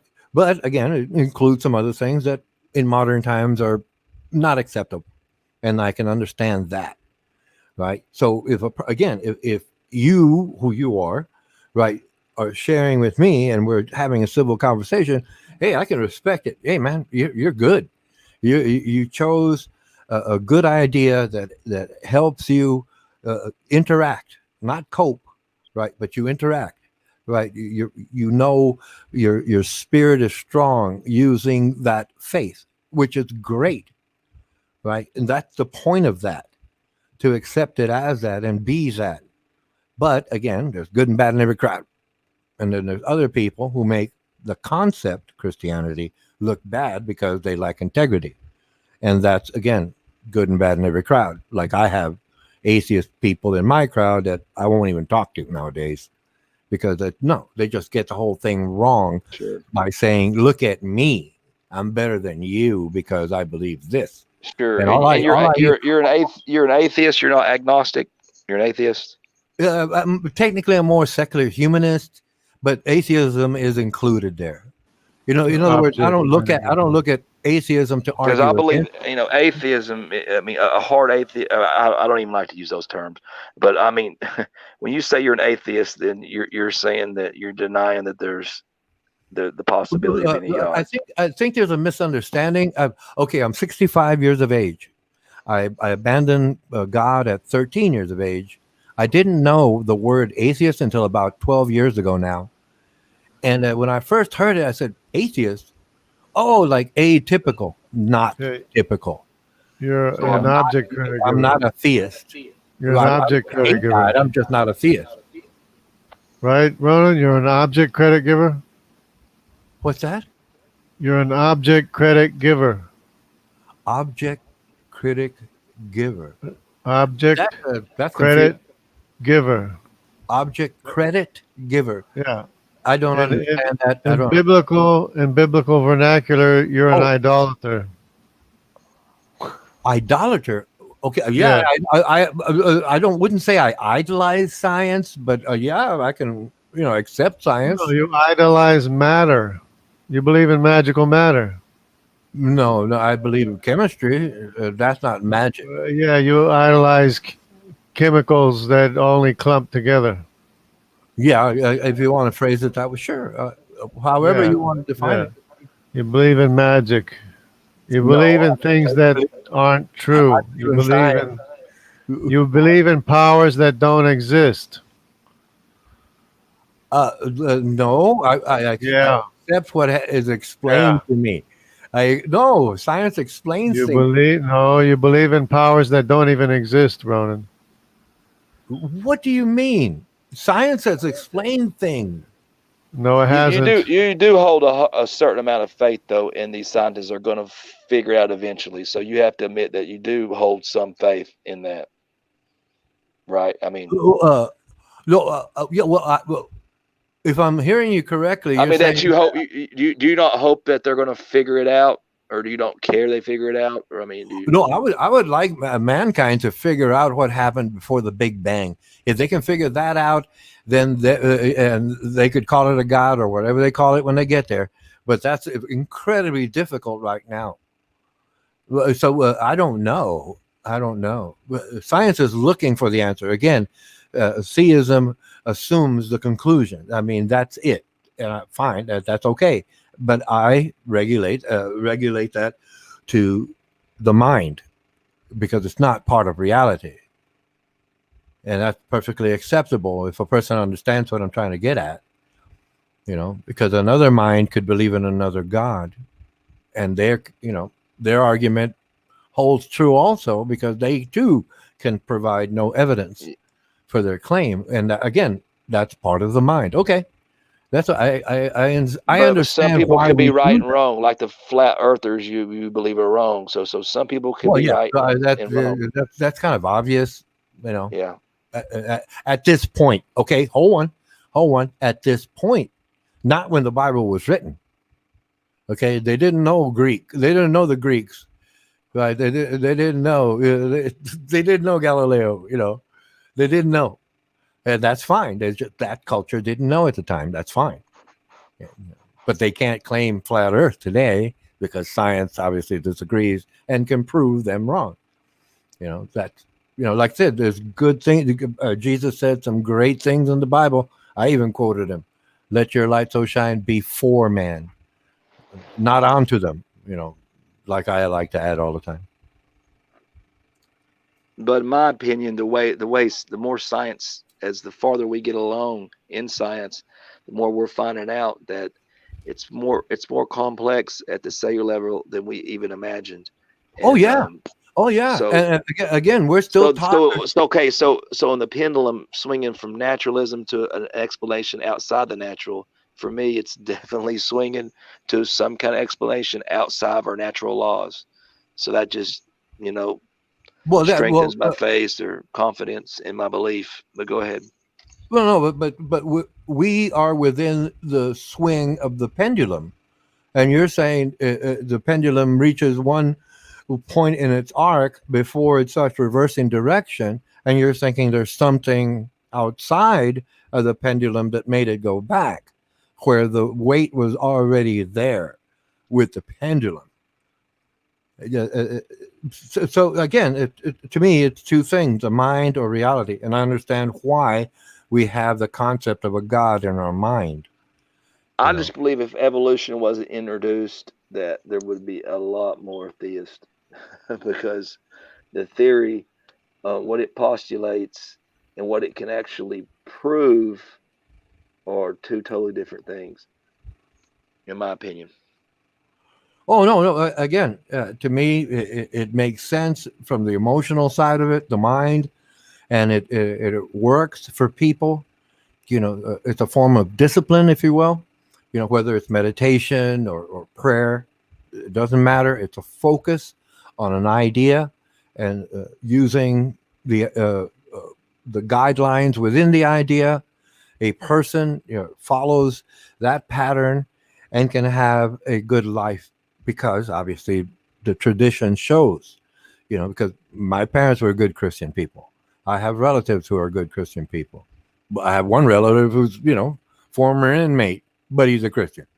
Makes mistakes like anyone else. But again, it's one of those situations where I understand why you have those ideas. And I'm not saying they're wrong. I'm saying they're just part of the now. And I could understand if you disagreed with the Christian. I mean, the Christian God. Some people have a problem with it. The No, Bible and you know things what? like I that. disagree with Christians because they don't follow what Jesus spake. Again, a Christian with integrity like yourself, I can admire you. I do admire you, actually. But there's other Christians, Smoky Saint. Well, I can't really respect the guy because, he can't carry a civil conversation and wants to prove his point right by not allowing me to even offer a question. So that's lacking integrity in terms of Christianity. Like I said, I just met you, and from what I can gather, hey man, you're okay. You're cool, dude. You're cool, dude. And like I said, I just shared with you how I perceive you changing your perspective to include Christianity, and you have an elderly person to take care of, and that fits right. It fits right in that mold, and it's cool.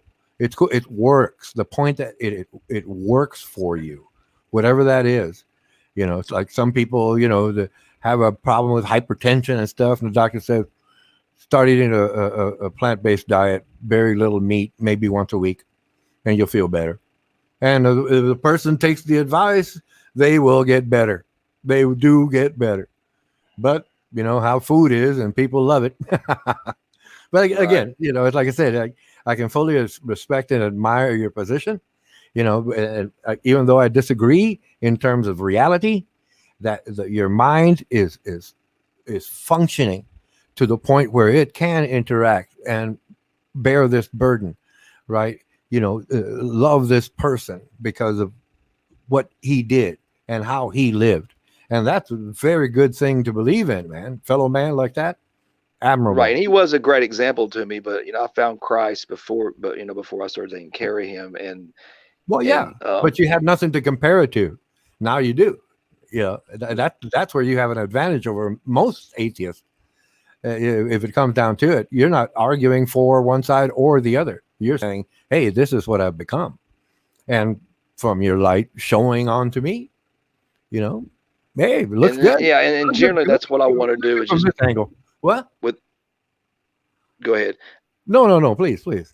I was just saying that's just generally what I try to do is just present that, because evolutionists, they just tend to just take what scientists say. Now, I mean, science is great and wonderful, but they've kind of hijacked it to where, if you don't believe in evolution, you're anti-science, and I'm the farthest thing from that you'll ever meet. You know what I mean? And I just saw problems with the theory because evolution was a big reason that I was an atheist, because I didn't do any research. I just accepted what was told to me. So kind of I was indoctrinated. And once I got outside of that and was able to study it for myself, and I see the holes in the theory, and then I look back into now to the cellular level and the just mind-boggling complexity And then you have this conundrum, this chicken and egg conundrum with DNA and RNA.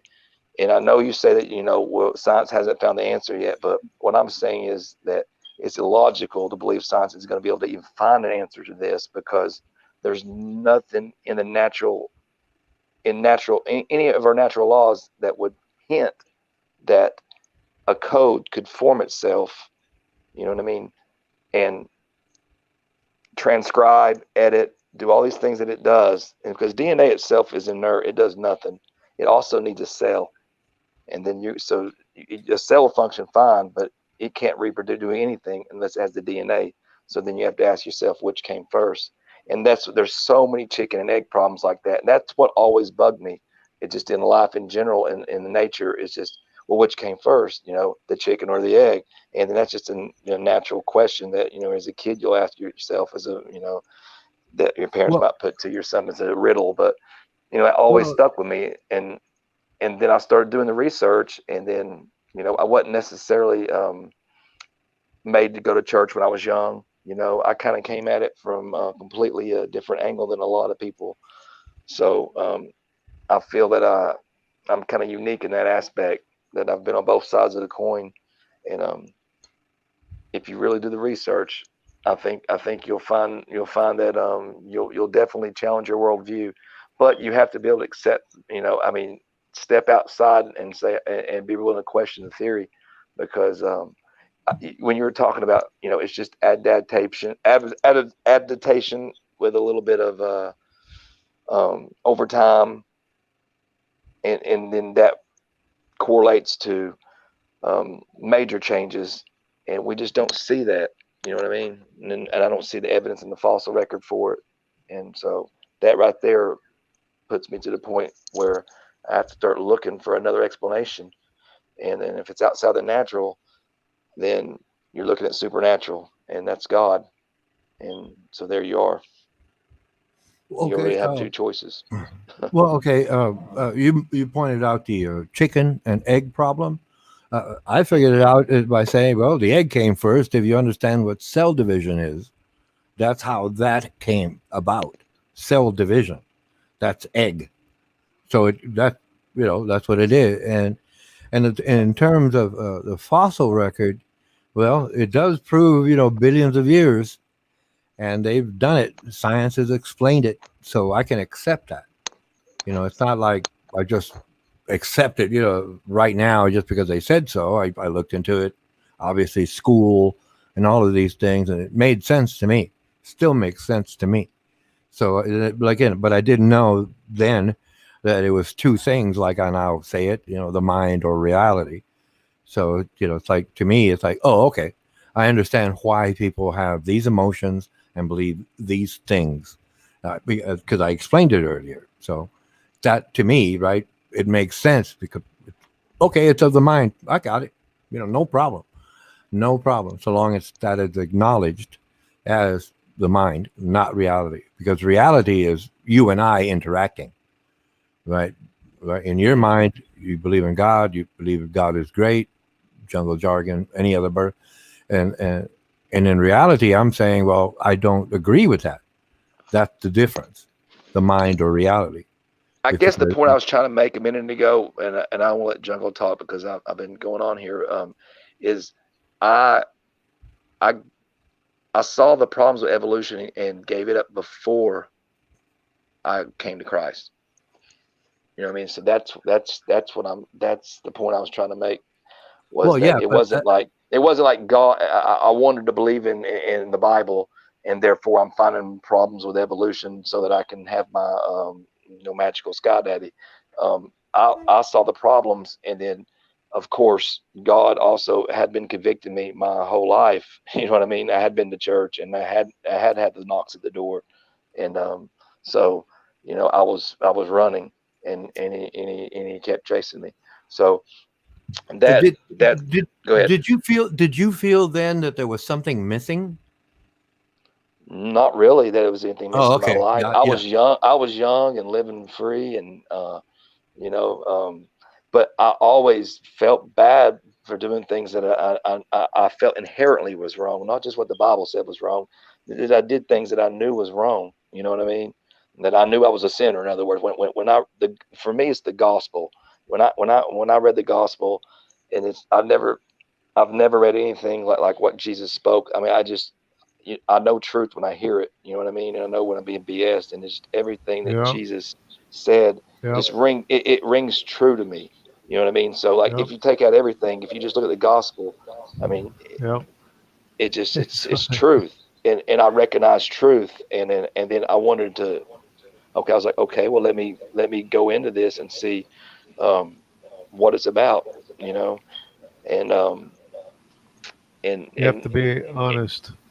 and I'll have to admit that I had a lot of the same objections to Christianity that many people did, because I didn't really read the Old Testament. I would go through there and see. I did read the Old Testament, and I didn't look at it in context. And so I'd be like, well, how would God do this? Or that's pretty terrible for him to, but I didn't look at the context. And then I started seeing that, Jesus, through some videos on topology, is in the Old Testament. If is all in the Old Testament, and Isaiah 53, for example, you know what I mean? And and even Abraham sacrificing, or was going to sacrifice his son, and then God, provided the lamb. All that you would have to. It had to be a big conspiracy. That's what a lot of people said. Well, they formulated the New Testament off of the stuff in the Old Testament, but I mean, you have so many different writers, and then we found the Dead Sea Scrolls, and then they match straight up, so that kind of blew some of that out of the water, and it just keeps getting, for me, it keeps getting as time goes on, they find Hezekiah's tomb, stuff like that. It just keeps getting, and God just keeps showing me things, keep to reinforce my faith, that a lot of atheists may not know anything about, because they won't give it the time of day. But I'm not necessarily saying that that they can, but you have to give up that evolution. I really truly believe if an atheist is really a hardcore atheist and they believe in evolution, they have to challenge that evolution, or they're not being honest. Because as Yep. an atheist, I challenged it. I really did, because it didn't make sense. It never jived with me. It never felt like it was true. And then I started finding the holes in the theory, and they just kept getting bigger and harder to explain.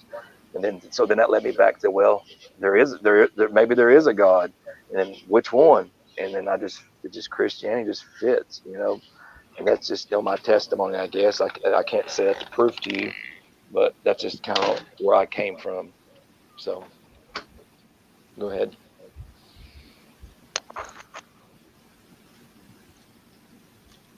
Thanks.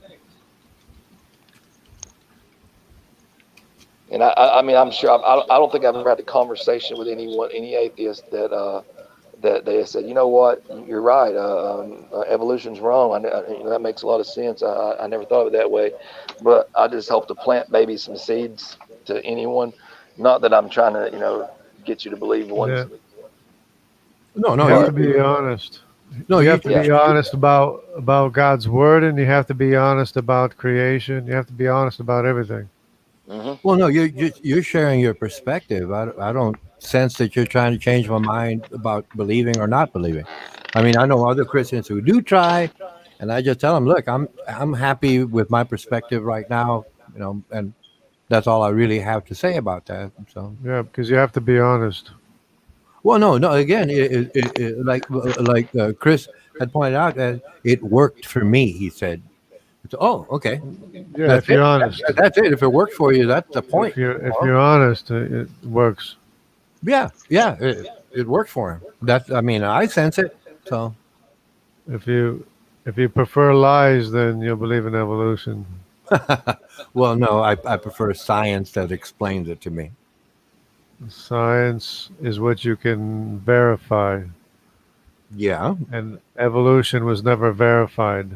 it is. So long as look, evolution is happening right now.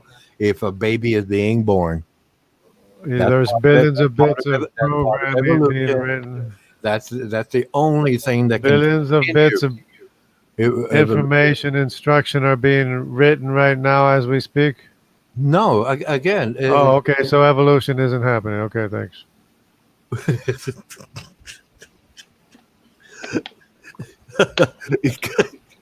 Like, I will say one thing: the theory has a lot more problems than evolution wants to admit. The evolutionists want to admit.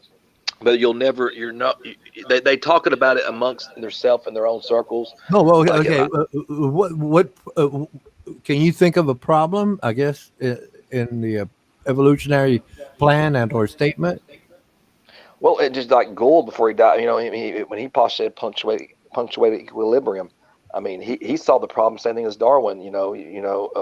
I could go and get you these things. I'm afraid I would drop out of the StreamYard, but the quotes. But he had problems with his, with why are we seeing stasis and why are we seeing extinction, but why are we not finding if it's gradualism? See the difference. Gradualism it happens over time, like like you're saying, adaptation, microevolution, very very slowly. You're not going to get a worm turned into a spider in 1,000 years. You know what I mean? It's going to take a lot. They've been bombarding fruit flies for how long now? 80 plus, 90 plus years. I might be wrong on that number, but it's been decades, and we still have the same old fruit fly, and they reproduce. Their reproduction rate is pretty fast, and we should be. All they're getting is duplications, extra wings, extra eyes, the wing out of place here or that, but they're not getting a fundamentally new creature, and they have all this time. They have all the in a lab. They have everything to work with. They can create the exact right pressures, and they can't get it to do anything other than what its code will allow it to do. You know what I mean?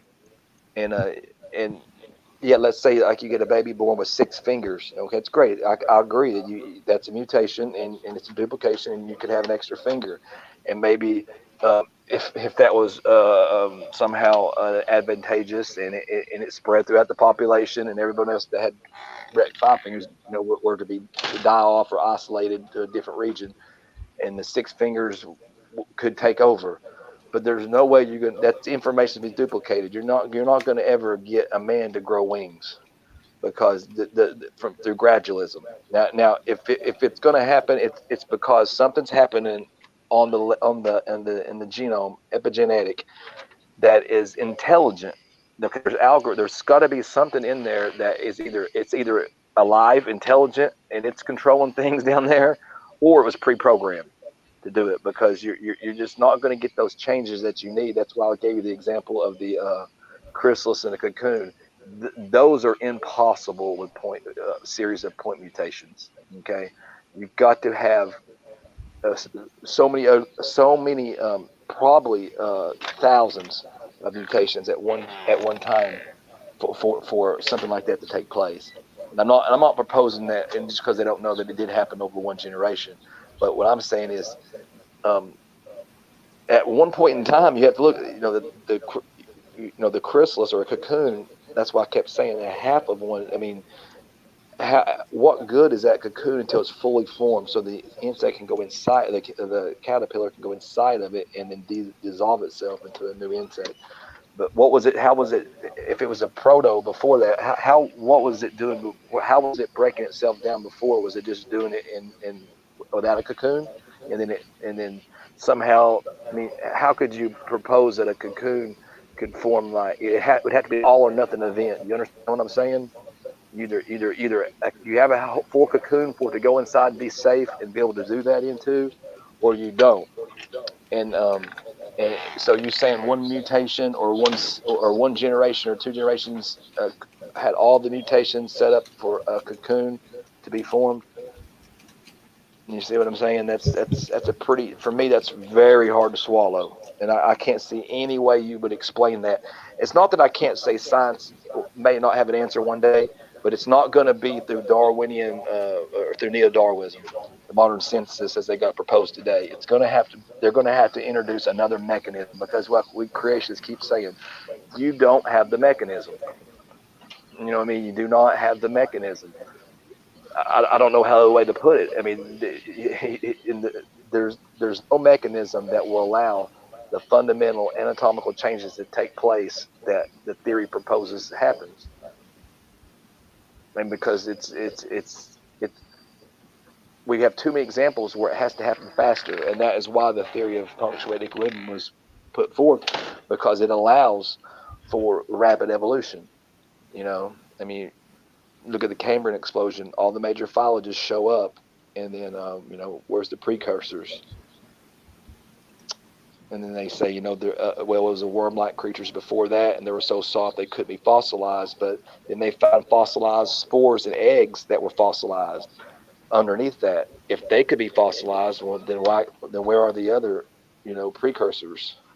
And then why are we having such a hard time finding the link between, you know, fish to amphibian? You know, you say tectonic. Okay, they may have an example here, which there's plenty of evidence on the to why that's not the link. But let's say it was. Where's all the other creatures that should be in the fossil record? And I know it's, you know, really hard to get a fossil. Even, you know, it has to be the right condition. Something like a global flood would definitely explain why we even have the fossils that we have today. But the ones that are in like amber, I don't think those are millions of years old. Okay, I'm just going to be straight with you. I don't believe they're millions of years old, because a bee should not be identical to the bee 66 million years ago. Or the dragonfly should not be identical to the same dragonfly 85 billion years ago. It should have some kind of other change to it in that time, because in that same time you have some animals that are supposedly, you know, made these huge changes, completely just, I mean, different, whole different organisms in that same time. And then you got these for 400 million years. I think the horseshoe crab have also remained virtually unchanged, other than maybe size. And like I said, you'll find that all throughout the fossil record, because the atmosphere, I believe, before the flood was different and allowed for that. That's pretty obvious that creatures, which either side of the coin you're on, that creatures were able at one point in time were able to get a lot bigger. And dinosaurs are just basically, you know, reptiles will grow and we'll keep growing, you know, as long as they're alive. So if at one point in time they can grow and just keep growing, like the dinosaur, you know what I mean? So does any of that make sense to you? Well, yes, but what strikes me is the dragonfly hasn't changed, but it didn't have to change. It got to that Okay, one. it didn't have to change. The coelacanth didn't have to change. Bees didn't have to change. Um, so many living fossils that didn't have to change. Well, Okay, again, because the environment remained the same. There was no pressures. There was so no you natural. agree? Okay, something wiped out the dinosaurs. That's a pretty big catastrophe. That things should have Well, changed. well, Right? no. Okay, Implies the that coelacanths, and well, no, the they coelacanths used to be as environment. big as dogs, not at the size of little dragonflies, but they're still the same. They're devolving, not evolving. And that's it. He's got a big point there, and I want to let you talk. I don't want to cut you off. It's just that I'll get off. My mind will ramble, and I'll get off. But why he made that point, we see that all the time. We see de-evolution.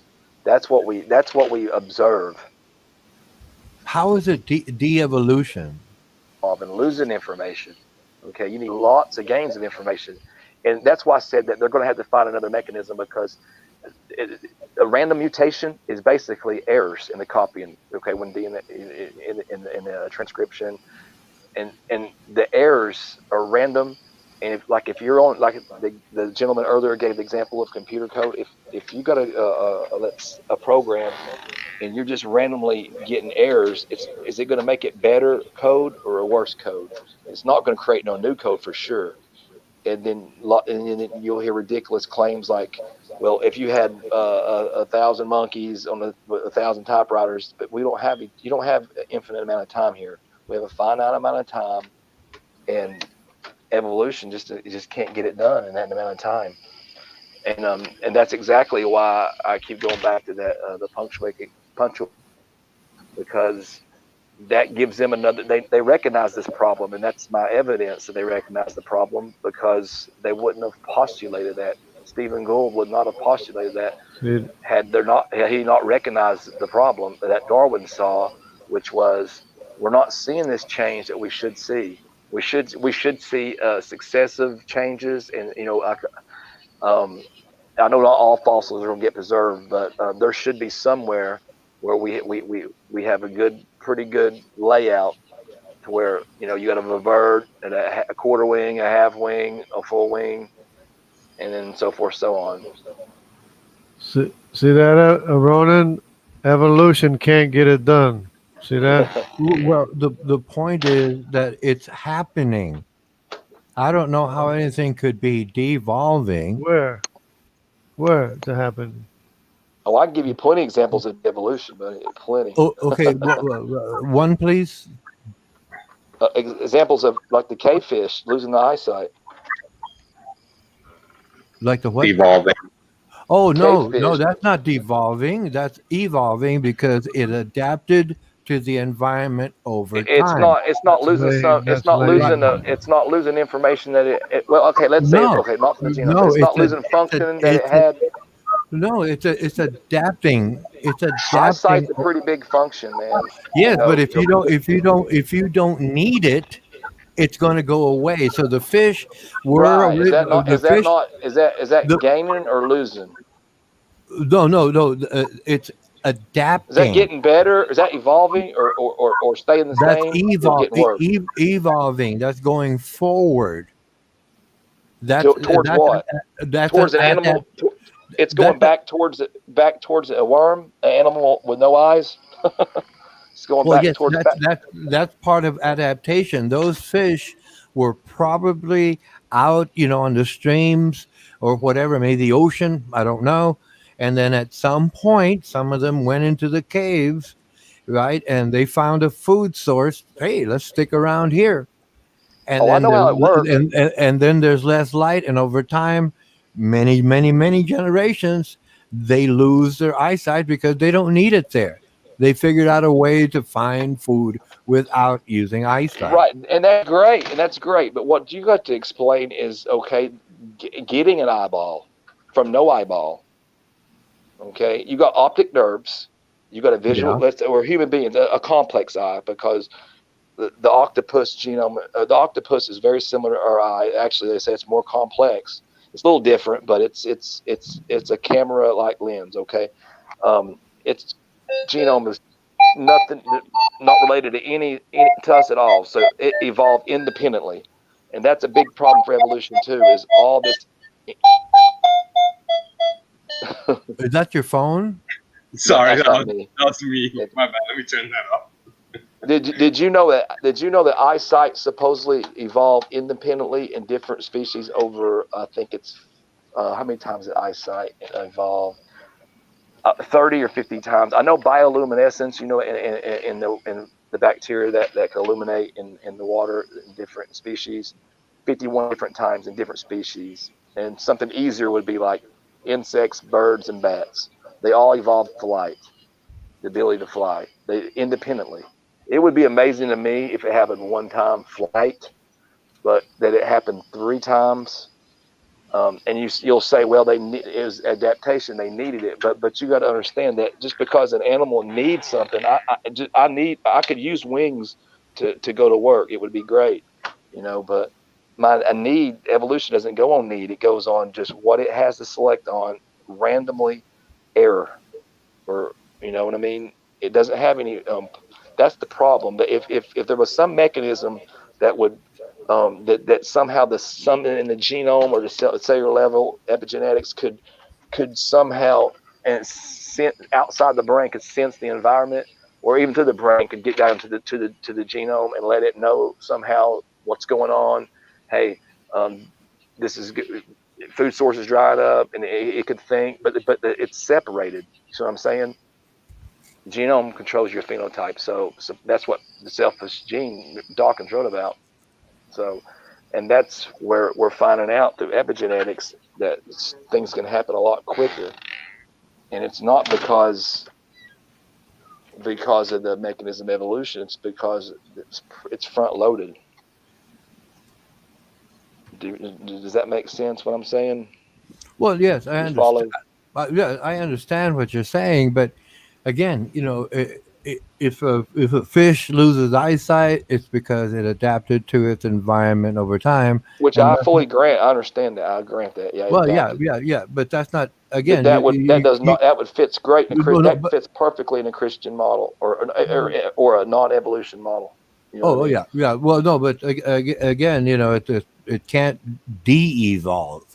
That's the word that caught my ear, and I said, well, no, it's got to evolve because time goes forward, so to speak. So it's Well, just if you keep losing information, then you're going the opposite way. That would be devolving because you're going the opposite of what evolution does. It goes forward, or I mean, it has no purpose supposedly. Really, it just does. So, but from our perspective, it's went from bacteria or a prokaryote or whatever to us. prokaryote. Yeah. Yeah, to us. So it goes forward and it's and through adaptation, it, it in natural selection, it adapts to the environment and it becomes the best that it can be through what it has to be.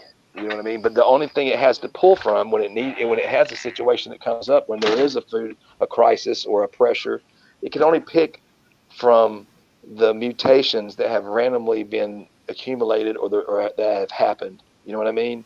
And they have to then take over in the population, and that takes time. Okay, that's what brings me back to gradualism. Then you have to say, okay, well, throw out the punctuated equilibrium. You really only have gradualism to work with. You have to have time. You take time out of there, and they're trying to do that. You take the massive amount of times you need for this to happen, and it's 100% implausible. Okay, so the time factor is huge. And so anything that cuts their timeline, and that's why anything goes against, they find geology that might challenge it, they're not going to publish or they're not going to let you know about. You have to go find that on your own. Hey, Chris, I could get a link to your channel, man. I'd like to subscribe. You got some pretty strong arguments. Yeah, man. On my channel, I basically have it. I've luckily had some more time here recently, but I've just basically got a channel that I subscribe to a lot of people and to catch their videos.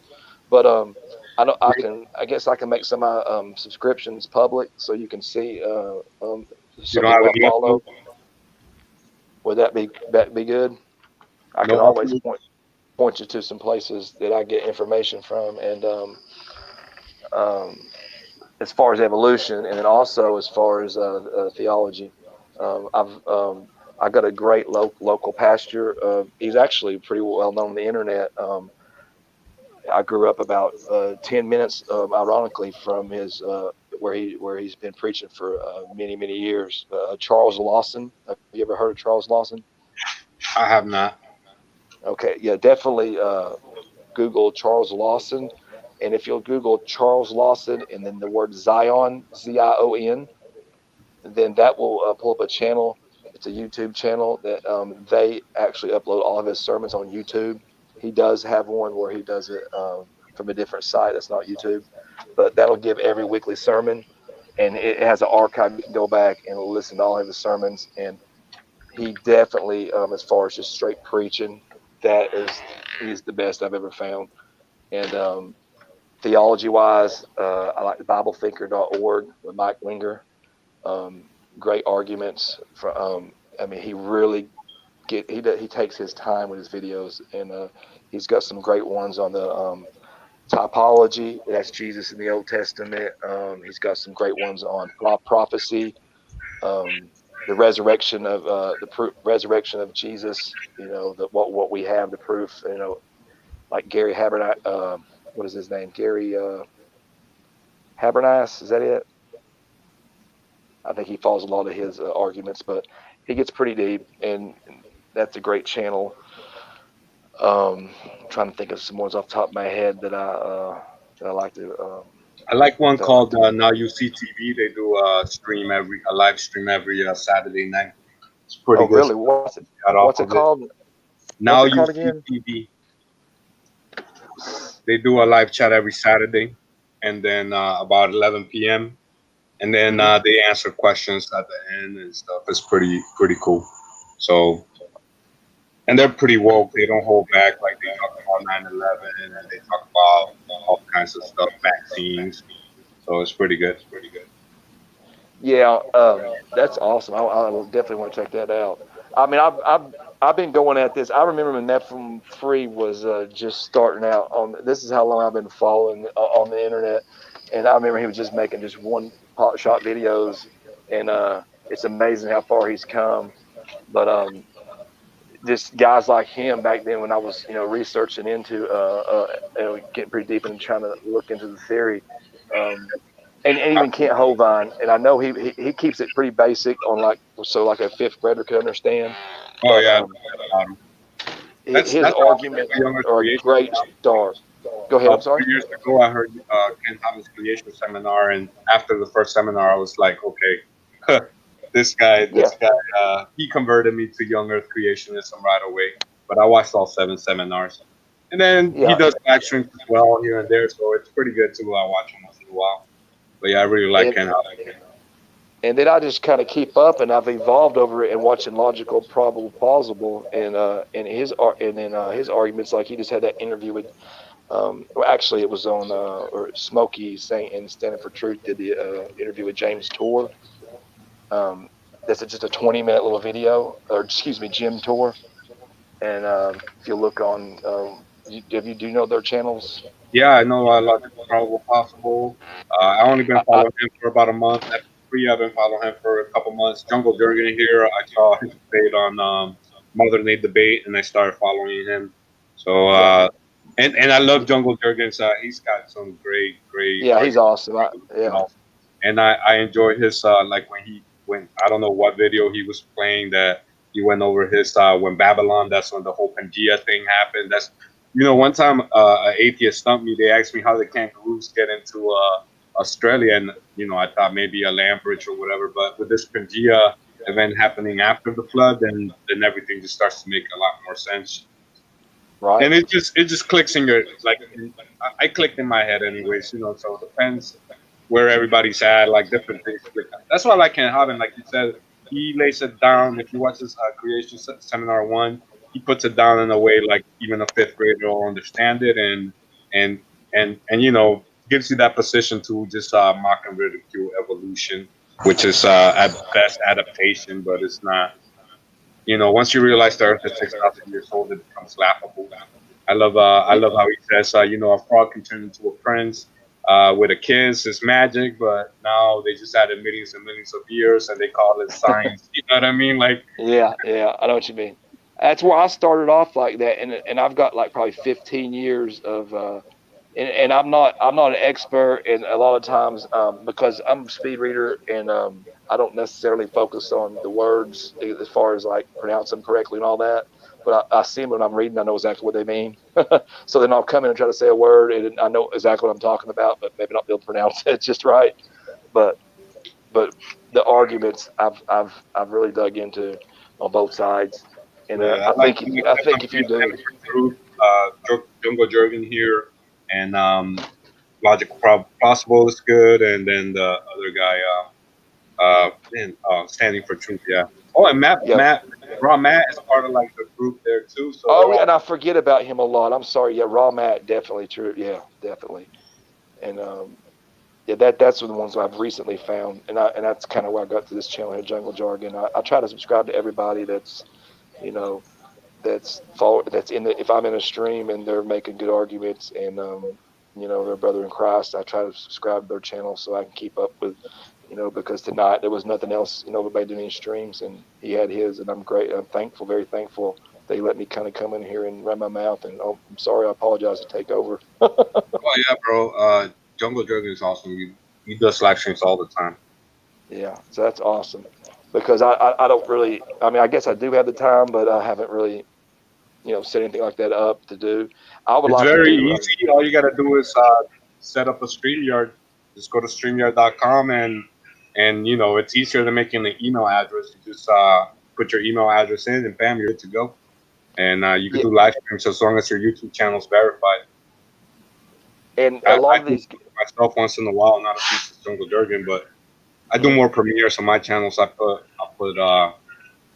like putting young earth creationist stuff and what I like to call biblical cosmology. This is why I came in, because Ronan said something about flat earthers, and then I was like, okay, I got to go back in here for a minute, because I only been flat earth for 4 years, and there's no way we live on a spinning pear. I don't know if you ever heard Neil deGrasse Tyson tell you that you live on a spinning pear, but yeah, there's no way. And then if you think the moon landings from NASA are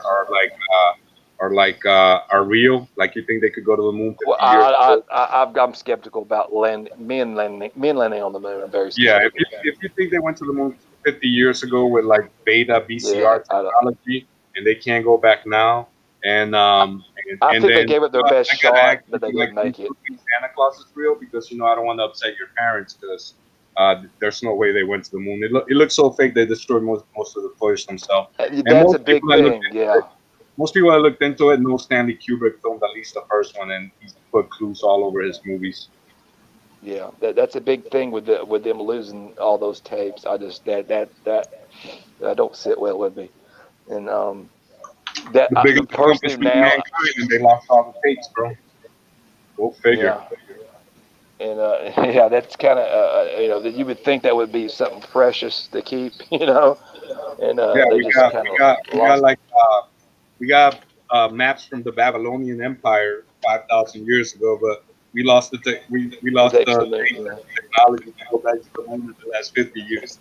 And they But admit they admit a lot of these satellite footages that they have these other planets are animation. They'll admit that freely, every but single one, they're all images. They'll put you right on it. Every single last one. yeah.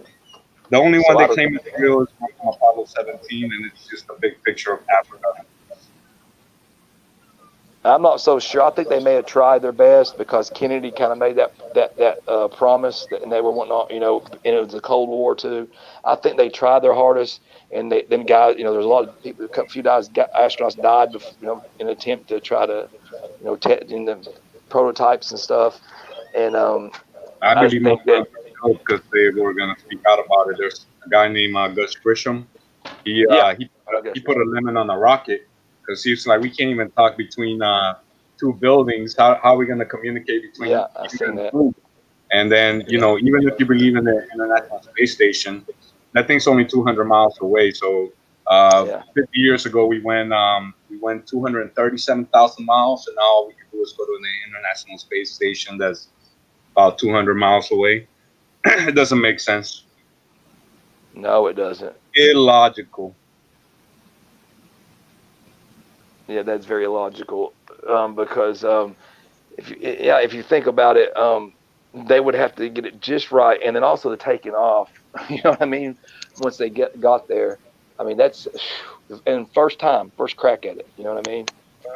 That if I would see if they had a series of unsuccessful tries, but the first time to get it right and then to get everything just perfect, and then send the footage. They were talking pretty much in almost real time. They would, I've watched a lot of the videos on that. So, but I think they may have made it to the moon, and I don't think they put a man there. That's my personal opinion, and I could be wrong. Yeah, I I'll leave, don't. I I'll leave used that to open. think they went to the moon, and I used to think they had a remote control car on Mars, 40 million miles away. I used to think they had a probe out past Pluto, and that aliens were real, but not anymore. Now I take a biblical position on the cosmology of the Earth, and it's geocentric. It's not a heliocentric model. We can't get past the firmament that God made on day two. It's impenetrable to us humans. Light can come through it, but it's like a solid piece of glass, according to the Bible, and nobody can get past it. I doubt there's even an International Space Station. There's something called HAPS, high altitude. What is it? Hold on. HAPS.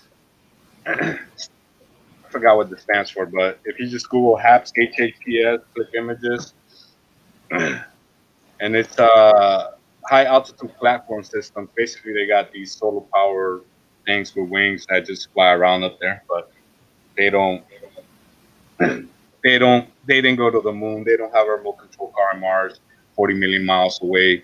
All they do is go to just like they film movies. That's how we get all our images from space. Space is fake. Space is fake. God is real. Heaven's right above you. The deepest hole ever dug is only 8 miles long. It's called the Kola borehole in Russia, and they said they could hear hell from down there. So hell is below you, heaven is above you, and then we've been brainwashed since birth to believe we come from a nothing explosion and walking fish.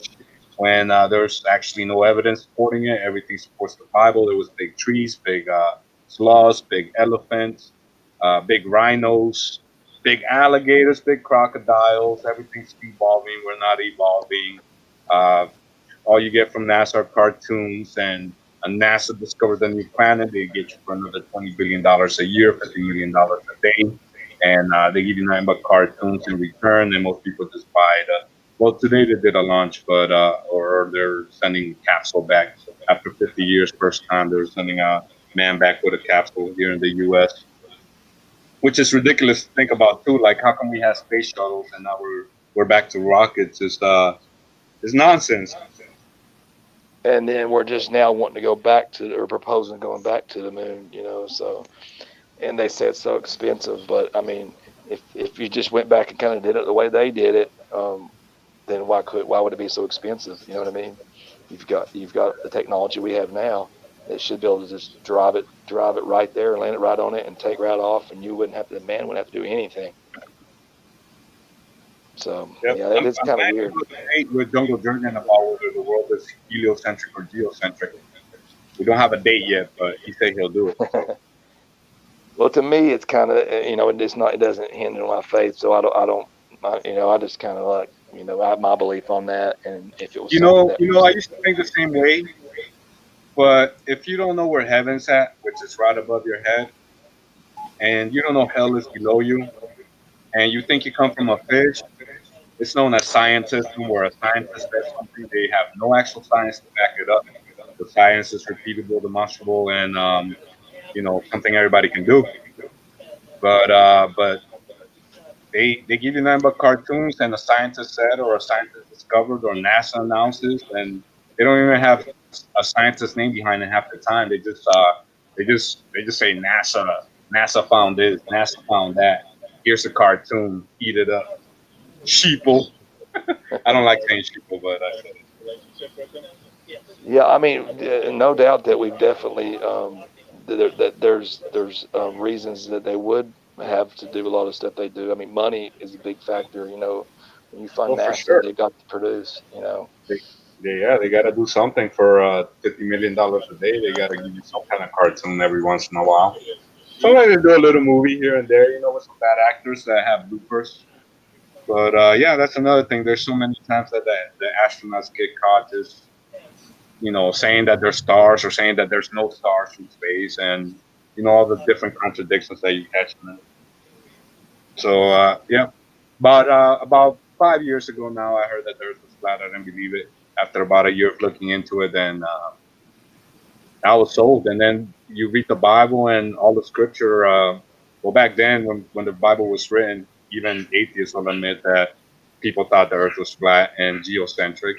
And now, just because NASA has brainwashed us since birth to believe that we live in a spinning ball, and now Neil deGrasse Tyson tells us it's a spinning pear. But we've been brainwashed since birth with all the space propaganda that's been space and evolution propaganda. Like Ken Haben likes to say, how are you supposed to answer a question when you're in school and they ask little kids if they still think we're evolving today? And or you go to kindergarten and they tell you about how dinosaurs live or millions or billions of years ago, And then, the word dinosaur wasn't even invented until 1842 by Sir Richard Owen. Before that, all dinosaurs were called Well, dragons. and then we're finding soft dinosaur tissue, and that is devastating, man. I mean, to the theory, because supposedly there's no way the dinosaurs made it past um, 65 million years ago. Would be the earliest. And how do you have osteocytes, bone cells that are that you can, in collagen, that you can actually stretch? It's not biofilm. It's actually, it's actual, the actual tissue. How can you have that still be here? And they, of course, they'll come up with a rescue mechanism. And Mary Swasser went in the lab, and she created all these scenarios with centrifuges to get the iron, to get everything just right, to where it was just like a 2-year experiment too, that made it where the iron could preserve, not just for the 2 years, not for millions of years. and then Mark Armitage just on his channel just completely destroyed her whole process on that, and told why it is impossible to happen. If you watch that video on his channel, I'd highly recommend that. Because he was fired. I mentioned this earlier. He was fired from his job because he had peer-reviewed work, and he didn't reach the same conclusions, and they fired him. He sued him, and he won. And that's what they do. If you don't toe the line, that's why when people appeal to the scientists say this. Science can say a lot of things, but the evidence speaks for itself. And if you've got soft tissue and dinosaurs, that shouldn't be there. Creationists would predict that. Evolutionists would have never predicted that in a million years. You know what I mean? Pardon the pun. But and it was there, lo and behold. And so now they're scrambling to find really, you don't hear about it. That was 2005, I believe. And she went on 60 Minutes and did that. And now you don't hear anything about that. They don't teach that in the school. That you will not find that in any books or anything that's been taught today. Why is that not being taught? That's a major discovery, huge, major. Even if evolution is right, that's still huge, because there's some kind of mechanism that's allowing this preservation. But in the horn that he found, it was broken in the matrix, where the matrix is what they call the dirt, the ground. What it was found in, it was only a foot or a foot and a half below the ground. It was broken. There was roots growing through it. Okay, that is not. How could that iron, that blood, preserve that? That would have been gone. I mean, the bacteria there would be no blood left, and the iron that would have been left behind. You just have to watch his video. No, I take your word for it, bro. I've heard. Yeah, it's too large. It couldn't have gotten into to where the osteocyte was to preserve it. You know what I mean? If it wasn't, bone cell, it's not. They're not loaded with iron. You know what I mean? There is blood and there's veins, but they're not just. It's not like it's packed in. The iron that would be needed, the amount that would be needed to preserve that for that long. I mean, you could put it in a freezer, and it wouldn't last 65 million years. You know what surprised me recently? I just came across that there was giant otters still alive today, and they're as big as pretty much a cow. And we used to see these otters. Yeah, you could just Google giant otters in the Amazon. Jungle Jurgens over here showing us giant cows and giant sheep. But hey, Jungle Jurgen, check out giant otters real quick. And those giant animals, they're huge. And now we see these little tiny otters, but yeah, they still alive today. So there's a lot of big animals still alive today that we're obviously evolving from past perfect creation, everything bigger and stronger. And evolution is great at weaving that theory, because they take half truths. Because I believe that there wouldn't necessarily to be so many animals that were on the ark, because speciation does happen, and you can get let's say like you got rats. I'm sure at one point in time there is a common ancestor to like a squirrel, a rat, rodents, and it's going to be a rodent type, rodent kind. You know what I mean? But Yeah. not necessarily rodent. These are today, Still not scientific going to terms. turn into man, no matter Yeah, how but many millions of years you give it. no, I So, yeah. mean, you're not going to get that new functions, and new biological pathways, and you're just not going to get them with gradualism, and that's been the major objection to the theory since day one with Darwin himself. He said he had hopes that the fossil record would show these gradual changes, but I can't believe Ronan was using the giraffe because it's been so long since I studied that, but I studied that pretty in-depthly there for about 2 or 3 days. It's been about 5 or 6 years ago, but it's amazing how the giraffe is able to even to be alive and bend down and drink water with that long neck. And to think how it could evolve, it just defies evolution. You know what I mean? Yeah. And there's so many animals that defy evolution, like the duck-billed platypus. It doesn't follow anything. And I think someone in the chat mentioned about the octopus.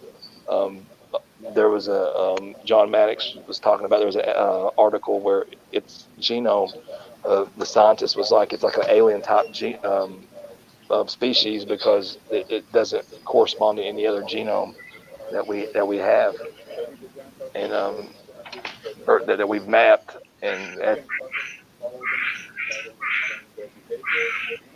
But yeah, these giant otters he's showing here, they're big, they're huge. So it had to evolve independently, So not only do we evolve our eye with the optic nerves and the visual cortex, which you have to have. So which come first, the optic nerves or the visual cortex? You know what I mean? Because they always show you that little primitive eye, but they never show you that. They'll draw in a little nerve, but they never tell you how the optic nerves come about.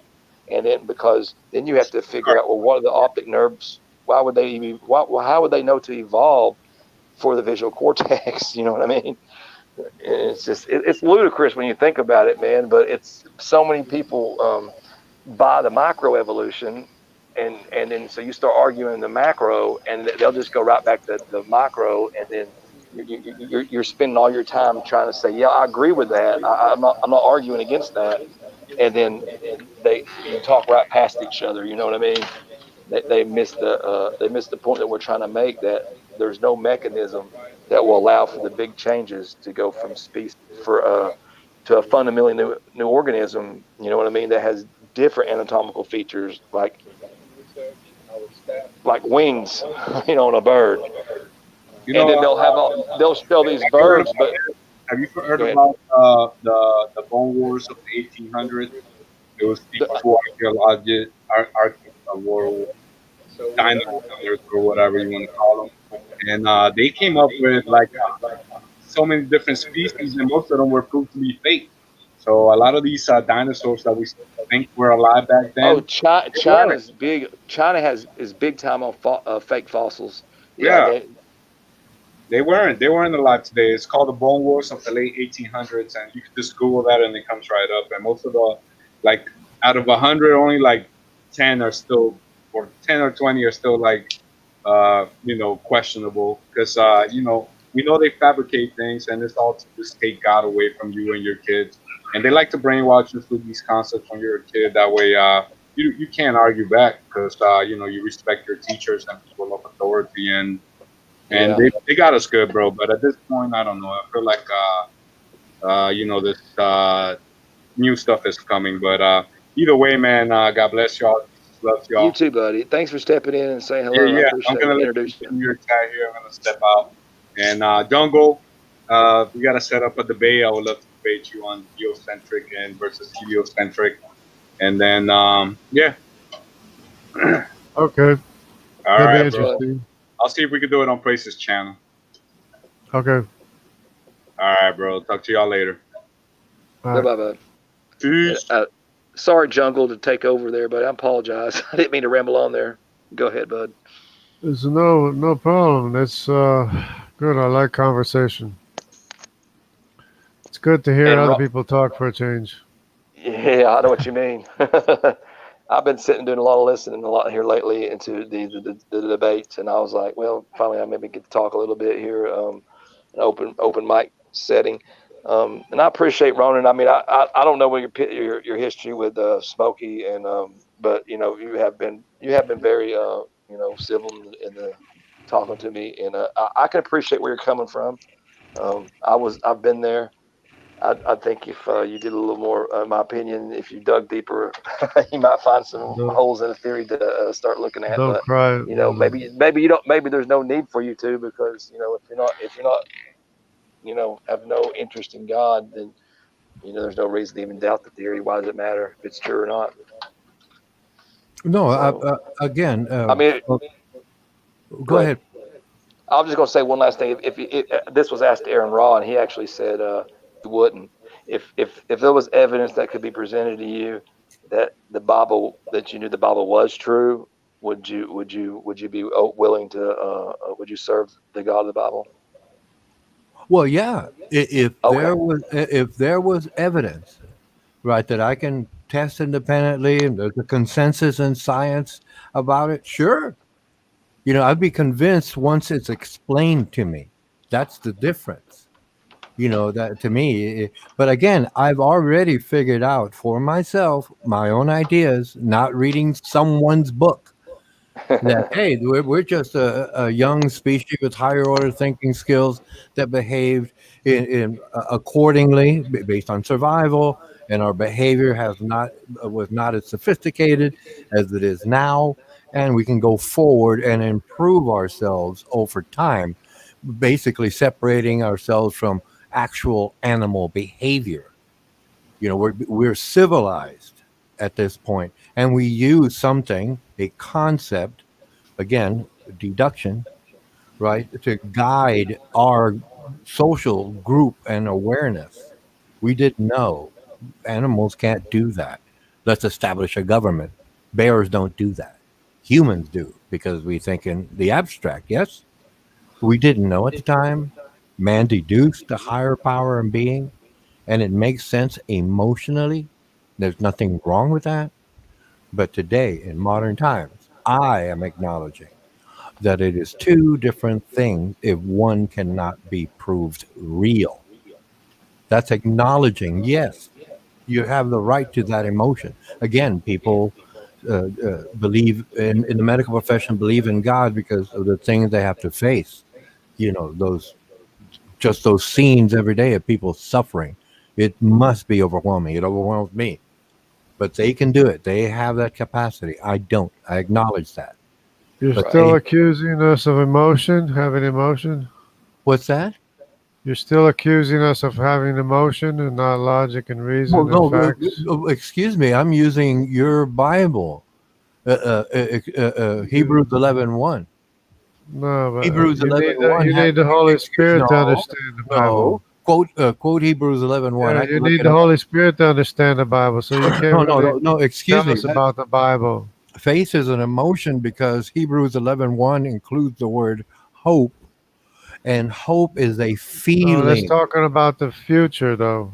It's talking No, about I'm the talking future, about. No, I'm talking substance about. Excuse of me. things hoped for, evidence not seen. That's talking about the future. That's Yes, not talking yes, about right. The future faith in the unseen. truth, It's facts. unseen, so it isn't real. I can hope to go What's to the not store. real? I can You're hope. not I, real. I can hope. Things could be real unseen. I mean, that's Excuse me. possible. I can hope to go to market tomorrow, but if it's raining like it rained today, I can't go because the streets are flooded. Hope is an emotion, again, a feeling in the Bible. That's what Yes, Hebrews 11:1 is. You're not it's in hope is you're not in sure. reality in Hebrews You have 11:1. a sure hope. Your hope is sure Excuse me. if you know the truth. Your your Bible says that in Hebrews If you eleven know the one. truth, That's hope is no, I sure. accept what the Bible is saying in their position. It The is. hope is sure. Please. I'm not Yeah, trying to rewrite scripture that's here. what it says. Again, I'm not trying to rewrite script. That's what it says. It's an emotion, and I accept that from No, when your you know the book. I facts, have evidence from your Bible that says so. I am not When you trying know to the change your facts. mind. I'm saying it is of the mind if it is a feeling, like Hebrews 11:1 dictates. I'm No, not again. no, I'm no, not no. trying to change your scripture. That's what it Not says. when you have faith in the truth. When you have faith in the truth, it's not feelings, it's not emotions. It's based on reality. That's an emotion. I have Reality. faith. That could be a fact when proven real. That Yeah, means it's proved independent real. testing or acknowledgement thereof. It's Please, proved I'm real. not trying to change You the really do foundation. have a maker. It's Again, proved you it really is, do have a maker. please. We're Because supposed to have nothing can faith make in our itself. faith I'm is quoting your Bible, please. You can't make yourself. Nobody can. You're dependent.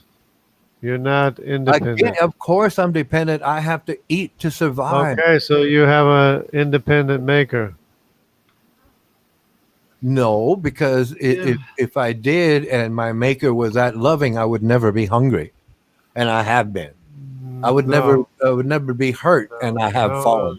You still have we're a Please, still maker, Ron. alive. again, that's again of the mind. I You still have accept a maker regardless. again. It is supported by my quoting Hebrews 11:1 in Well, Scripture. That's what I've, it says there. Please. I'm not I've trying to say you're wrong. I'm saying you may be defining it in the I've wrong met way because of what Scripture claims an faith. unusual person. You're an unusual person because I don't think I've ever met anybody that went hungry. You've never heard of anyone starving. I never met anybody that went hungry. I don't know many people that went hungry.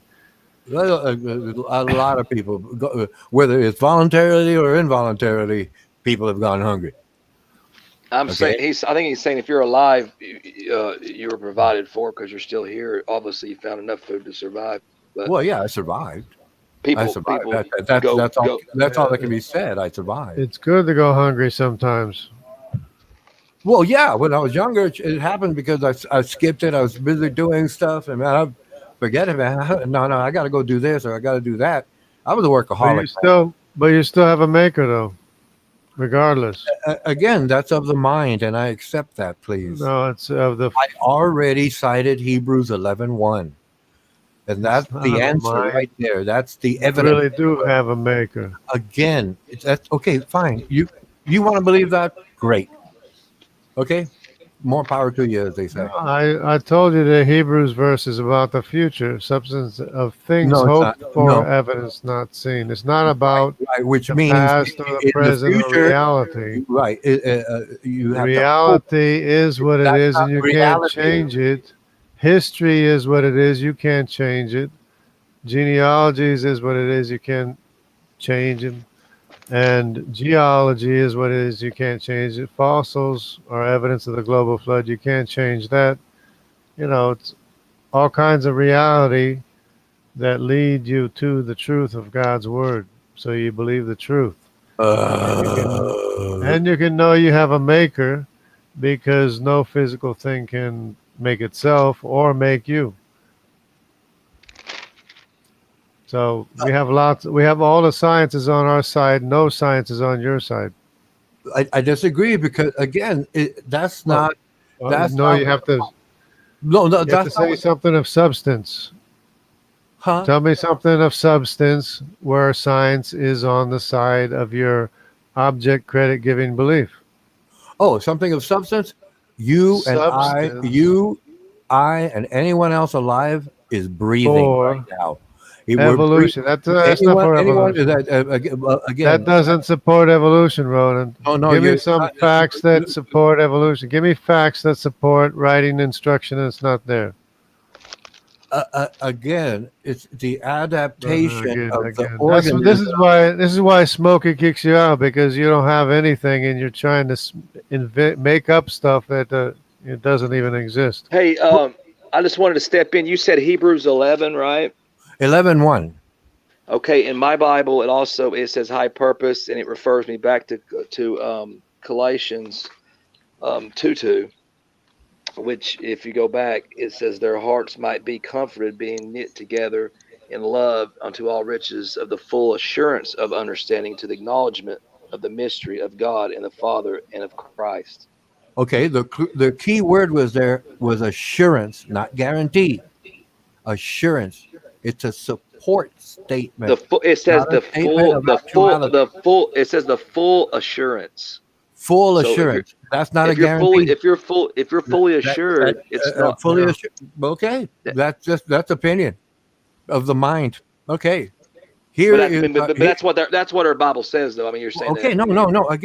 Again, I acknowledge that it is of the mind, an But you emotion. have no There is evidence for nothing wrong with emotions. Okay, I'm acknowledging, yes, it's an emotion. There's nothing wrong with it. I'm not saying But if you go back, God. just the verse before that said, "I would ye knew that what great conflict I have for you, and for them, Laodicea, and for as many have not seen my face in the flesh." So what he's saying is, there's most people aren't going to see God, but you've got the full assurance, because if you study the Bible and you actually are saved, Yeah. the Lord all the time gives me. I read through that Bible and didn't see things in there, and actually, a lot of it was pointed out to me through studying different theologians, and that was for me, searching the scriptures like I'm supposed to do, and rightly dividing the word, and you can be sure of your salvation. You know what I mean? I'm 100% sure. I'm not. I don't. That's usually what I ask somebody. If you not sure if you're saved, you're probably not. You know what I mean? I know that I'm saved. You know what I mean? So I don't have the hope and the faith. I know, and I know that's hard for you to believe. I understand. But you're going to say that's my emotion. Please. Go ahead. You must be drinking Jungle Jargon's coffee, man. No, please. I never said God, that. man, go ahead. I said I accept what you are saying, and I accept the fact that it is of your mind because it cannot be proven real. And I use a supporting statement. Okay, from I understand where you're. I follow you there. That right. Bible, So we're but good. We're good. I'm confirming God. I'm confirming that there is. That's what I'm coming at from my. To I'm you, confirming yeah, that to you, there is a creator. No, that works for I've you. confirmed that through the natural, because I've concluded through deduction that it's impossible for DNA a code to write itself. That had If you're honest. Okay, another key word. If you're honest. Another key word you just used was deduction. It is not induction. They cannot be tested. If it can't be tested, okay. Well, the reason why it mind. can't be why it can't be tested, because this is what happens. faith. This is what happens. You'll get into. I see it all the time. You'll get into most of these debates. That's why you'll have an evolution deny that DNA is a code, because we can look over to if it's analogous code, we should be able to apply it over to a computer. But then they'll say, well, no, it's not just like a computer code. It's analogous to one. Actually, it's 4-bit code, so it's a lot more complex than a computer code, which is 2-bit. So it's even worse. And there's more instruction than the DNA. Yeah. And the key point is, if you look at the information, it's specified information. That's what Stephen Meyer talks about. The sugar phosphate, the backbone. There are bonds, covalent bonds right there, but the arrangement of the A, T, C, and G, your base pairs, that arrangement is not dependent on any chemical attraction. Okay, that message, that information is not dependent on any of that. So even if you had these things come together, the information that is conveyed is got to be inputted, or it has to be either inputted by an intelligent agent, or it's the burden of proof is on evolutionists to come up to explain how a natural mechanism could provide the information in the right order to build a functional protein, which is impossible mathematically. Well, they'll always say there's that one chance, but mathematically impossible if you look at the numbers for it to randomly form just one protein. And you know what I mean? Well, yeah, it would seem improbable, but for the fact that it exists. Prove it, Ronan. Prove And, it. well, it exists. It happened, right? You're questioning. Well, Prove that's it. what I'm No. saying is Again, the only example we can give you. We only have like the only example. If I asked you like give me proof of give me proof of a code that can form without intelligence, or give me where do codes come from? Okay, if we go Where, way where, back, where any code you've ever come Inter- across, chemical any code, interaction, chemical any interactions, code, the Morse Intent. code, chemical. computer code, any codes you've ever come across, where does it come from? Okay, in nature, we just gave it a label code. No, hold on. Answer Okay, but it evolved over Ronan, come on, time Ronan. from simpler combinations to more complex. Where does Morse code? Where does the code Morse code come from? A man invented it. Okay, can you name any code that comes about through a naturalistic explanation, purely natural? Yeah. The only one you can point to is DNA. But then they trap themselves because then they have to admit DNA is a code. Okay, Morse code is a code developed by man. Okay. Is DNA a code? DNA code is labels that man put on those things to describe. See, so DNA is not a code. Look, it's a combination. Have you ever heard the ENCODE project? ENCODE? It's a combination of molecular bonds, but man, because we have to communicate with each other. Why do you think we did? Okay. Why did man decide that was a code? Why do you think it's because it's convenient for us to use that term, so everyone. Or could it be because it's smack dab a code? We because it is put a label to it to better dissect it. To better understand over time, code. And there's a lot more that needs to be learned about it. You're saying that we should have not me. But did you get the point? Did you hear the point? I'll make it a little clearer. The point I was making about the information, the Stephen Meyer gives a good example. Okay, can you think of like a magnetic? You ever seen like a chalkboard or on a refrigerator? You can get these magnetic letters and spell out something. Yeah. Okay, let's say you had all the letters of the alphabet, 26 letters. Okay, we're in a 2-bit world, not 4-bit. Okay, that gets even worse. But okay, let's just go to computer code. You're 2-bit, and you had to write out a message. Okay, your mind would have to write that message out, right? Correct? Yeah, I would imagine based on the concept letters that I'm going to write a word. Yes. Well, yeah. I mean, if you wanted to have something coherent, that a mind and that you could send a message to somebody that could receive it. That's basically what you have to have information. You have to have somebody that can receive the information. So you wrote the word, and then it's received by somebody else. And a receiver. A sender or receiver. Okay. Now, when you go back to DNA, what I'm trying to say is there is no kind of bond, no chemical attraction that says which way that those letters have to come out. Okay. Yes. They can come out No, excuse me. Excuse me. No. 23 and 23 get together, and the mechanisms therein match up the ATGC combinations. That's what they do. It's based on chemical bonds and machinery that puts those machinery. Yes, machinery. That's what it's called. Mechanism. You want to call it a mechanism? That's what man calls nano machine. Is a nano machine a machine? That man-made? Yes.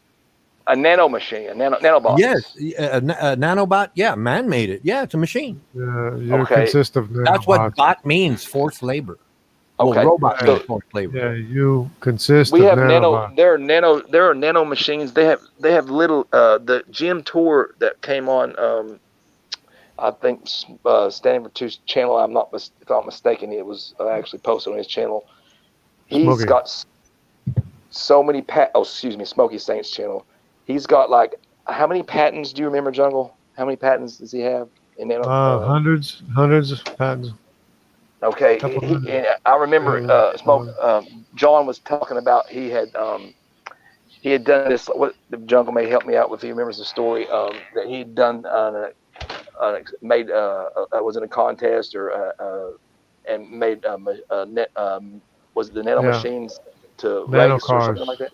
Nano cars. Nano cars and trucks. Yeah, nano cars and trucks. And they have them go up over bumps and everything. And he won the race. And he's telling, okay, he builds those, okay, and okay, that very, very, very, very, very, knows this inside and out, okay, is telling me or the audience that what is inside of DNA is so far above anything that we can do. It's mind blowing.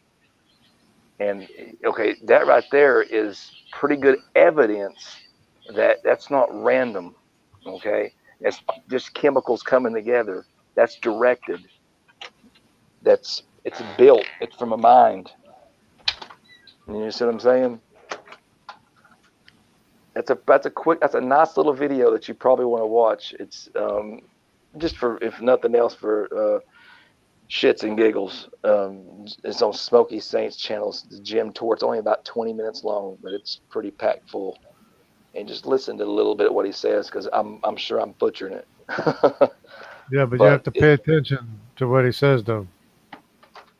Because a lot of when they do this stuff in the lab, they buy these kits, okay, that are already, all this stuff's prepackaged and ready to go for them to do their experiments. It's nothing like what would happen in nature. And then of course you got the intelligent mind that's also, doing the experiment. And then you don't even have, and then that's just for, that doesn't even count that you have to have a cell. And I think he was joking that salad dressing, it would be, to most scientists, would be considered a protocell. It's not just lipids. Yeah. A cell is so complex. A cell is more complex than we can't even imagine how complex it is. We're still trying to figure it out, what happens in these cells and what allows them to do what they do.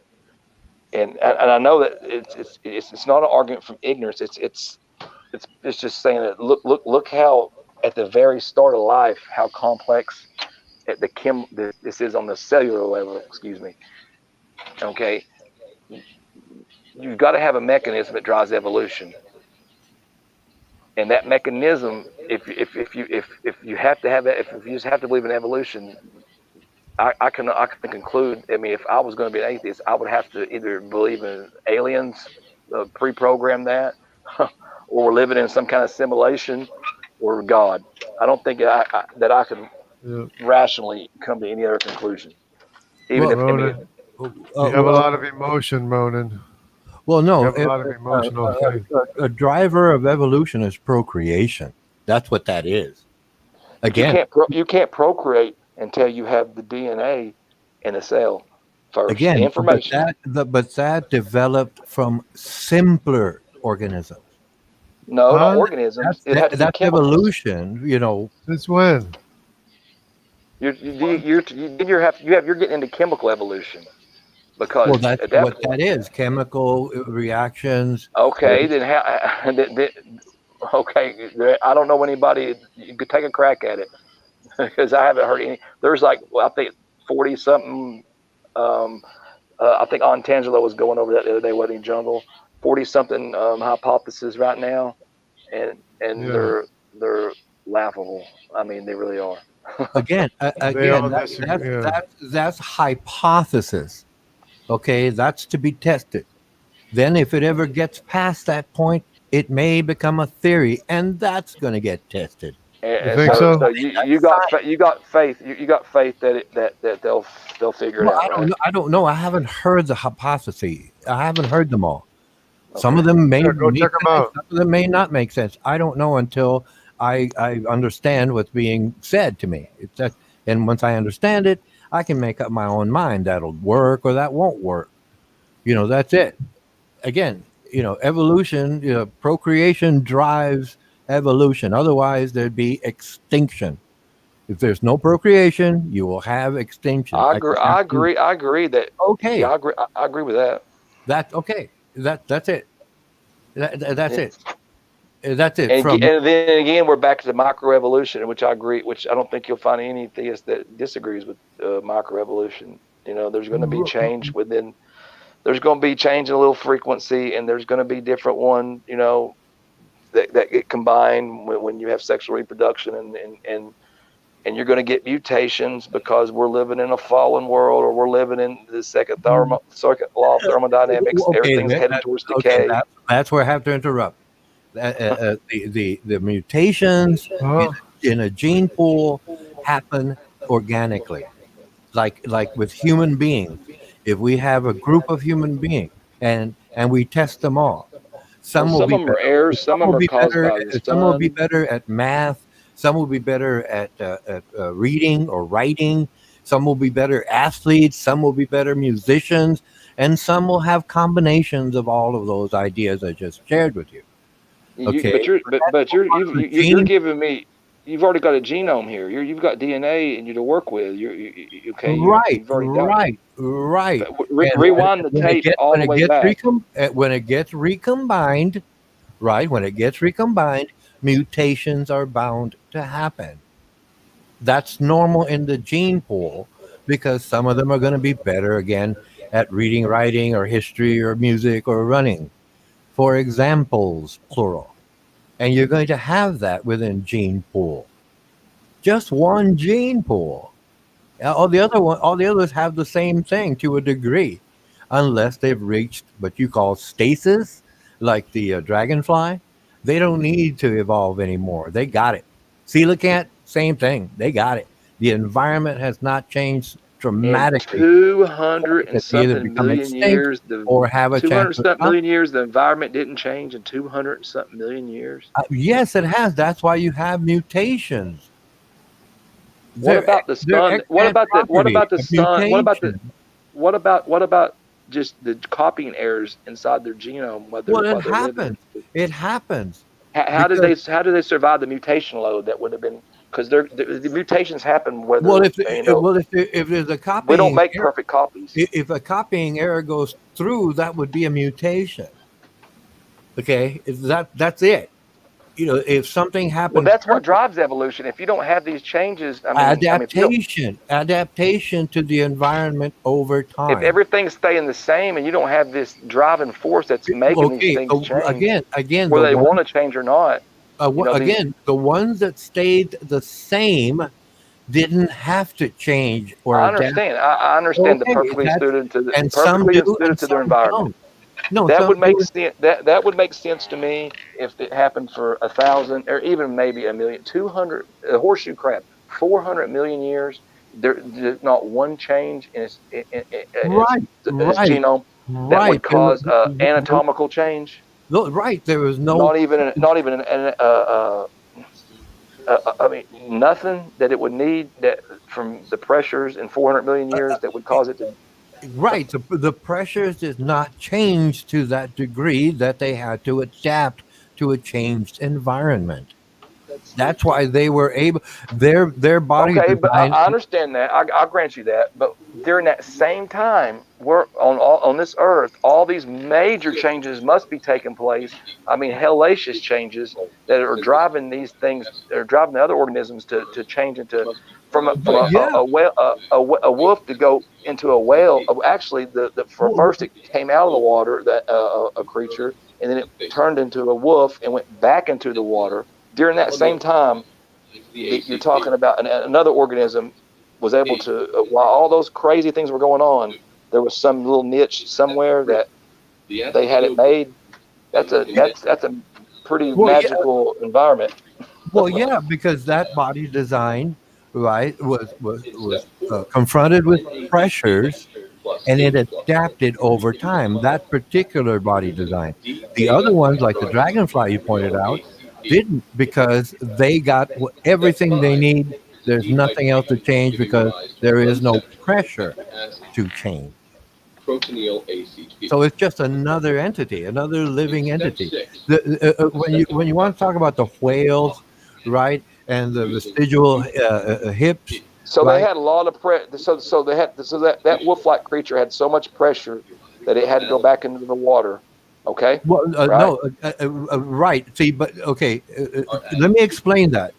You have a creature that can partially walk; it can waddle around. No, I understand all that. I fully. Okay, I okay, don't mean to but then cut it you off. found, I fully understand that. but then the creature found a sustainable food source and stayed with it. In this case, krill.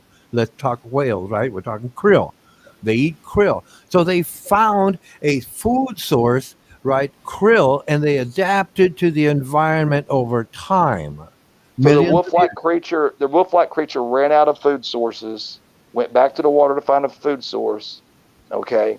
and then adapted over time. In other words, it dwelled along the shore for a But million, its 2 body million years. You're saying its body changes because, but it was out of necessity. Well, right, because they had to adapt. But see, that's the problem. Necessity that has no say in the matter. If I need wings to fly, Survival. Excuse me, it's a necessity is part of survival. You need to survive, and if that's the only food source, and that's what you find, you're going to adapt best you can. Whether it's a whale that went into the water because it had 4 limbs earlier on, it didn't have 4 complete limbs, for example. Maybe it went part way, and where it was living. Yeah, but it had to have a random mutation to give it that the necessity to go back to the water. Well, yeah, well, that happens in successive Is immaterial. Is generations. immaterial. Well, no, that happens in successive generations. Okay, gradually point mutate generation by generation through point mutations. Correct. Right. Okay, then why do they posit the theory of punctuated equilibrium then? Okay, if gradualism is the way it works. Well, again, if a dragonfly is punctuated equilibrium, that's as far as it needed to go. But the whale, that's stasis. I'm talking about like you've got some creatures that supposedly evolved in like a million years. You know what I mean? Rapidly. Okay. And I mean rapid changes. Not a million years, to be fair, probably 15, 20 million years. But that's rapid according to evolutionary scale line. Right. I've got some examples. I'm afraid I'll get dropped out of the StreamYard if I do. So I can put some in the video for you tomorrow if you want to look back. But my big objection to what you're saying is I understand exactly what you're saying, that the need to adapt, not necessarily the need to adapt. You have a necessity, right? Because it's running out of food, so it has to look elsewhere. But it needs that random error to happen to help it get to the water and to survive in the water. Okay. So again in the gene pool, you're going to have all 3 types of mutations. And some of them are going to die off because they could not adapt. Some could and continued. How do these animals that don't change, how do they absorb that mutation load? Because you're like you said, so that the animals that do change can have these neutral and detrimental mutations to choose from. How are these animals that some of them must have been in small populations? So breeding. Okay. Okay. Let me give you an example. We'll use the dragonfly. Yes. Okay. Now I'm going to use humans or any other animals, right? The dragonfly, right? It basically swamp area, let's say, right? That's where it lives. And over the millions of years, billions of years, there's always been a swamp. And all the other dragonflies have adapted to the same environment. They're all closer genetically identified. They're not so vast like different horses, for example. A horse is a horse, but it can be any kind of horse. 4 or 5 different kind of horses, yes, because each one of those horses adapted to their environment. The pressures The Do, pressure, do you know the examples they pressures, give on the horse the evolution pressures, in the fossil record? well, no, the pressures develop the diversity. Now, what was that, please? The examples. Do you know the examples they give of horse evolution in the fossil record? Yes, They've got the toe. The yes, toe. yes. There's plenty of. I would suggest Aaron Ra. He does Okay, this. but one of them is the toe, the hoofs going, going down um, to basically to a single hoof. Okay, Right. that's something that I would have no problem with evolution being able to do. Okay, that kind of change is totally possible. You know what I mean? It's like the example I was given about if you got an extra finger, or if you lost three, if my hand was to lose its finger and I just have nothing but a nub, and no more fingers, I use my nub because it's more advantageous to have two nubs than it is to have fingers, because it's something to get my food, I need to nub something. But that is totally acceptable. That's totally plausible. Okay, not a problem. But when you're talking about like something, when I go to, I don't want to go to something complex like metamorphosis, because then that is very complex. But you pick something that is similar, complex process. We can use wings, okay? In flight, you've got so many point mutations that have to be right in order for that flight to happen. Now, supposedly it happened over time. It didn't evolve in one generation, of course. You know what I mean? So, but why is it being selected for if it's not useful? Okay, a quarter of a wing that can't fly, it would just be useless. It would hinder the animal or the organism Well, until that it would was be. fully useful. So that wing's fully useful. What, you know what I mean? What's it good for? Like I was saying, like a half chrysalis. What good would a half Okay, chrysalis okay, do until it's fully formed? okay.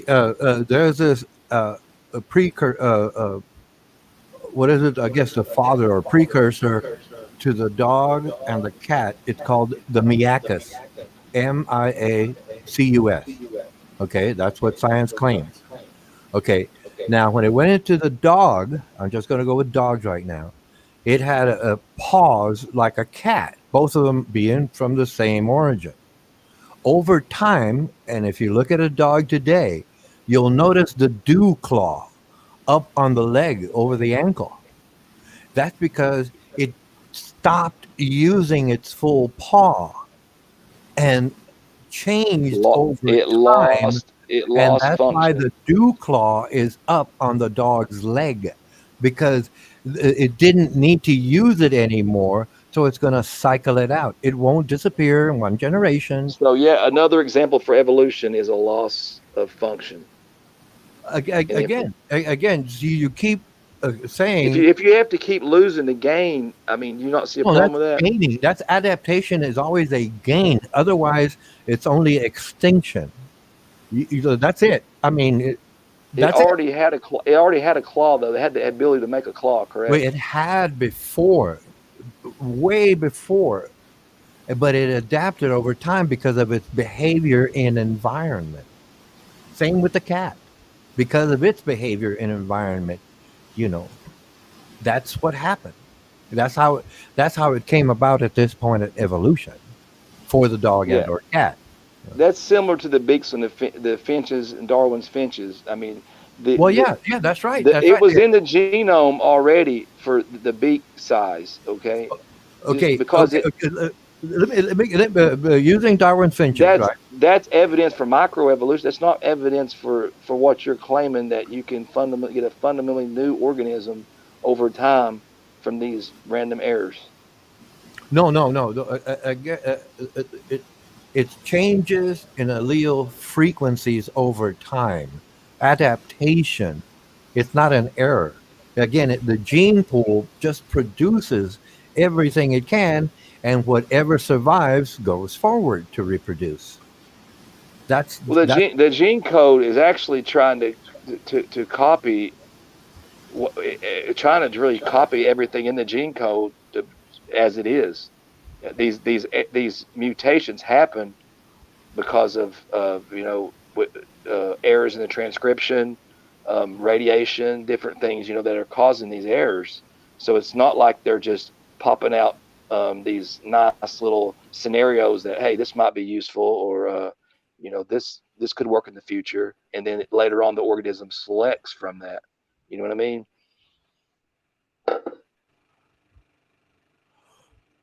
Well, okay, Darwin's finches. Okay, using that, just Darwin's finches. I'm going to compare it to something else. They're basically the same finch, except their beaks were different. Why? Well, they adapted to the environment. Some ate, nuts from a tree that had produced larger nuts. Some other tree or bush produced smaller fruit, and each one of them adapted to that particular fruit or nut or whatever they consumed. Yes. And if it happens, right, they constantly move around within short numbers of generation, it could continue. But if I isolated one of those groups of birds to eat only a certain type food over many, many generations, I could not get that bird to adapt like the other birds adapt over generations to different food sources.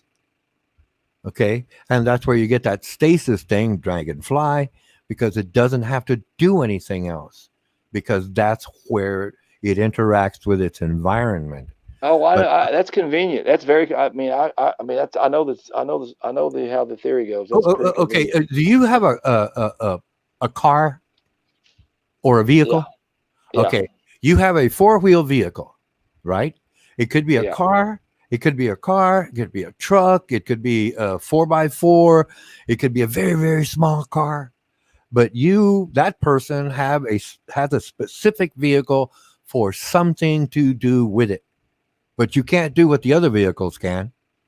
So you're basically one of those finches in isolation. That's it. Stasis. That's all you have. That car that can do only that thing. But that truck can go up and down mountains and rocks and all this stuff. But it can't keep up with your car, right? On the highway or vehicle. And that's an analogy. I'm saying that some living things can adapt in short periods of time. That's their setup. That's how they developed their profile. Others don't need to change because their environment doesn't change, so they just cruise it. That's all they got to do, live. So again, it's different for different living things. That's the confusion, I believe, because they're trying to say, well, it's just like one thing. No, it's many different things, many different ways to adapt to the environment. And those that can adapt exist. And that's basically all there is to that in terms of what is happening in evolution. Well, yeah, I agree on as far as the microevolution, that adaptation. The survival of the fittest. Okay, And there's this thing, right? Well, there's no new living things on Earth. Do you know the year that nylon was invented? No, I'm no, doing. you're going. Are you going to go the nylonase and the bacteria that Yeah. can How did that synthesize happen? How nylonase? did man didn't make it? Right, nature, right there. It's a It's bacteria, similar. That's similar to the. a pre-existing bacteria adapted. It modified to the point where it couldn't eat nylon. That's an adaptation. Okay. There's still bacteria. See, that's similar to the Lewinsky experiments that he was been conducting, where the bacteria can they couldn't allow or it was citrate. That was what it was. They couldn't synthesize citrate or allow it into the cell under anaerobic or conditions with oxygen, and then they were able to through a mutation they were able to, or vice versa. I can't remember exactly how one. I apologize, it's been a while since I've No problem. But I follow you. Go ahead, please. but they're still bacteria, okay, and they haven't gained anything new, they could already process the citrate or synthesize the citrate. Right. They're just able to do it under different conditions. Right. Now, as Right. far as But it's still an adaptation. Okay, that's it. That's mutation, if you will. That's positive because bacteria can basically exist. Yeah, I'll grant you the Mhm. nowadays is interesting, and I have there is some a counterpoint to that, and be honest with you, I'm not familiar with enough to go Oh no. Then we try to put it go over aside. it. Put it aside if we can bring it up somewhere else. Later on. But I want to focus on conversation. All these details. If you don't remember a name or something, I have no issue with that. Yeah. I get the idea and concepts that you're sharing with me. But again, Now, I don't want to pull they like can't jump Hoven on. they can't Hoven where there's still bacteria, but you Oh would yeah. expect them to be still bacteria because but that's like you're almost giving me an example of something like sickle cell anemia, where okay, the it's the people that have resistance to malaria, okay, Yeah. which is great. I mean that's a good thing to have that mutation if you're going to get malaria because malaria will kill you. But it's it's very bad to have sickle cell anemia in a general population. It's a irregular shape. The blood cell is a irregular shape, so you can't get the oxygen, the red blood to the red blood cell like you normally would. So that's it's a bad thing to have. So you're almost like I said, give me another example of something that's harmful or detrimental, and using that as example of something that's going to cause the forward change that you need to get new specified information. You see what I'm saying? Yeah. But again, some organisms can adapt readily. Some are fixed, and the ones that are fixed probably have a sustainable environment over a long period of time. Because if the sickle cell anemia that gene or whatever, if it took over the whole population, okay, and there's no more people left that do not have sickle cell anemia, is the organism better off or worse off? It's better off because of the malaria. But if it moves to somewhere else and it's forced to go somewhere else because it has to search for food, they get in a boat and they come up to America, and there's no malaria, they're going to be at a disadvantage because they're going to need to be able to live longer and be able to get the oxygen out of the red blood cells like we do today. So you know what I mean? That's kind of a bad in my opinion, a bad example for. And that's one of the. If that's like, and I get that all the time in debates. I hear it, and if that's one of the better examples that you have of evolution. That's the problem. That was one of my problems. Was like I was looking where are these examples of things that are getting new information like in real time. I don't expect anything to change like from a duck into a crocodile overnight. But we got intelligence now. We can put things in the lab. Why are these fruit flies that we're bombarding with all this radiation? Why are we not getting them? Why are we not seeing them have these new novel functions? You know what I mean? Well, because fruit flies can reproduce readily. Yes, that's why they Yeah, use. that's why they use them. Yeah, because their generations are right. That way they can experiment, right? Like make it mess up somehow, and have it produce an extra antenna or no wing or something like that.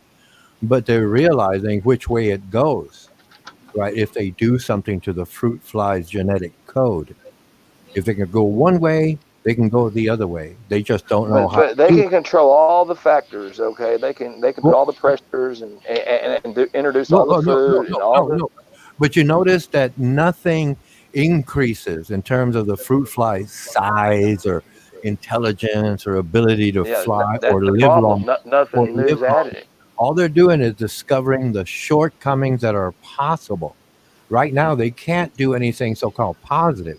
Anything will result in negative, knowing full well that the evolutionary process was billions of years, and science can't just jump in there, gene splice, and all of a sudden you have a fruit fly that looks rainbow colored, for example. You can't do that. They can't do that yet, but they can find what negative things happen if they change the genetic code one way or another. Oh yeah, I mean you can. I mean, you can introduce radiation to humans. You're going to get all kinds of genetic mutations, Yeah, and then you'll have a lot yeah, to choose from. yeah. But But that's a that I'm gonna yeah. argue that 99.99% of those is going to be something bad. Oh yeah, Okay, every one okay, of them. and I might grant you, and if I did grant you that 99% are going to be bad and 1% is going to be good, that's not going to be enough. That's not going to be enough beneficial mutation to drive what you need as a mechanism Right, to get the diversity of life that we see today, right. from Yeah, micro from yeah. from The gene sample is too fish small. to fisherman. Yeah, yeah. I agree. Yeah, I So agree. that's where I had a problem with evolution. It's just that's one of the problems I had. I just didn't see how you know it could do that. And I understand that. I definitely understand your argument. I've definitely seen people 100 times more intelligent than me um, um, give out the argument, but it still comes down to it's a simple argument. You know what I mean? I mean, you either you believe that or you don't, and I Right, just don't right. believe that it's able to do what the claims that they make that it can do. And then I don't see the evidence in the fossil record because you should see. And I know everything gets fossilized. It's hard to fossilize. Everything that died today, I don't think you're going to have any of them fossilized. So Oh I well, understand that. yeah. Well, fossilization is not an easy thing.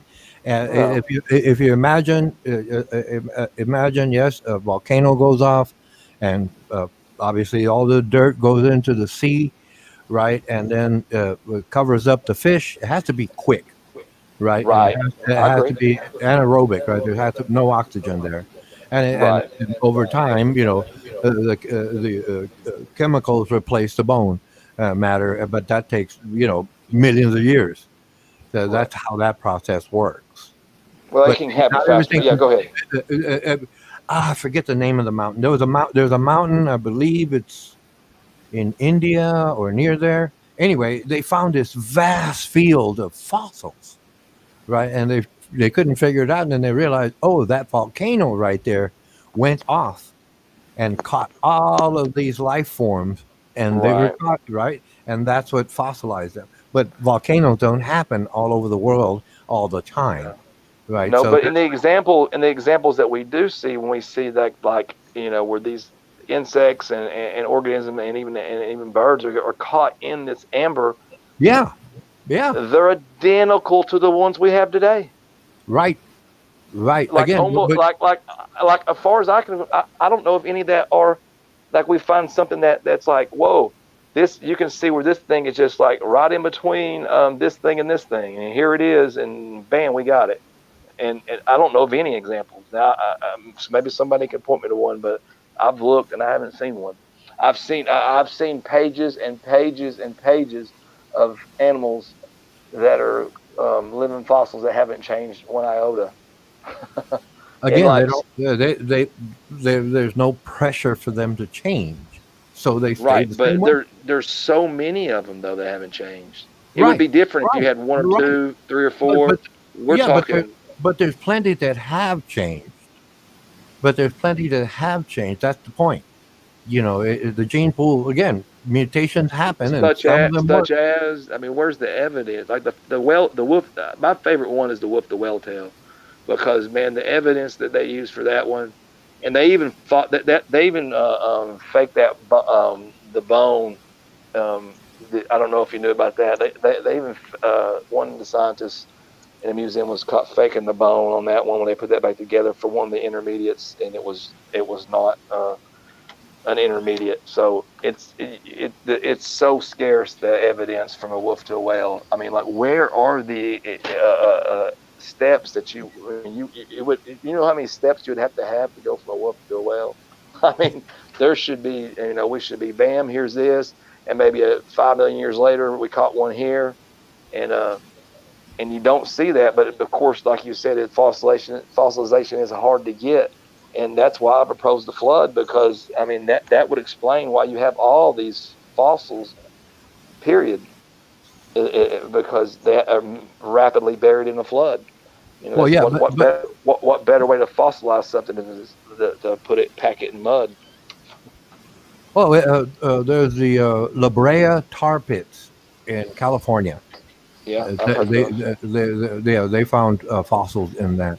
But again, it's one of those things where, yeah, there's gaps in the record, but they're finding far more fossils nowadays because modern geologists understand far more, and they can predict, hey, we're going to find some here because of a volcano or something, and they do actually find more fossils nowadays.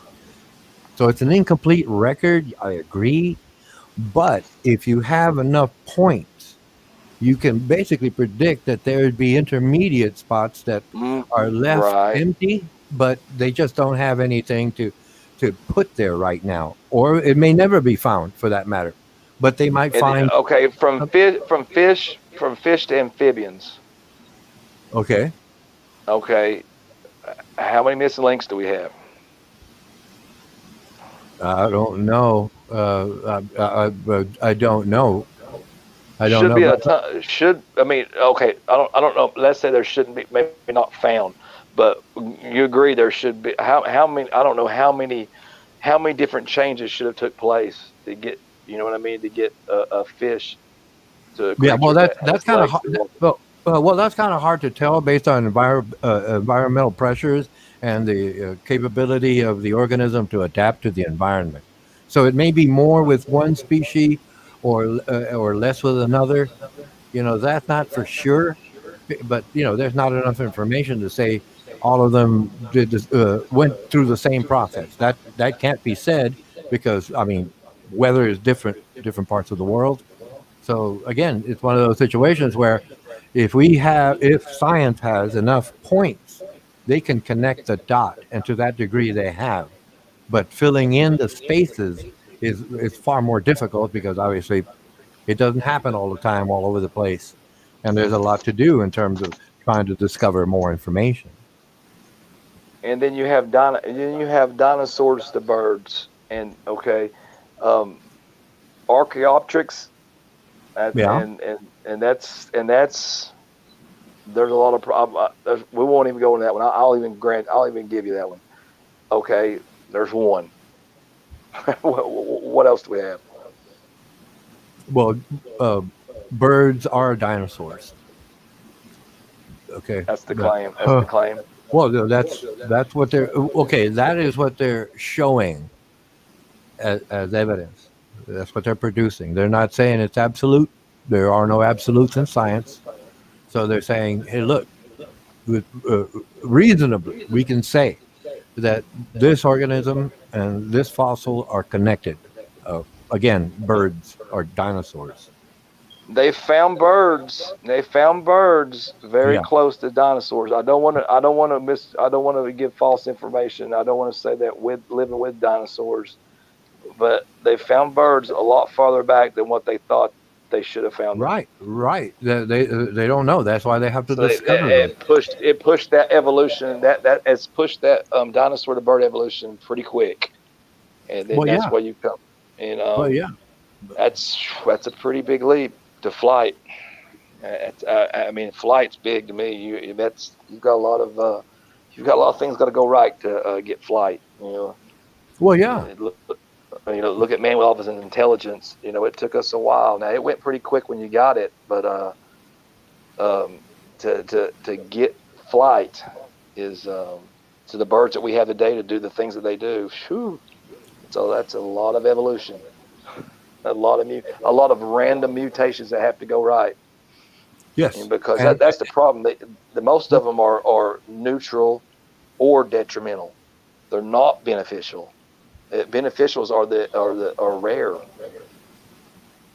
If it was the opposite, if it was the okay. opposite, you would have a better claim. Well, it's I think it's reasonable to state that beneficial mutations are proven because those living things exist.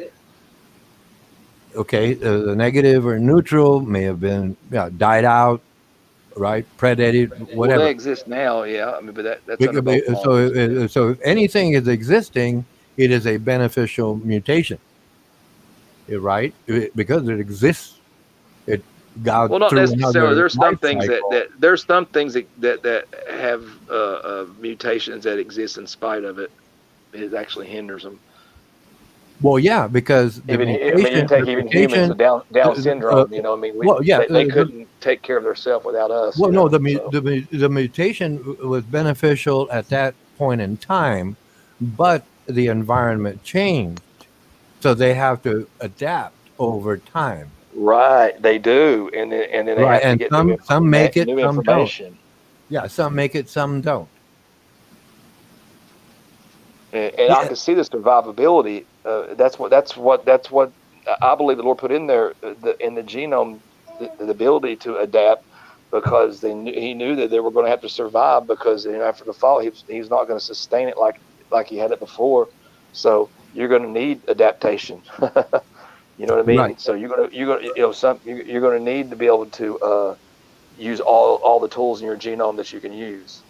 Right. Right. Whether it's you got hair, whether you need to lose that hair, or you need more hair or pigment, you need darker pigment in the sun, or Right. you're not using that pigment.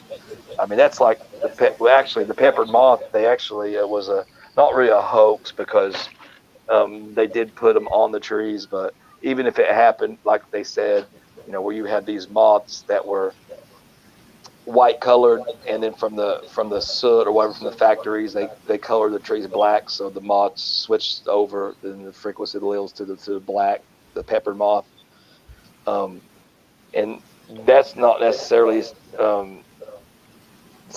a great example either, because that's just changing the color in the variation of the gene, and it already had the ability to have colors or make different colors in its genome. You get like every once in a while you'll get a swan with a mutation that'll be a black swan. Yeah. Okay. How's that going to get you anatomical features? You know what I mean? That's color. You know what I mean? Color is an anatomical feature. It's a feature anatomy. It's a feature of the anatomy. Or that it's going to change the morphology. I mean, I'm not moving the goalposts either. I'm just saying, like, changing the color of something. I mean, that's not building new creatures. You know what I mean? That's not. If you have, let's say, yellow butterflies for some reason around here survive better because they're camouflaged in. There's some predator here eating all the other multicolored butterflies, and all the yellow ones survive. And then you've got nothing but yellow butterflies left. Okay, you've lost now you've lost some information there. Now you say it's in the genome, but what's taken over in the population is yellow butterfly. Okay, so if that pressure is gone and it goes back, the multiple colors, let's say they use them for attract mates or whatever, that's going to need to come back. And like the eyes in the fish, that fish isn't going to be able to get those eyes back. How long do you think it would take those fish to get the eyes back? Well, it depends on the females. If a butterfly it's not going to happen in a generation. Yeah, if a new generation of butterflies, and some of them were patterned a little differently, right? Again, all three mutations happen within the gene pool every generation, and the female butterfly sees this guy, he's a different pattern, he's really interesting, goes for it. Let's make babies, right? And then these other guys with a pattern a little different are not very attractive to the females, so they're going to die out. So whatever mutation that other butterfly had was attractive, and because of that, it survives over generations. Well, that's going to be supported, right? Because it works.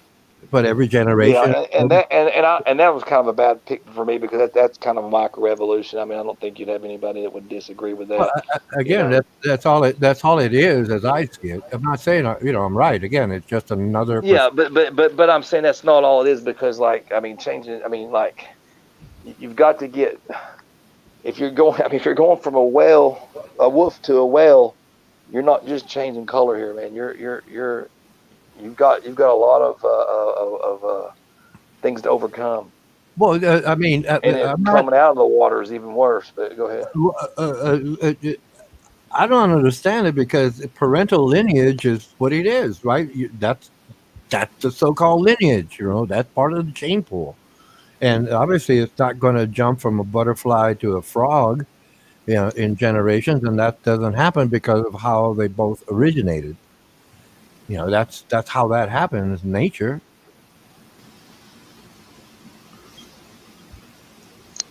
It's like Yeah, saying you just with it's like people telling people saying, well, how is a man like a horse?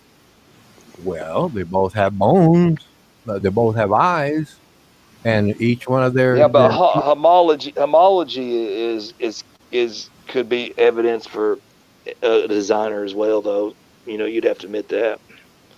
no, again, it's adaptation. Yeah, I Each understand that, but I'm just saying a designer. I mean, just because like you see homology in different organisms doesn't necessarily mean they're related.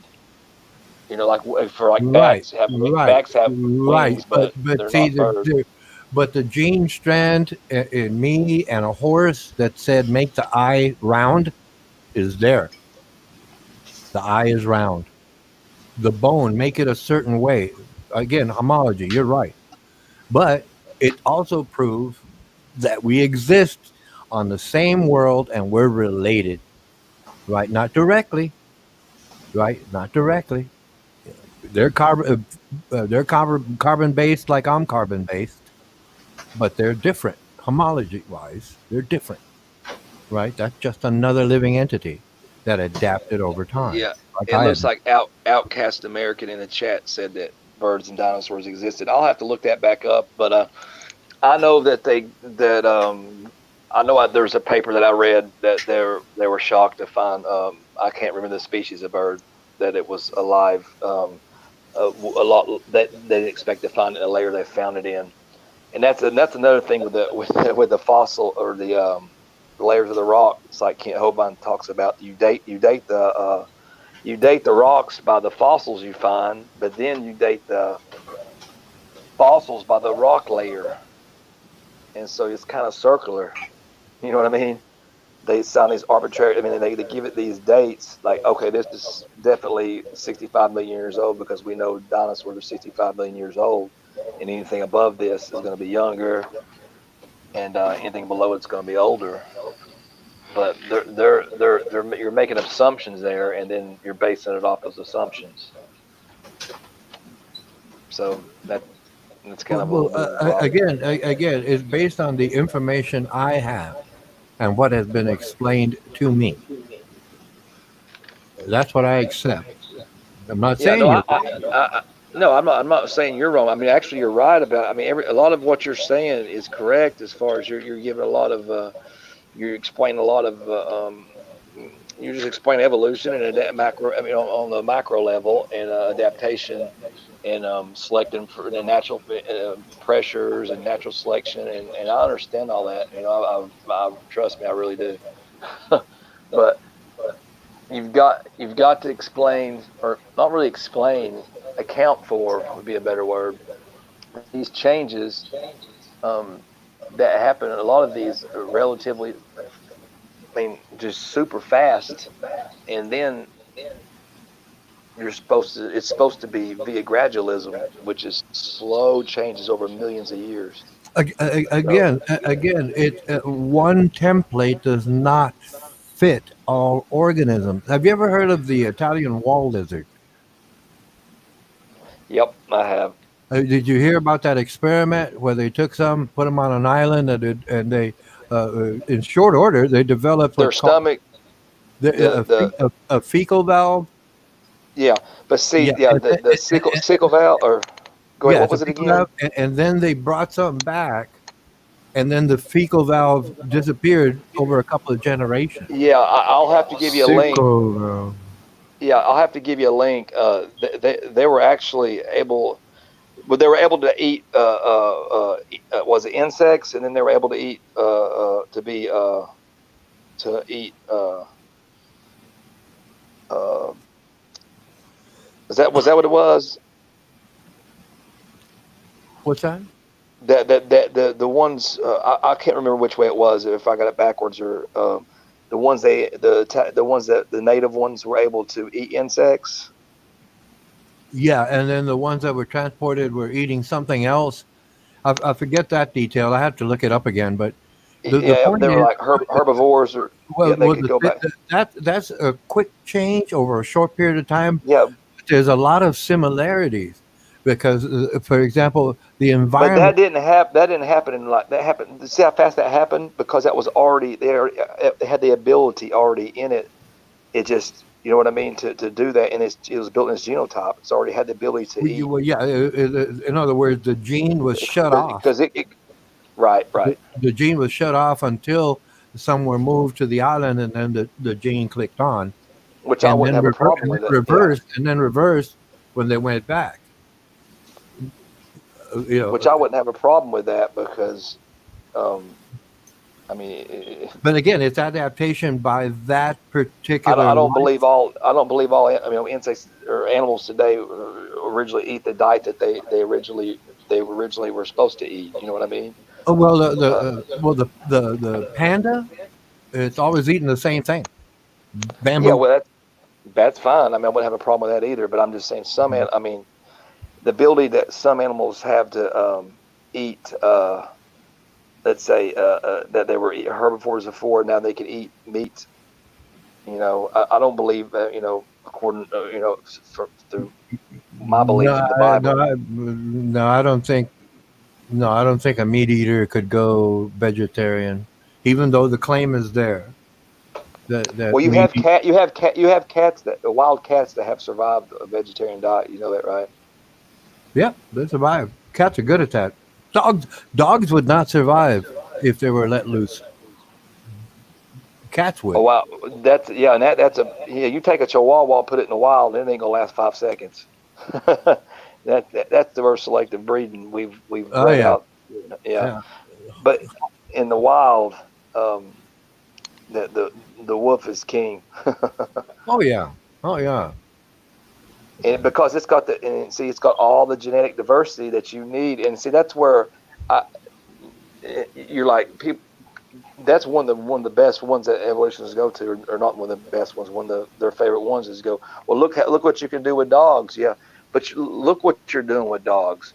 You're not getting a superior creature to the wolf, and you could argue that because it's different scenarios, because it's for fitness, I understand, but for its environment, how it's going to adapt and survive. But you're not getting new information. You're taking, like, let's say a bloodhound. It already had the ability to smell. It just had a mutation where it has more of the. It starts with O. I can't pronounce the exact word that the exact mutation that allowed it to be able to have a better smell. But that was already there. Okay, and then and so you get a mutation with it gets longer ears, and over time you keep breeding for that. So to get the smell, the ears come with it. You know what I mean? But it's still a dog. You know what I mean? It's anybody would be able to point to it would say that's a dog. You see what I'm saying? You're not. Yeah, yeah. You're not going to. And I would expect it to happen overnight or in 1,000 years. But you're not going to get that dog to become anything other than a dog. And like Kent Hovind said, you're not going to get. There's a limits to it. You're not going to get a dog as big as an elephant, and you're not going to be able to get a dog as small as a mouse. You know what I mean? Yes. And that's just. And man can do what he wants to try to do that, and it's not going to happen. So if man can't do that, it's hard for me to imagine that nature can do it. Well, no, nature Because is there's organic. limitations built into the genome. Well, And yeah. there's Yeah. That's why speciation occurs. You won't find many theists that deny that. But there's barriers in that genome, and that's why you have, like, let's say you have a donkey, you know what I mean, or you get a mule, jackass, and there's several examples, but which one of them is sterile? I forget which one.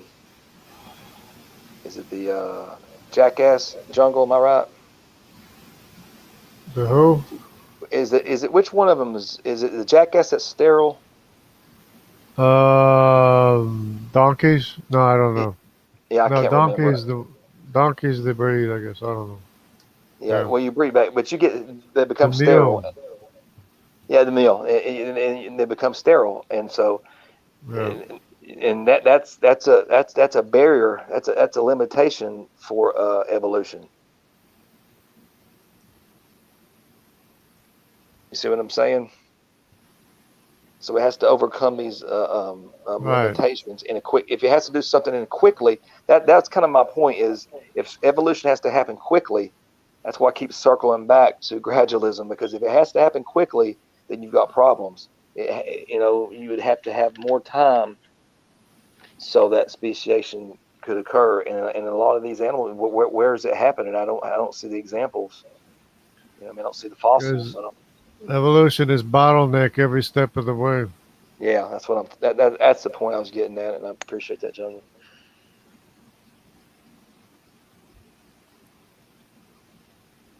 I've got Every imagined. I've got a lot of I'm not on my computer. I've got a lot of papers and stuff, and back to the Italian the Italian lizard and all that. I've saw that many years back, and still got it in there. But creationist rebuttals to that, and it's not like I necessarily look for that to look so I can find escape mechanism. It's just I like to look at the other side. This is I've been doing that the whole time I've studied evolution. I look at both sides. I don't just trust a creationist claim on anything either. I try to look at both sides and see which one sways me one way or the other. And I've not found anything to convince me recently, or definitely it's gotten worse. If I had to be honest with you, I remember 10 years ago, junk DNA was a big thing, and but now we're finding out that it's not junk DNA, and that you got epigenetics and factors inside the This, genome that go ahead. this Sorry. stuff is just crazy. This genetics is inside the cell. What's going on is just amazing. Yeah, when you got see the actual Pac-Man. animation on that, yeah, it's crazy. They got a Pac-Man that goes and separates the thing so they can separate the chromosomes.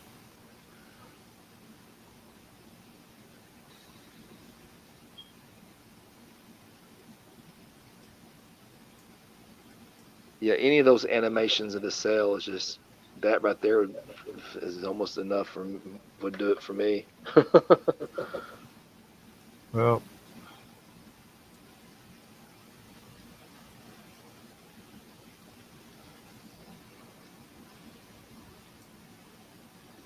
Drosophila. There it is, the fruit fly.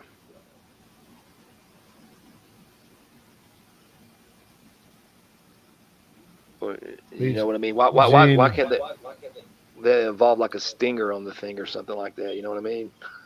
If they can do, they've got all this time, and Ah, You know, what it, it couldn't they have a can't be. mutation? It can't be anything other than what has Right. directions to be. They can't get that into their head. I mean, they don't have to necessarily turn it into a wasp, but why can't they turn? Why, with all this time, why can't they keep selecting for a mutation to get it? Like a stinger would be nice for a fly to defend itself, you know, and not that it would happen naturally, but if they're doing it in a lab, you know, they got the pressure, they can select, you know, they if it has a little, you know, look back to how supposedly the stinger evolved in another organism, another insect, and then try to see if they can't duplicate that. That would be a way that they could prove evolution, Re- testable, repeatable. You know what I mean? Or Yeah, it'd be one example, but they can't do it because it keeps coming out fruit fly, and all the parts are a fruit fly and stuff that's in its genome already. because Any mutations they get, there's no mechanism to write instruction that's not there. right? And really that's my whole point for the whole night. I mean, I could ramble on, and I have, and I've probably butchered some of these examples, I'm sure, but that's kind of my whole point, or my whole argument.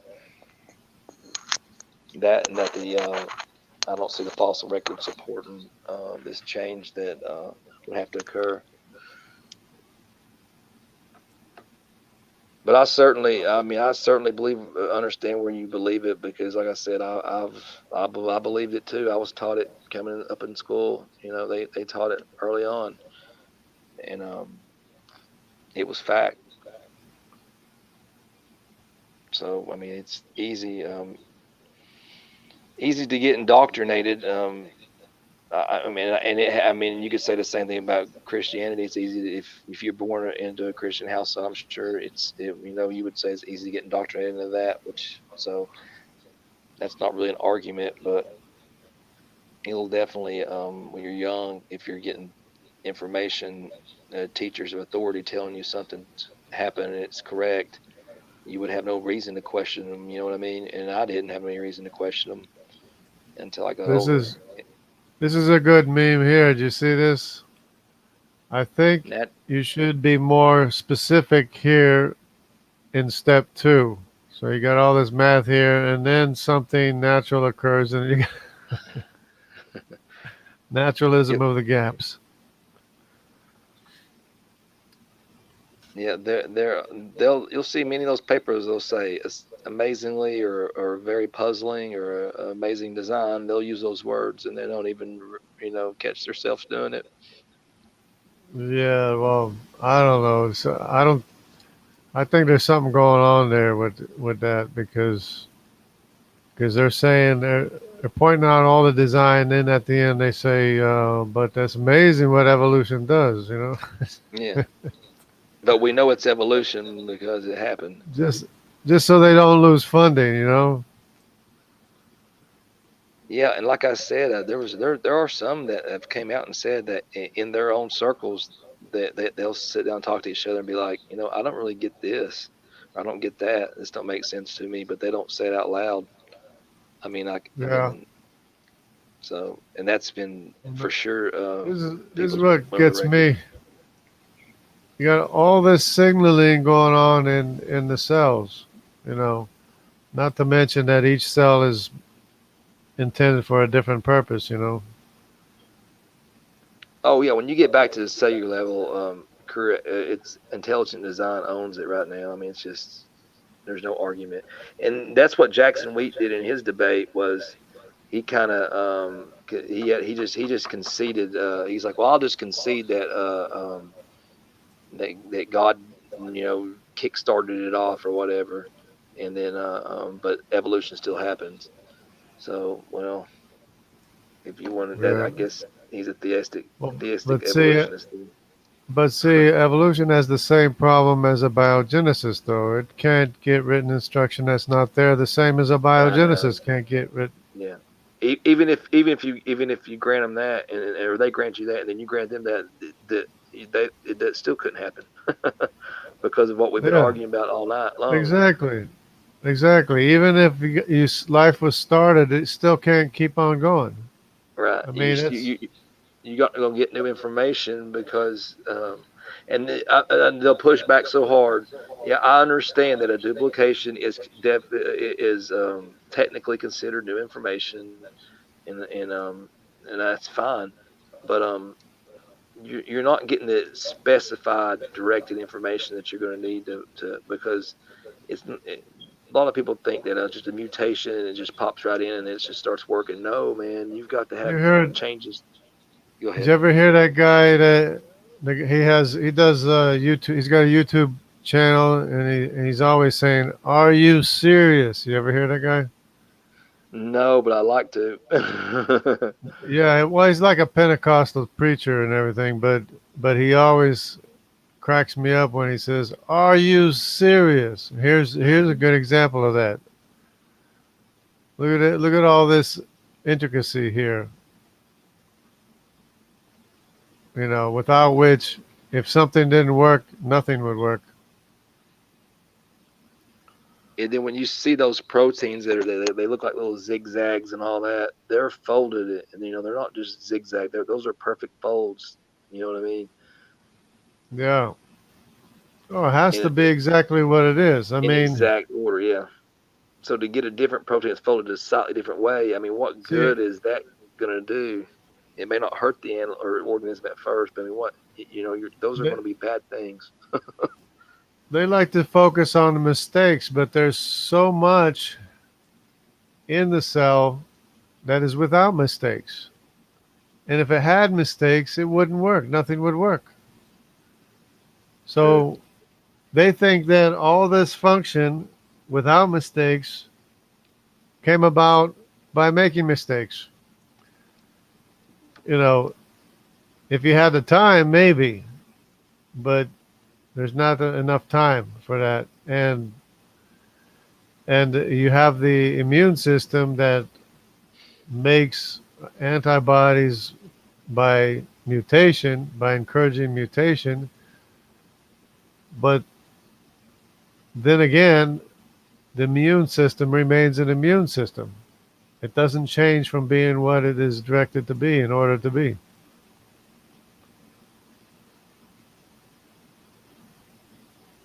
And bacteria remain bacteria, even though they can appropriate DNA.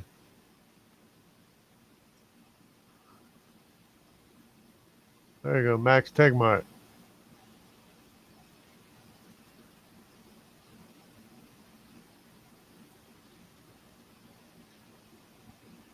There is no God. Then why do you talk about him all the time? Because he. And that's not true of all of them, but that's true of the majority of them. No, yeah, a lot of people that we know right here. Yeah, I mean, I've ran into them, like a billion of them. But I never, when I was an atheist, I was kind of, I never really I never really came out and told a lot of people or anything. I don't know, man. I guess I always leaned to, well, God says it in the Bible that it's through His creation that Yeah, it's clearly known to you that you gotta there's you a gotta watch creator some time. You and know they'll worship Otangelo, their right? creator. Yeah, Otangelo called these guys the talk heathen thing, yeah. and he's got a couple of videos where he's I naming love. off a whole bunch of stuff, and there's like saying, whoa, whoa, whoa, wait, one thing at a time. Yeah, I love that guy, man. He's so intelligent, man. And articulate Yeah, too. I just use light him when he listens, harvesting, when he talks. light harvesting. There you go. This is all nanotechnology and quantum physics and quantum Oh, I know. tunneling. Like like when you get to photosynthesis, just a mind-boggling process, and it's like that evolved. I mean, golly, how? Yeah, I mean, when you get to if you have all these animals and organs like we have today, and then you're talking about a slight change here, a slight change there, Yeah, but I mean, to build these things, I mean, the mind it would take to build these, it just tells you how awesome God is. Because I mean, just to build some of these creatures and the stuff inside the body and the cell and the way everything works is just amazing. I mean, it really is. Yeah. To make a living human being, it's basically it'd be like us making a robot that was alive. I'm glad your microphone's working. Yeah, I got a new one. Yeah. Um, I was just using the one that was on the phone, and I just went and I actually ordered a couple. I got a Sony. As I said that, my earbuds fell out. Hang on.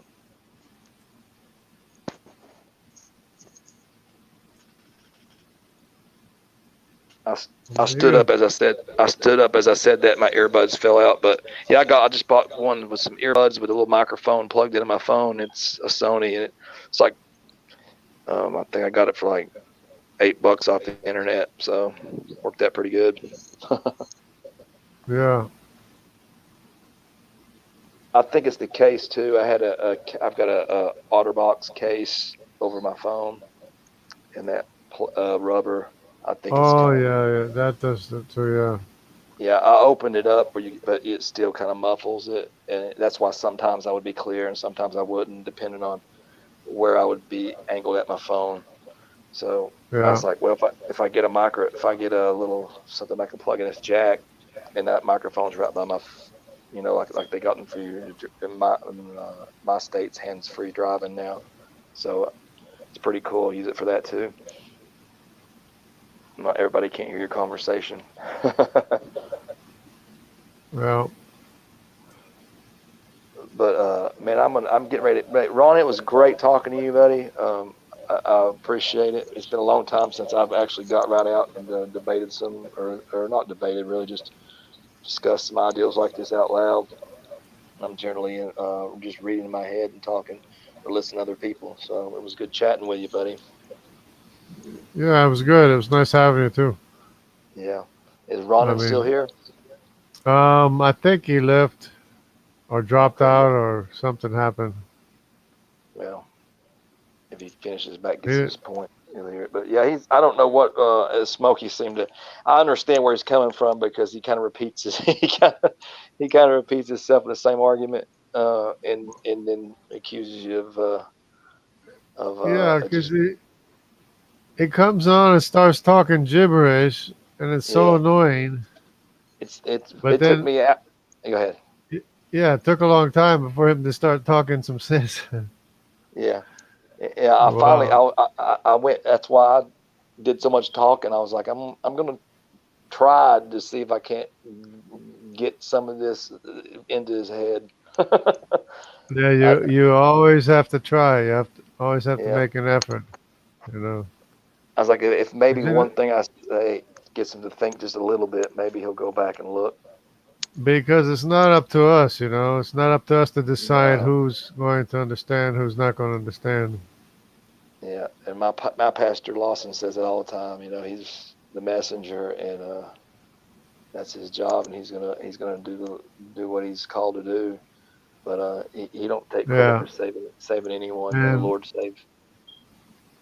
and woe is us if we, exclude somebody from the kingdom of God, or by our, you Yeah, know, yeah. That's by why I'm our. always civil, man. I don't ever. You'll probably never catch. I mean, I'll say probably never because you never know when you run into some of them atheists can really push a button or two. But I try to generally not get into the name calling and all that, um, By because our own don't get you anywhere. initiative. We Yeah, can't be speaking of our own initiative right. or It make just does decisions by our own initiatives. We can't seat ourselves in the seat of God, definitely. And many people try to do that. You know what I mean? They come on there and different preachers they turn me off pretty quick. A lot of and definitely the ones that are on there. There's so many about money. online and on. It used to be on TV. Now it's online, and Oh yeah, yeah. and that's what I love about Pastor Lawson. And he he's like God's took care of his church, and he's never. They don't advertise for anybody. Never ask for any money. You know, I mean, not even like if you don't even put a thing if you want to sin. I mean, if you want to send, it's pretty easy to figure out where they're at, and you can send money. But he doesn't ever even discuss money. And man, he's just about Well, preaching the gospel. I'm a missionary kid, and I know what it's like to beg for money to Hmm. subsist. And I saw my parents going through that, and I said I never want to beg for money from anybody. Yeah, You know, because some people have, you know, plenty, or some people have more than what they need. Some people don't yeah. have enough. You know. And I do, and I hate to speak of it because you're not supposed to speak of it, but we're just talking about it. But I try to donate to these channels when when I can, Yeah. to the chats when support the people, because I know they're doing their best to spread the gospel, and they're doing it truly because that's what they're wanting to do, and not to just try to gain profit from their self. And there are a lot of channels that do that, or I've seen people in there it didn't start out that way, and then they become that way over time. I've seen people do that. Somebody like Nephilim, he's just on there purely to you know teach how the falsehoods of evolution and spread the gospel, and that's great to see, man. He's still on there doing it for so long. Yeah. Yeah. And I give money to people I think need some Yeah, encouragement or help or whatever. You know. yeah, and it's good to do that. And usually I feel like I feel that Holy Spirit, or I feel the nudge to do it. You know what I mean? So I Yeah. think God will direct me to the right people that need the money. So I Yeah. trust Him. Yeah, and I only like to give money to people, in the right places. Yeah, And I don't these want big to. super mega churches, I think they got enough. I don't want to These encourage the wrong thing, wrong no, teaching or whatever. but man, here, where are you living at now? Country? I'm in New Jersey right now, but Okay, you. I'm in the process of retiring. I'm going to move to Missouri, which is close to Kansas, where I'm from originally, sort of, Okay. because I was raised in Brazil. I was born on the Mississippi, raised on the Amazon. Now I live on Hudson River, Wow. and so I'm headed back to the Mississippi River, sort of, I live in Eastern Tennessee, so on the other side, other of the side. Mississippi. Yeah, Yep. I've got a family from Memphis, so I've definitely been that way. But yeah. in America, My, you can definitely see in America the change, even in the last decade. oh yeah. There's a falling away, man. It's huge. I It's so don't, I huge. don't even like to talk about it or think about it. Yeah, I know what you mean. It's so scary. It's because it's like all of a sudden it feels like I got old, and I see this next generation, and they're like, it's scary, man. They're Yeah, eh, it just that's the failed school system. yep, for sure. And that, and then this political correctness and woke culture, where you got social media, you can't do anything, or they're gonna just Yeah, attack you woke. and bring you down. What does that even mean, woke? I know. That's why I try to stay off social media. Period. I do have an account, but I don't have no pictures on Facebook and no pictures or nothing on Twitter. I just maybe if I want to like check out somebody's stream or something, I use it. Really, with YouTube's the same, just a kind of vehicle, just to have subscribers and look at other channels content. Yeah, Because I was following my dad's family, and it goes from Virginia through to Kentucky to Indiana to Nebraska to Kansas, wow, and 300 years way back, 300 years ago, they came to Virginia. yeah, I have my family. I've got Scottish and of course England Anglo-Saxon, but I've got on both sides of my mom and my dad's family. We have Cherokee, and my great grandmother's full Cherokee, and on my mom's side. So in this area, there was a lot of Cherokee that settled, or actually, my family's ancestors settled in with and married. So Yeah, and my dad was a missionary to Brazil, or indigenous tribes in Brazil, so I can wow, appreciate the indigenous tribes, and their knowledge and abilities and things like that. yeah, that's amazing. But I think about people like that. I pray for people like that all the time because to go to another country like that, and it's these days especially so dangerous, and Yeah, and and people wise also the parasites and things like that you have in those places like the Amazon and stuff. I yeah, can only imagine. when I was 3 years old, I got my dog escaped from the yard and got rabies, came back and bit me. When I was 3 years old, I had to have 50 shots, rabies shots. And then Wow. I got malaria when I was, I guess, about 10 or so. And then, other than that, I was okay. Rabies is pretty. That's pretty wild because rabies is. Was you symptomatic?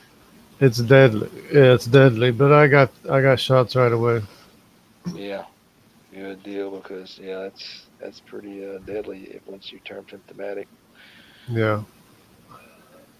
That WM chord in the chat there, yeah, I've noticed that too. Certain words will cause a comment not to show on YouTube. Yeah, I've had that happen.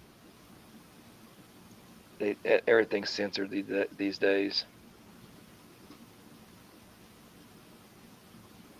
and they are crybabies. Yeah.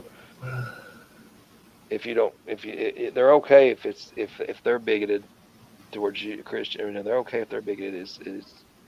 It's like they flipped it around. They want to be the ones in charge, and I don't know.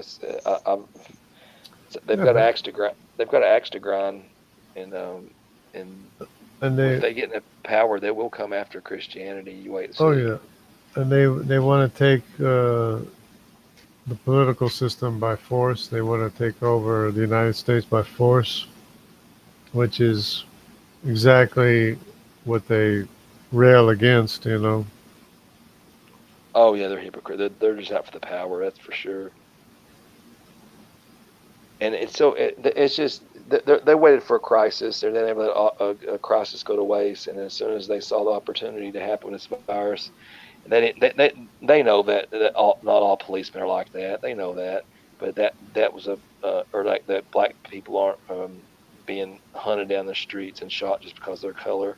I mean, there was like what last year, 87, I think, just from memory, 87 murders or 87 police officer shootings. Excuse me, murders. Sorry, 87 police officer shootings. I think 19 were white, 9 were black, and the rest were multicolored. But and granted, there are less blacks, but it's not something that was so egregious that you'd be like, man, we need to get on this immediately. And then they'll have all these shootings in Chicago over that'll happen more deaths than what we've had in I think they told it up. Was it more deaths than we've had in the whole war in Afghanistan? No, what it is words kill, and people start talking, and that's it gets put into action. You know, they say, oh, they hate the authorities and this and that and the other thing, and then pretty soon it's they're going to commit crimes against the authorities, and Yeah, and then they didn't care. They wasn't worried about the color because right off the bat they killed a black officer, and then you'll see them. And now when they protest, it's just the police, period. And and that Black Lives I mean, all lives matter. Uh, so I don't see why you should just you know, putting a color on it is being kind of a little racist, in my right? opinion. They complain a lot, but they're not going to be any better than what the people are complaining about. They're going to be Oh no. worse. Oh, if they get It's in, just if the far left get in, and Obama will look like a far right Republican if Biden makes it in, because he'll be a puppet. yeah, but he was a part of the same thing, anyways. He was along for the ride, and you know, Oh yeah, for sure. and he was doing whatever he wanted to do and got away with it because he controlled the DOJ. There's nothing anybody Oh could yeah, do about it. they had both houses and the DOJ locked down, and Yeah, they're going to have it again if they get into power. But and man, I just don't know if there's. It may be. I just think the silent majority may have a say, but you know, maybe. you know how they would scream and cry so much. Hmm. I mean now, but before they would get away with almost anything, and we were like waiting until the for the political process Proper to work as channels. Yeah. the proper channels, and then now we get into power, and then all they do is scream and cry, and that includes the media and the international media and Hollywood and the educational system and the scientists, everybody. They're all It's horrible weird. people. Yeah. Isn't it weird how the media and that they'll take up for China, and it's just like anything Yeah, anti-Trump, and it's not like I'm so pro-Trump. It's just like, it's like, I'm pro-truth, and they'll get on there and cover for China. It's like, yeah, this virus, it's looking pretty positive. Like they at the very least let it spread here on purpose. yeah, Whether and there was an accident or whatever, they let it get here on purpose. They wanted it what to it get here. it's anti-Christian is what it is, because it's the scientists hate Christians, the media hates Christians, Hollywood hates Christians, the international media hates Christians, Yes, sir. international media, whatever. It's all anti-Christian is what it is. This could be the great falling away from the church, of people falling away from the church. Oh yeah, that's Person, the church has been so lukewarm for such a long time. yep, it could Chickens be. coming home to roost and stuff. Yep, and then the persecution. And well, that's what I was talking. My grandfather, for his age, is still very with it. And we were talking the other day, and uh, it's got to kind of happen, because there's something's going to have to happen so that Persia and the China, which is from the north, and then Russia, Magog, whatever, will feel emboldened enough to actually surround Israel. You know what I mean? When that time comes, so there's going Yeah, to have to America's going to have to weaken, because no one's going to as long as America's in full force and backing Israel, that they're going to attempt to try to move in on Israel. And yeah, they definitely wouldn't do it with Trump in there. So we're and probably it's going to get a lot worse here. the the ironic thing is that the atheists are complaining, well, why does God allow such evil? Why does God allow such evil? And then, they're the ones to commit all the atrocities, you know, in the future, in the past, Yeah, and I in the mean, future. they always have to go back to the Old Testament. They're like, I'm like, I mean, or they'll go through the Crusades, but I mean, Yeah, the modern day, Crusades. Yeah, but that's kind of another story. But just say modern day. I mean, what are the Christians doing to persecute anyone? You know what I Yeah. mean? Just because they don't want to, I mean, they had a big deal when they didn't want to, it's against their faith. If they didn't want to make a wedding cake for two men or two women getting married. I'm not here to say that they can or can't get married. I think church and state should be separated because it's in the Constitution. But I mean, if Well, it's their business and but it is it's against their decadence, faith, though. It is decadence destroying the society yeah. because it always does, and it always happens whenever the society But becomes decadent. if it was the roles reversed and it was like, let's say owned by a homosexual couple owned, and they didn't want to. It was for whatever reason they felt like the Christians were persecuting them. They didn't want to serve them. There would be no problem against it. You know what I mean? Well, that's There wouldn't be a big deal made about it. that's the thing because everybody's anti-Christian anyway. Yeah. In other words, it's become in vogue to not really even in vogue. It's atheism, like you said. It's atheists that it's okay to hate Christians, and That's that's that's why basic it's so important for people to understand they have a creator. Because if they can and understand that's they have a creator, they can understand that only God can be your savior, you know? you know, and that's why we have to keep attacking this evolution because that's one of the prime things they use. When I went to college, and I took biology, chemistry, and world history, or excuse me, Western civilization, all in the first year, or excuse me, year and a half. And man, they tried every angle and so I took not psychology, sociology, and they tried to challenge you in every way. I mean, they'll ask, "Is anybody here Christian?"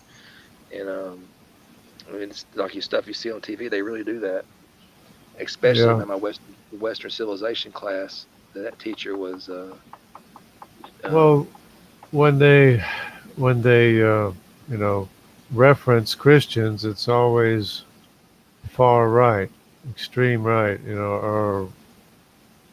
or what do you call that? alt right. KKK or whatever, Yeah, and alt right. That's a fabrication anyway to begin with. No such thing as alt right. There's no such thing as far right. We're right, center right. yeah, conservative. In other words, we just want, Yes, to be it's really for me, it's just to be fiscal with the money I give you. You know what I mean? Don't, give it to the people that need it.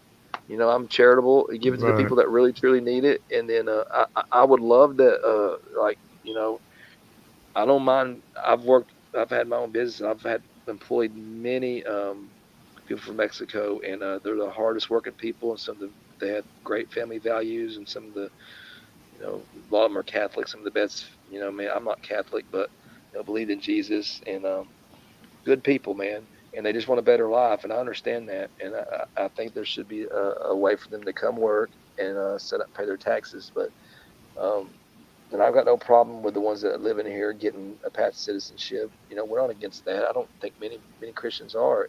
But they want to paint it like, and I know Trump doesn't help a lot of times some things he says, but you got to look at the lesser of the evils as far as who you vote in that office. If you put Biden in there, you're putting that far left in there. You're putting that platform back in there, and Yeah, it I it's was it I was always in favor of the immigrants and stuff. Remember when Lou Dobbs was on CNN? yeah. I He like Lou would Dobbs. rant and rave against the immigrants and everything. It's like the economy basically runs off of on the backs of Yeah. immigrants half the time. Do, I mean, doing many places. Yeah, doing the work that a lot of people won't do, man. They'll come up here and do. I mean, they have their own economy for crying out loud. Yeah, they do. And and they're working and trying to get ahead and everything.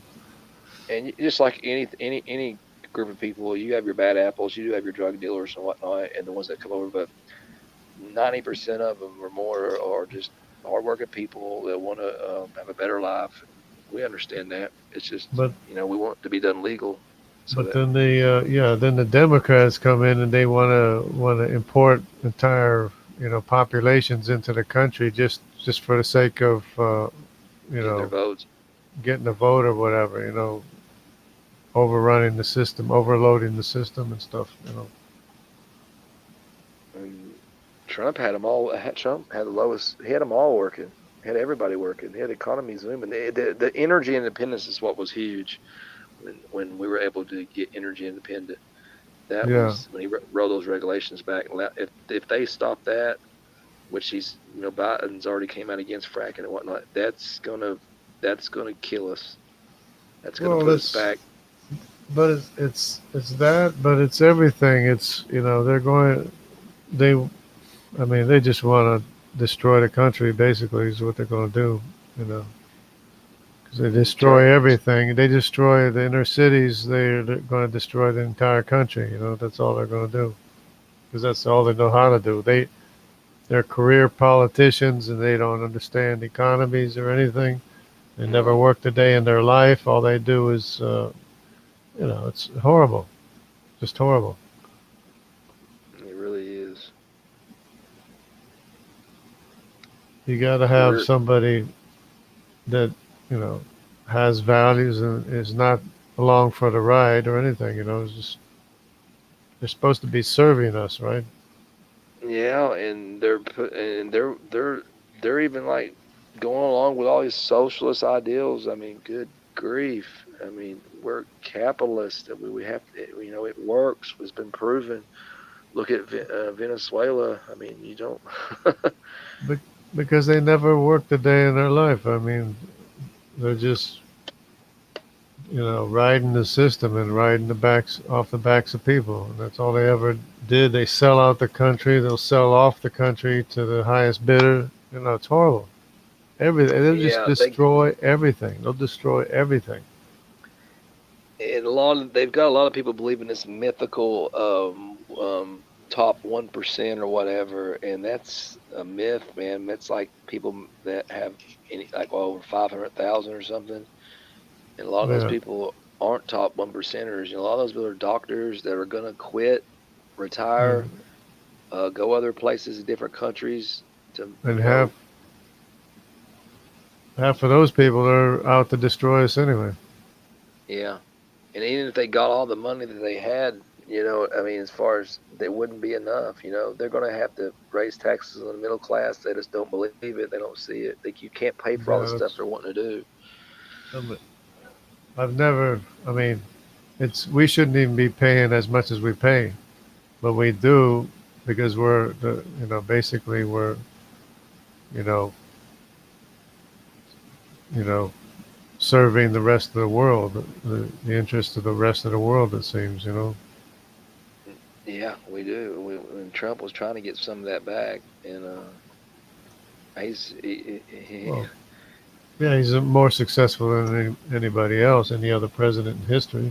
yeah, well, you like his rhetoric or not, he produced, and he did spend some money on the military, and but if the money he spent and he's in the deficit, um, he would the if he did, the Democrats would have spent it on something else. You know what I mean? Yeah, Like Obama did with the shovel-ready projects and then Solyndra, and that money went to nowhere, and then to his family, Biden's family, as far as his brother got some of that on a contract, and it was just a racket to give to their friends and their cronies.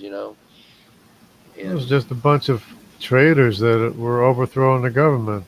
Is all it and then was. and then they were spying on Trump, and then when he was getting to he knelt dial in to kind of catch up with him, then they try to impeach him. It's like, man, that is crazy that Well, even happened.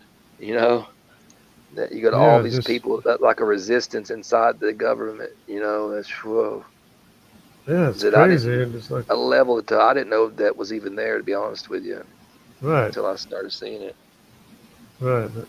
I didn't know how crooked the FBI was. I knew they were. I mean, I know where you get top levels, you got crooks, but it seems like it's crooked from the top down almost. Yeah, it's hard to say, but that's what corruption is all about. Is destroying everything. Sad too, That's because this country it was built. I mean, even 60 years ago, or yeah, it was, was a but great place. apparently not anymore. You know, No, and they'll do it if they keep doing what they're doing. I mean, they'll eventually get there. they'll I mean, destroy the whole thing, and then cry some more. I don't remember the quote, but somewhere where it's I can't remember. I heard recently where I can't. Somebody was talking about. I don't know if it was So, a Muslim country, etc., or Chinese, that they'll destroy America, whether they'll use their freedoms oh yeah, to destroy us. communist, communist. Chinese, the Islamics, all of them. They're all out to destroy the United States, and then they'll fight over what's left of it. It's sad. It's sad, and it happens. It's happening so fast now too. Now it's in like warp speed. Like I thought, like maybe it might happen, and like yeah, it's going to continue to get worse. Now it's like, man, I don't even know what it'll be like a year from now. Yeah, I don't know what was worse, not knowing about it or knowing about it. Oh, I know. It's just stressful. It really is. But people don't even know what it's like to live in a place like China or Iran or North Korea or even maybe Russia. Even though Russia's reformed a little bit apparently, but even so, they don't have the freedom that we have. I mean, still. No, I mean we have internet. So the people that come on here are like, yeah, I don't understand. You got it's like crazy. I mean, we would love to live there. You know, the Yeah, opportunity I you mean, have. there's people drowning right now as we speak. There's people drowning because because they open the floodgates at night and flood all the villages and destroy the crops and everything, and then they say, oh, these people sacrificed for the country. And then the people don't know anything better. They repeat what they hear. They say they're sacrificing for the country. Of course, some people, a little bit wise to the scheme, but Yeah, I know. I just wonder. I just wonder. I know there's a silent. I know there's people that don't want to speak out because if you do, man, they'll come at you hard. So I know there's a silent well, majority, but I just don't. I just hope there's it's bigger. Americans that won't speak out because they've already declared sovereignty over every other country there is in the world, and saying that they're going to bring their own citizens into judgment, and even people that are not citizens into judgment. So they're basically declaring world war on the whole world or sovereignty over the whole world, and threatening people all over the world to bring them into their justice system or whatever. So everybody's afraid to say anything. You know. Yeah, I've noticed that too. Or even recently, a lot of these Republicans are coming out and they're kind of not Yeah. saying what I want them to say. It's like, And then they just see that, and they're emboldened. So they yeah, speak out. They grab more they, power and yep, and things. keep pushing. They keep pushing the envelope, see how Yeah. far they can push it, and then and the You give them Republicans have to back down right now because election time. They can't really, you know what I mean? yeah. So it's crazy. You give the darkness an inch, and it'll just take a mile. It'll Give fester. in. Yeah, we're probably heading into some bad times though. We really are. But The Bible talks about it. Well, yeah. If people wake up, I mean, I'm glad to see that foreign political politicians are waking up to the schemes of, you know, the all the surveillance over them and everything, and control that they have over different parts of the world and stuff. They're starting to wake up and they're starting to push back around the world. Yeah, I seen today where I think Trump's gonna ban TikTok. Yeah, yeah. Yeah, so that's All good. those platforms, Spy, even there's spy apps, man. I mean, even Zoom belongs. The Yeah, information is not doesn't is not secure. yeah, I don't want anything from China. That was crazy. I've been trying to. I went to Walmart to get some regular plates. I wanted some just made in America plates. I didn't want anything that might have lead or anything like that in it. So, Yeah. Except and maybe we should rethink Taiwan, though. Maybe I don't know if it's too late or not to support Taiwan in their products. But I yeah, used to think Taiwan was cheap. Taiwan, yeah, made in Taiwan. Yeah, right. But then, you know, I didn't even think that that was what, free China. yeah. And then we probably should have been supporting the protesters in Hong Kong. Now look Yeah, back, hindsight, we should have pushed harder to do anything we can to do what they're doing to us in reverse by helping promote democracy when we can. And yeah, I'm guilty of that. If not, I'm definitely guilty of living in America, living in the bubble, and not studying enough yeah, on we're in a bubble. geopolitical. Yeah, We don't even know what's going on over there in but India or that's the way they like to keep us, though, and people are right Iran. in that respect. Yeah, the rest of Like, the world, Germany knows what's going on in the world. They're misinformed about us because they have lying international media. You know, yeah, so is England. They're just full of crap too, man. At the Guardian, every time I see it's all anti-Trump. Every time I see a article. but they're always much more informed about the rest of the world than we are. Yeah, You know, M- we can hardly even but it's understand because any of them. it's because if you look on, I mean, like most of the time I don't really I should get my news from the internet from different sources and look around some trusted sources. But most of the time, I'm getting my news from the TV, and but both that's all biased. So Yeah, you're not really getting there's no really true station that I can think of that's just giving you straight objective opinions about what's going not on. not only biased. I can't even stand watching the TV only because Me of the either. commercials. The commercials Yeah. are so annoying. I had to. I don't. I'm not big into watching movies, but I am the documentaries. I had to pick up Netflix because I just couldn't stand watching the news anymore. I mean, I couldn't. you watch 20 minutes of programming and the rest Yeah, commercials.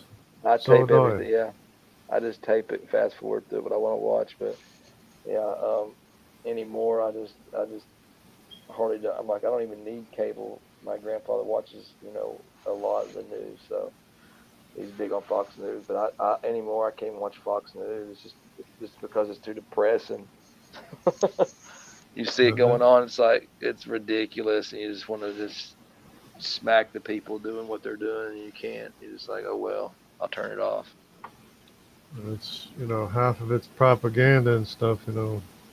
Yeah, really is.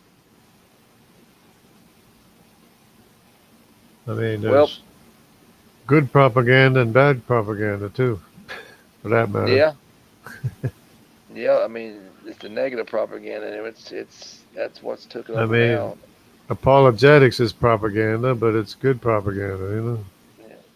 Everybody's. I mean, if you're trying to get somebody to believe in your opinion, and you're going to put your best arguments forward, and you're going to. Yeah, I yeah. want to say Well, that's the minute. thing is, may the truth win. May God be Yeah, found true. There's no need to deceive anyone, though. I mean, and Right. that's what they do in the news when they put false information out. You look at one channel, and then you know it's false information. They report it. Right. There's no need for us to do that. All we have to do is present the truth, present the science, the facts, and you know, let the truth will set you free. Yeah, and that's what I was trying to tell Ronan earlier was because I feel like he's. Well, a lot of people do this. They're just like, well, you got your God, and this person's got their God, and they got their God. But really, if you look at it, there's only there's not very many religions that have really been around that are credible. You know what I mean? That Yeah. could actually be if you're I mean, rational, could actually be true. there's really no comparison. Not even Judaism is comparable No. because they believe that a man of sin is going to be Messiah. What kind of stuff is that? Yeah, Okay, did you watch that debate with Smokey Saint I and David Neff? yeah, I did halfway because I was participating in another discussion while I was trying to listen to both. Oh, okay. Yeah, man, I was killing that chat, and then I put some stuff in the comments for David, but he never got back with me yet, but he probably will. He's woefully. I couldn't believe how. I I couldn't even really get his stance because he's so ill-informed I on. did I did a super chat, but you know I understand the Jewish perspective pretty much, but I learn a lot when I talk to him. I learn all kinds of Oh stuff when I yeah, talk to him. And one yeah, of the things I learned talking to them was, you know, what a horrible person Martin Luther was. Not Martin Luther King Jr., Martin Luther, the original. yeah, I had no idea. I had no idea what a horrible person he was. Is yeah, yeah. Because they kind of. until they told me, they gave me links to read his writings, and then when I read his writings, I said, I will never call myself a Protestant ever again in my life. Yeah. And they said, and they respect me for that. They respect me. Yeah, but I mean, the referendum it needed to happen because the Yeah, Catholics had to control the books. So I mean, true, that's one of those things that true. had to happen. But Yeah, um, true. I mean, he it's kind of like was. our founding fathers weren't the greatest. But I haven't read probably some of the stuff you've read on Martin Luther. I just know the generic Yeah, story on him. So well, true that it all had to happen. Church history is a lot like the history of Israel. It's hard to know which one is worse. right, yeah, that's true. To me, they're both the same. So It took a lot. It took a lot of courage though for the pilgrims that came over, the first ones. I mean, I've watched some movies about them, man, and some of the stuff they had to do, go through. the history of the kings of Israel. You're reading it and you're saying, what's wrong with these people, right? But it's no different with the Gentiles. Yeah, that's true. Yeah, and a lot of times I am a little shocked because how similar they are. Yeah, Because I always thought that they were more fake, but they had man, they're just they were other gods yeah. and They were on you the got on the You got hilltops. Kabbalah and really They in a were lot of on, ways worse. yeah, they were on the hilltops worshiping the pagan gods and everything. The evidence bears it out.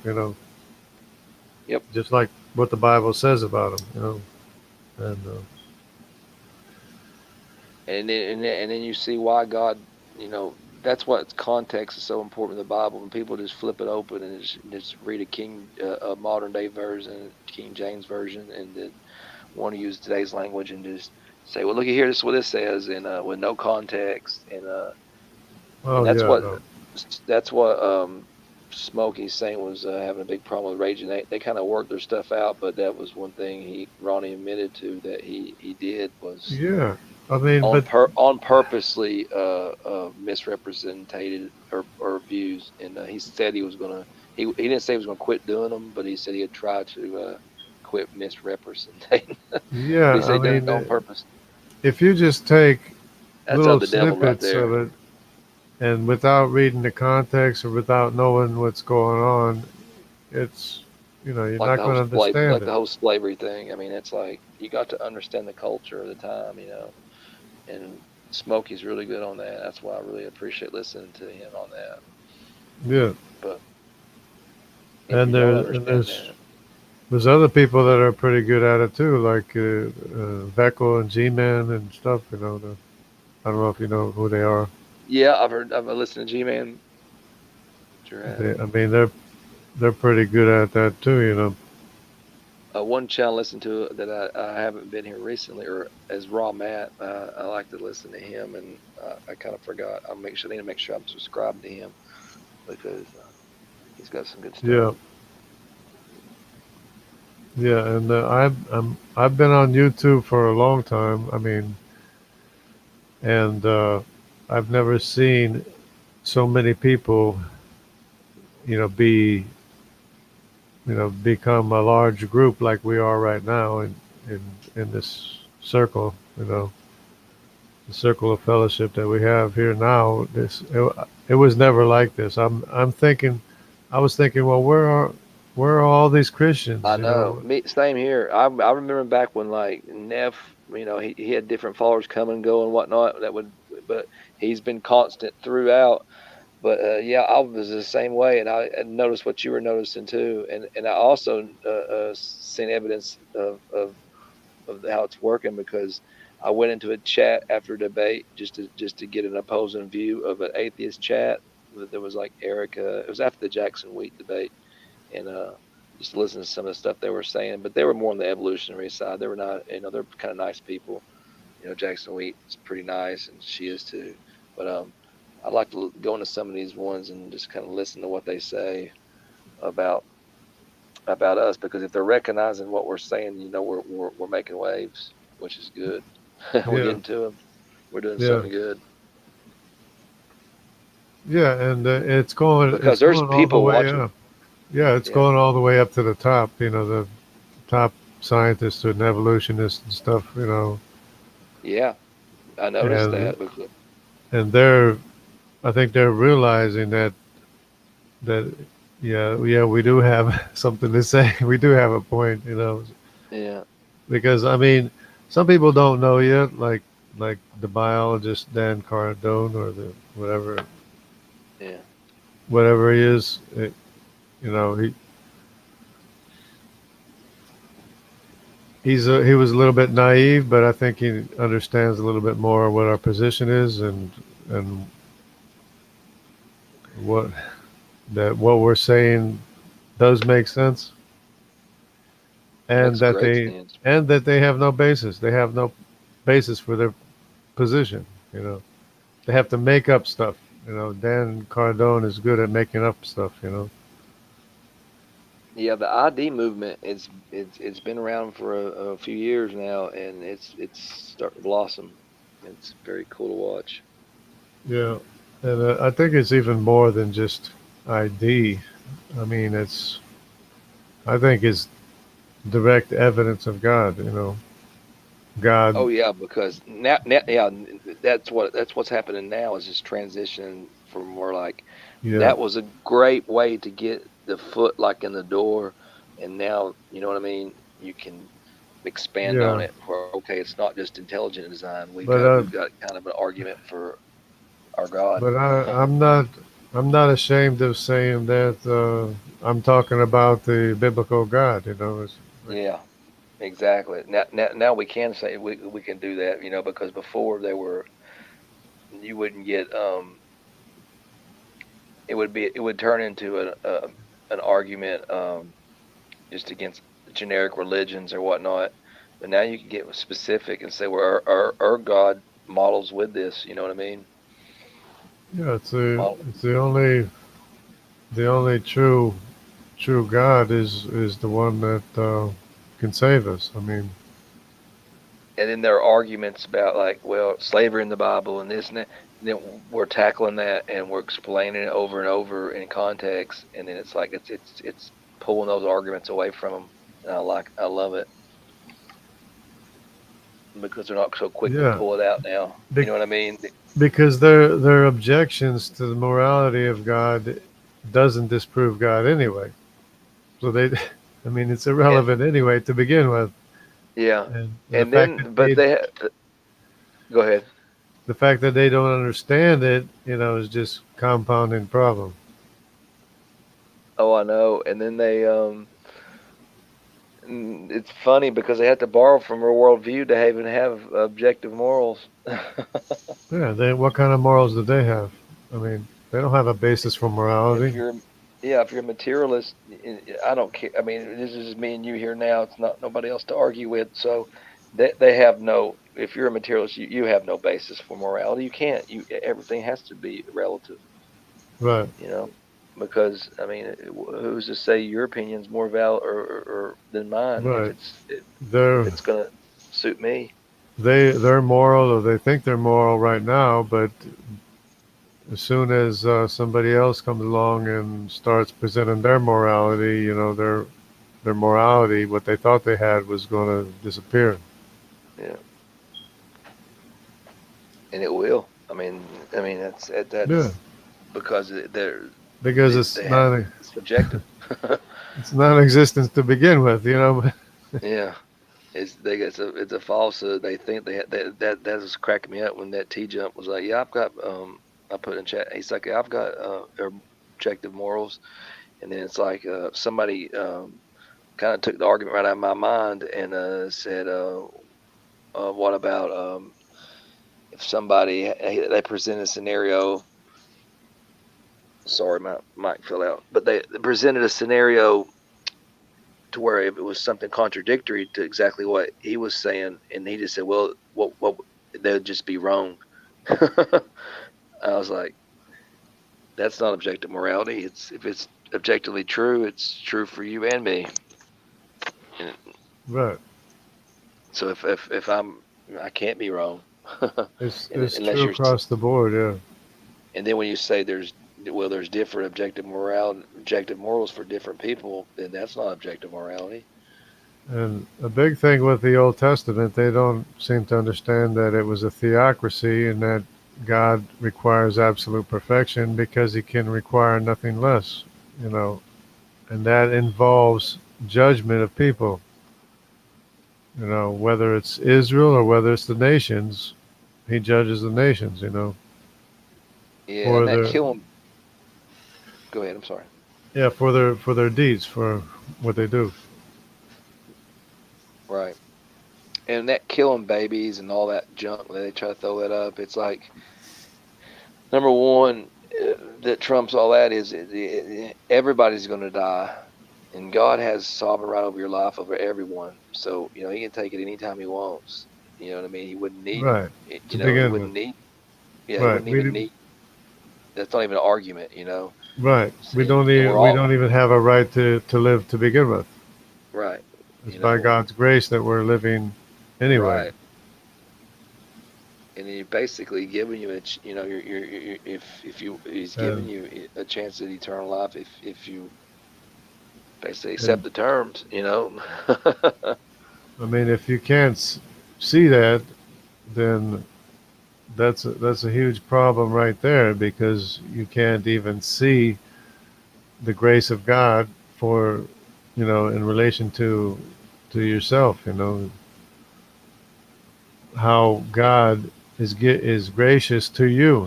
If you can't see that and you're accusing God of being immoral, that's just like self-defeating.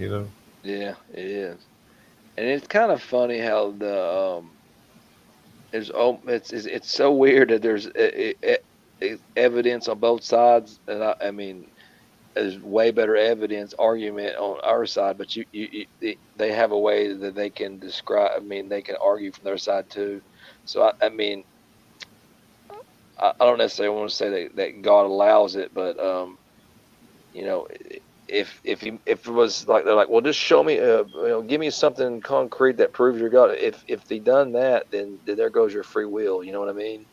So he's going to allow you if you want to believe a lie, if you're hell bent on believing a lie because you don't want to face a righteous God, then he's going to allow you to do that because Yeah, you've got the freedom of choice. if you if you're looking for evidence for God, there is evidence of God. Everything is evidence of God. But if you can't see it, then that's another issue. It's another problem. And it's not God's problem. It's your problem if you can't see that everything is the result of God. and they can't see the error when in their way when they say, well, if what would he have to? Well, to convince me, all God has to do is just come down and show himself or whatever, and Christ did that, and they still didn't believe him. Right. Right. So Exactly. it's been there, done that, and I mean, if they you don't. think about it, Jesus was here. He was healing every disease.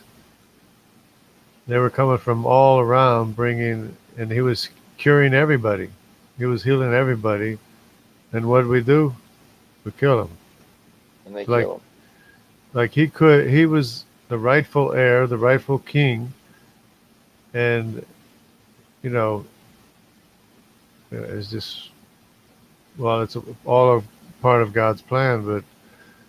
But technically, if we weren't such horrible people, we could have had all had eternal life, basically. Hmm. That's what's hard for them to understand is like God's outside of time and space. Just because He knows the beginning from to the end does not mean that you can't have free will. And it's so easy for me to say. I don't see why some people can't understand that. It's like if He already knows what you're going, and He's not pre-planned what I'm going to do. He just, you know what I mean. He just knows. He knows me. He knows I'm going to react in certain situations, but I've still got to make these choices. You know what I mean. And some things are hard to do, but you have he wants to know what he don't want robots. he wants Right. to he wants And people that like people that are struck. Some people say whether if struggling with like some kind of addiction, they're addicted, that they're not responsible because they're addicted and it's the drug. Not but you've got to make that choice, to ask God for the help, and then be prepared that it may not be how you want it to turn out. You know what I mean? Because if you just ask God out, but you want it on your terms, you have to ask it for it in His will, and it may be the fact that you have to go to jail, or you know what I mean, or you could lose a yeah, family member, or and then you're going to blame God. But in the end, you'll see that what you asked for, and that's happened in my life where I've asked for something and be like, and then some stuff happened and be like, why is this happening, God? And then later on, I'm like, oh, because I asked for it. You know what I mean? I just, I just, yeah, I just didn't know how I was going to get it. But right. God does it on His time and His will, and when you're ready for it. And sometimes you're not ready for what you ask for, but doesn't mean that if you're not patient, you won't get it. You just have to But do it in His but will. it's interesting. I don't think people understand that God is proving what is in our hearts. You know, and of course, if we knew the truth of God's word, we would be free of all the sins that beset us. But without knowing the truth, without being cleansed by the word of God, we're a lot of evil is going to come from us. A lot of horrible things are going to come out of us. But the more that we're washed by the word of God, the more that we will have good fruit instead of bad fruit. And Yep. that's the thing, is that it's whoever believes in him will not perish but will have everlasting life. It's not And it's it's easy. It's so easy, but they make it so complicated. But it's like, why would you just at least not to say, okay, Lord, I don't know if this is real or not, but I'm going to sit down and I'm going to attempt to read this, and I'm going to not through um my past opinions or opinions I've heard on the internet. I'm just going to read it, and ask for you to guide me in it, and just see what happens. But they don't want to open their mind and do that. And or a lot of atheists aren't willing to open their mind and do that. And it's sad because I mean, I don't want to see any of them perish. You know what I mean? It really is. I mean, there are a lot of good people on here. They're atheists that I can tell are good people. They hate what has the power to give them eternal life. They hate it because they don't understand that. Ironic. Mm-hmm. Yeah, it is. That's true. It's ironic, but they do. If they would just submit and humble themselves, just like Jesus had. You have to humble yourself like a child. In other words, that's exactly. I mean, it's not hard to do. I had to do it, and finally just submit. And when you do that, it's when you get on the other side, it's great. It's what I mean. It's great to that peace when you go to bed at night. It's just you can't put a price on it. Yeah, it's priceless. And they don't and they don't have that. They don't have that, and that's what I feel so sorry for them, because like I know how I was as an atheist, that I was always thinking about like the universe and this and that when I was when I wasn't necessarily thinking about God, but I was just thinking about, well, if this is all there is, then how the heck did this universe get here? This is just mind-blowingly crazy, and it can't all be for nothing. And then I'm like, it's not all for nothing, And then I started doing the search, and then the whole time the Lord was leading me to Him. And of course, my brother has passed away now, but he helped lead me to Christ and get me into the church, and I know that was for a reason too. You know what I mean? And because he was already saved, and I helped finish raising his two daughters, and I had never had kids, so that was an experience that I think the Lord not necessarily made happen, but can always make good out of any situation, and turned it around for something positive for them and me. So it's amazing to see God working in your life, and you can see it if you're living a life, if you're living the life, if you're living what you say, and people will see that, and I hope people do, and I hope somebody can hear something off any of these chats that we do, and somebody was to get to find the Lord. That would be great. I'd love to hear somebody do a testimonial or something like that, where I've seen in the chats where people, say like 2 or 3 years ago they were atheists and this and that, but that's great. I like to see some testimonials. There's nothing better than having a clear conscience, knowing that you're right with God and that you're telling the truth, and obedient to the Spirit of God, walking in truth, walking in the Spirit of God. You don't have to be afraid of anything. No, that's crazy, and you're not. And that's what I mean. I'm not afraid of death. I'm not afraid of disease or anything. I'm just at this point in my life, it is what it is, and I know my Maker, and I know where I'm going, and I just want to, all I focus on now is family and helping my family, and I enjoy it, and all the stuff in the past I used to care about, it was so meaningless, man. When you're younger, you think you can find meaning in this and that, and it's just so meaningless. And that's what that they're missing out on too, is a meaningful life. And purpose. That's what one of the questions that's usually brought to the atheists is, Really, I'm beginning to think that there's really no difference between anyone, and that we all need to be humble, because in God's eyes, there's really not that much different, because even people that have been in the word of God, in church, and benefited by the teaching of God's word. It doesn't mean that we're perfect. I mean, Yeah.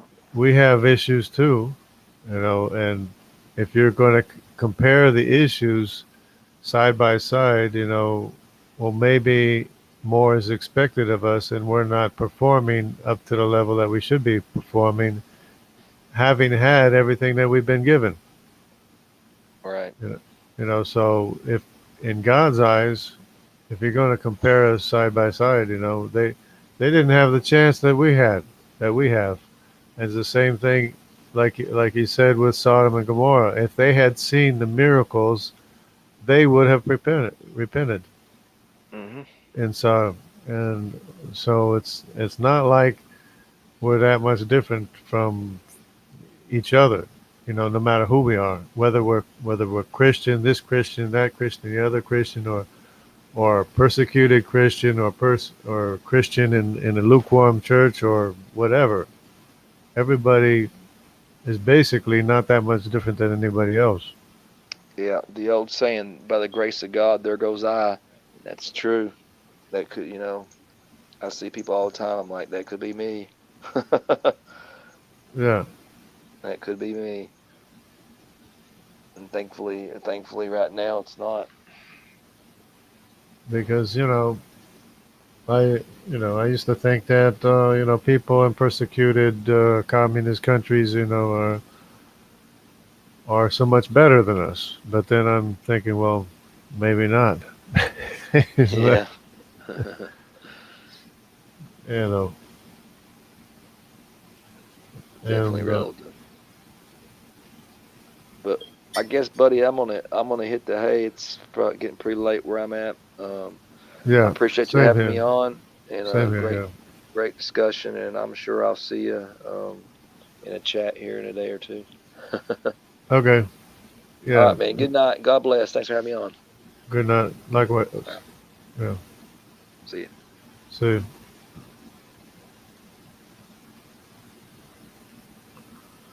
So yeah, started out with Trey, Jadlow, and Tony Reed. It's worth revisiting because he's the guy that comes out and really attacks creationists.